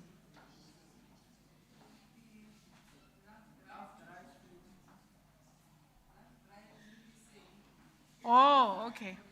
Oh yeah, I think I know it. So we can look into how we can assist, but those are municipal roads, and that's why we wanted you to understand that. Chair, I think, and honorable members, I think we'll be doing an injustice if we don't raise issue of lawlessness by community members in this city. Because had you not encroached in Ward 7, Tembisa, along the railway line, you would not be facing a challenge of houses collapsing at some point. I recorded your name, I forgot it now. Tumi. Is it Tumi? No, Babal. No, yeah, it's Babal. Because this is our land. because of the infrastructure development that we build. We would then see, okay, this year we are building Solomon Matlangu as a single lane, but as the time goes on, Solomon Matlangu must be 4 lanes. But the minute as you as communities allow people to encroach or to invade that land, it means it will take government longer and more resources to build and upgrade that road. What am I talking about? The minute people encroach, like Ward 7 in Tembisa, surely when government says to them, move away from here, they will want to be compensated. And where does that money come from? Who is responsible to compensate them? Because they are the ones who invaded that land. And surely is the municipality. Our municipalities, as I talk to you now, are struggling to even pay salaries. So where do they get the resources to relocate people? This is a similar issue we're having with our road, and which is one of the targets that the portfolio committee has set themselves to, K54 in Mamelodi. People have encroached there. We couldn't finish the road. We had to waste the resources because we were waiting for Department of Human Settlement and the municipality to move people from our road reserve as Department of Roads and Transport so that we are able to build that road, upgrade it, and ensure that people of Mamelodi are not stuck and leave their houses at 4 o'clock just to be in Johannesburg at 9 o'clock. So we need to also take responsibility as communities on who is this person that is invading this land, who is the owner of this land, what is this land for, so that we know, don't stay there because this is and it will assist us. The Northwest, that's one of, and I think I opened myself up by saying, one of the things we are struggling with as a department is on transport, public transport operations. And we are making commitment today that there will be changes in that branch. One, leadership changes that is required to ensure that we push service delivery in that part of our work. One of the challenges we are having is the cross-border issues, including Mlimodi Tseleng. We have inherited roads from cross-border provinces. Like we have roads in the Broken-Spruit, Cullinan areas, which are provincial roads coming from Mpumalanga into Gauteng, as well as the north of Tshwane coming from northwest into Gauteng, as well as in the West Rand and some part of Sidibeng coming from Free State. Same applies to facilities. What is facilities? Yeah, facilities like Boba Belechi. And then there's a question of NTI. Where does it fall? NTI is servicing people of Gauteng, but is an entity of Northwest. So when bus drivers are not paid, who is responsible? It's not Gauteng provincial government, because in the Gauteng provincial government, we ensure that people are paid on time. We don't want anyone unemployed, and that's why you'll see our premier pushing that we must do the 6,000 job opportunities, at least for people not to rely on 350, but to contribute with their hands, do some work, and get a stipend to can be able to survive. So there's no way that in Gauteng will leave people not paid for 4 months as bus drivers of buses that take other people to work. It has been a pain for the past almost 13 months in this role to say to Batubako Khaye, Kotshwane, ko Hammanskraal that there's nothing I can do. So what we tried to do, in as much as this has been a pain for all of us in Gauteng, was to put a contract in place, and that contract has now empowered us more as a provincial government that as and when we want to pull out, we are able to pull out of that contract with NTI. We have had several engagements with the Northwest government to ensure that they get their house into order. Those who stay in that part of Gauteng, they know that what is happening with NTI.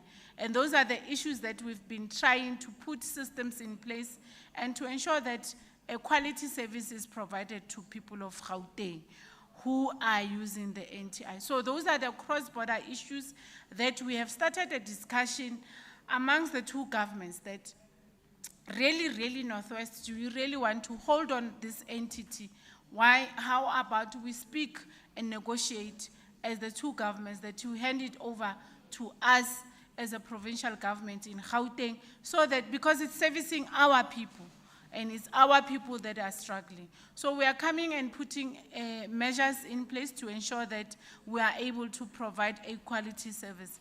And those challenges are challenges that are beyond us as a provincial government, but we are not just sitting and saying we can't do anything. We have created a platform where the two departments are able to engage each other and are able to resolve issues. And that's why, Ntate, you can be able to say, you see there's something that we are trying to do. It's not enough.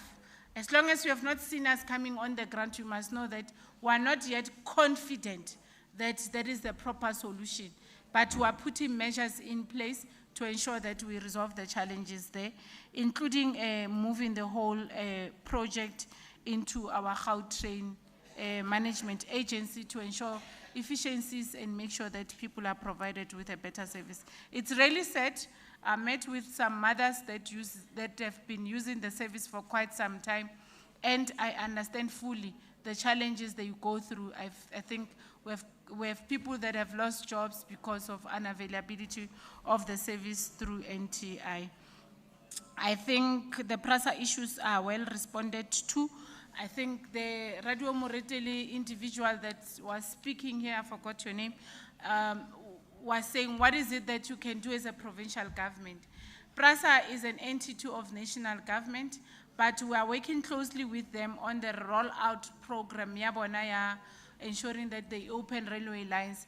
I think we, on behalf of people of Hammanskraal, will take the issues also and ensure that PRASA fast track as well as Transnet. So there's difficulties on who's responsible for what and who's ready to do what. And I think to a larger extent, government has been not mastering the integrated development plan. As IDP processes are unfolding in municipalities, then you are focusing on water and electricity services. You don't speak to issues of public transport and other issues that might affect you. So that has been not well mastered by government. I agree, we must tell the truth, including Rona as Batu, as we go to those public meetings, we are unable to say, can you then in your budgeting, as per the PRASA program, start budgeting for ensuring that we've got crossing borders and crossing lines coming from the railway and the train stations as communities.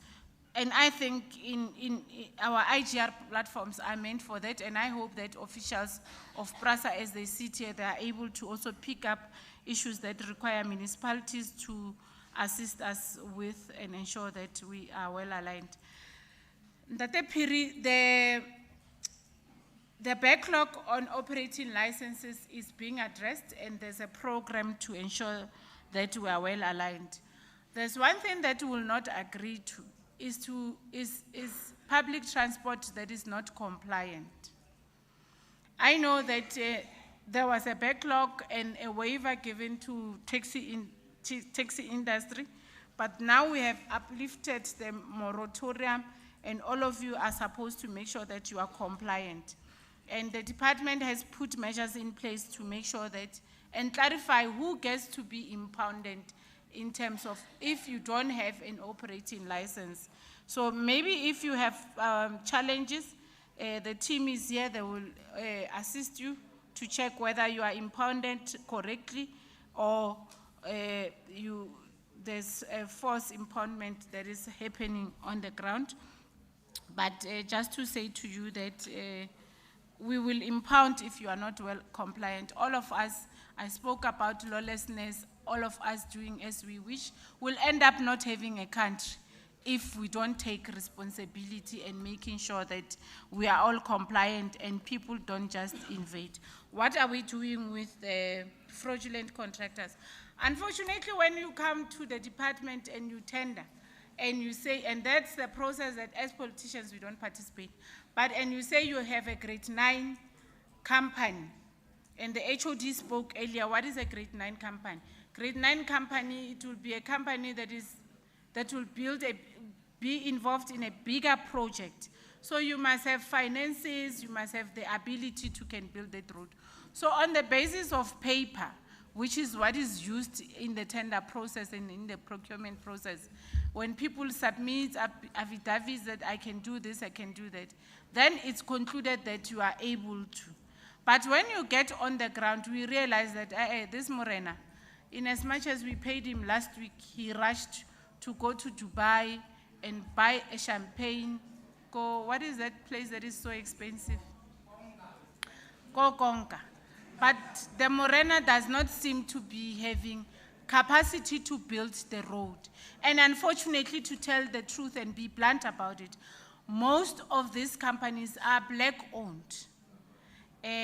Yes, there's white companies that are struggling financially because of COVID, are black companies. And when you try to investigate, unfortunately, when there's fraud that has appeared or that has taken place, you'll not be able to prove that this grade was fraudulently acquired.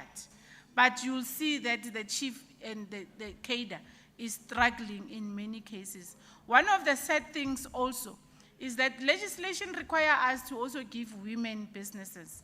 So in most cases, women also get into these grades. We give them opportunities only to find that this woman company can't even start the project. It was said for me in my term that I had to terminate a woman contractor because I'm not meeting targets of giving women businesses. This woman, we gave her, awarded her in April, but late in November, in October, she could not just establish a site or produce performance guarantors.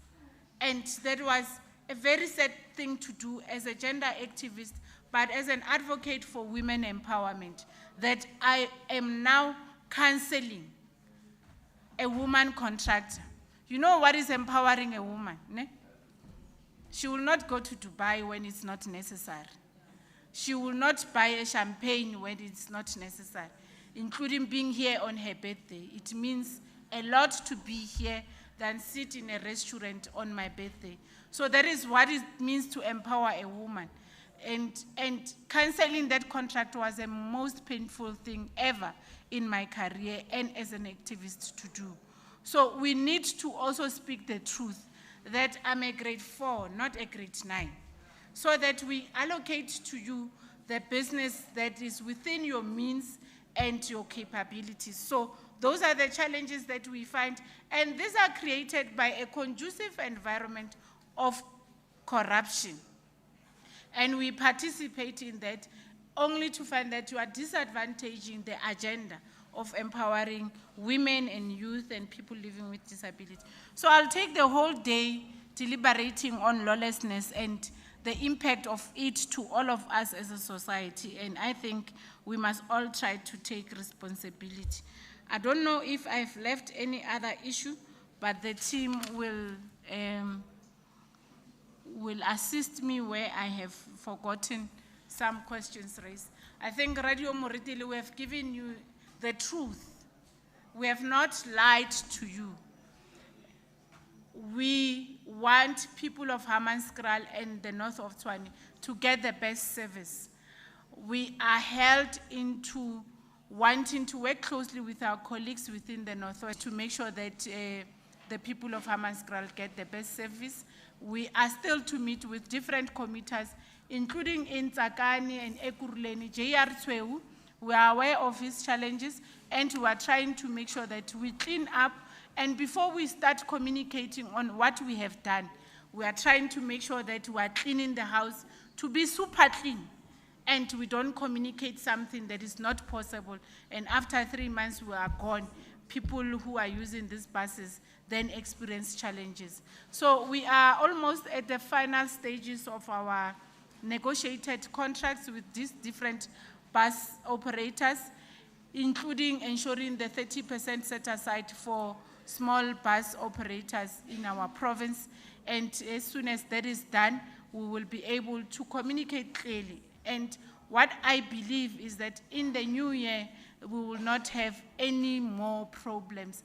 I bet on my mother's grave and my father's graves that there will not be problems, because we would have resolved the issues in a way that people of Gauteng who are using these services are satisfied, and will make sure that there's proper consultation and inclusion of commuters, as well as ensuring that we establish proper structures of commuters that can be able to participate in our decision-making processes.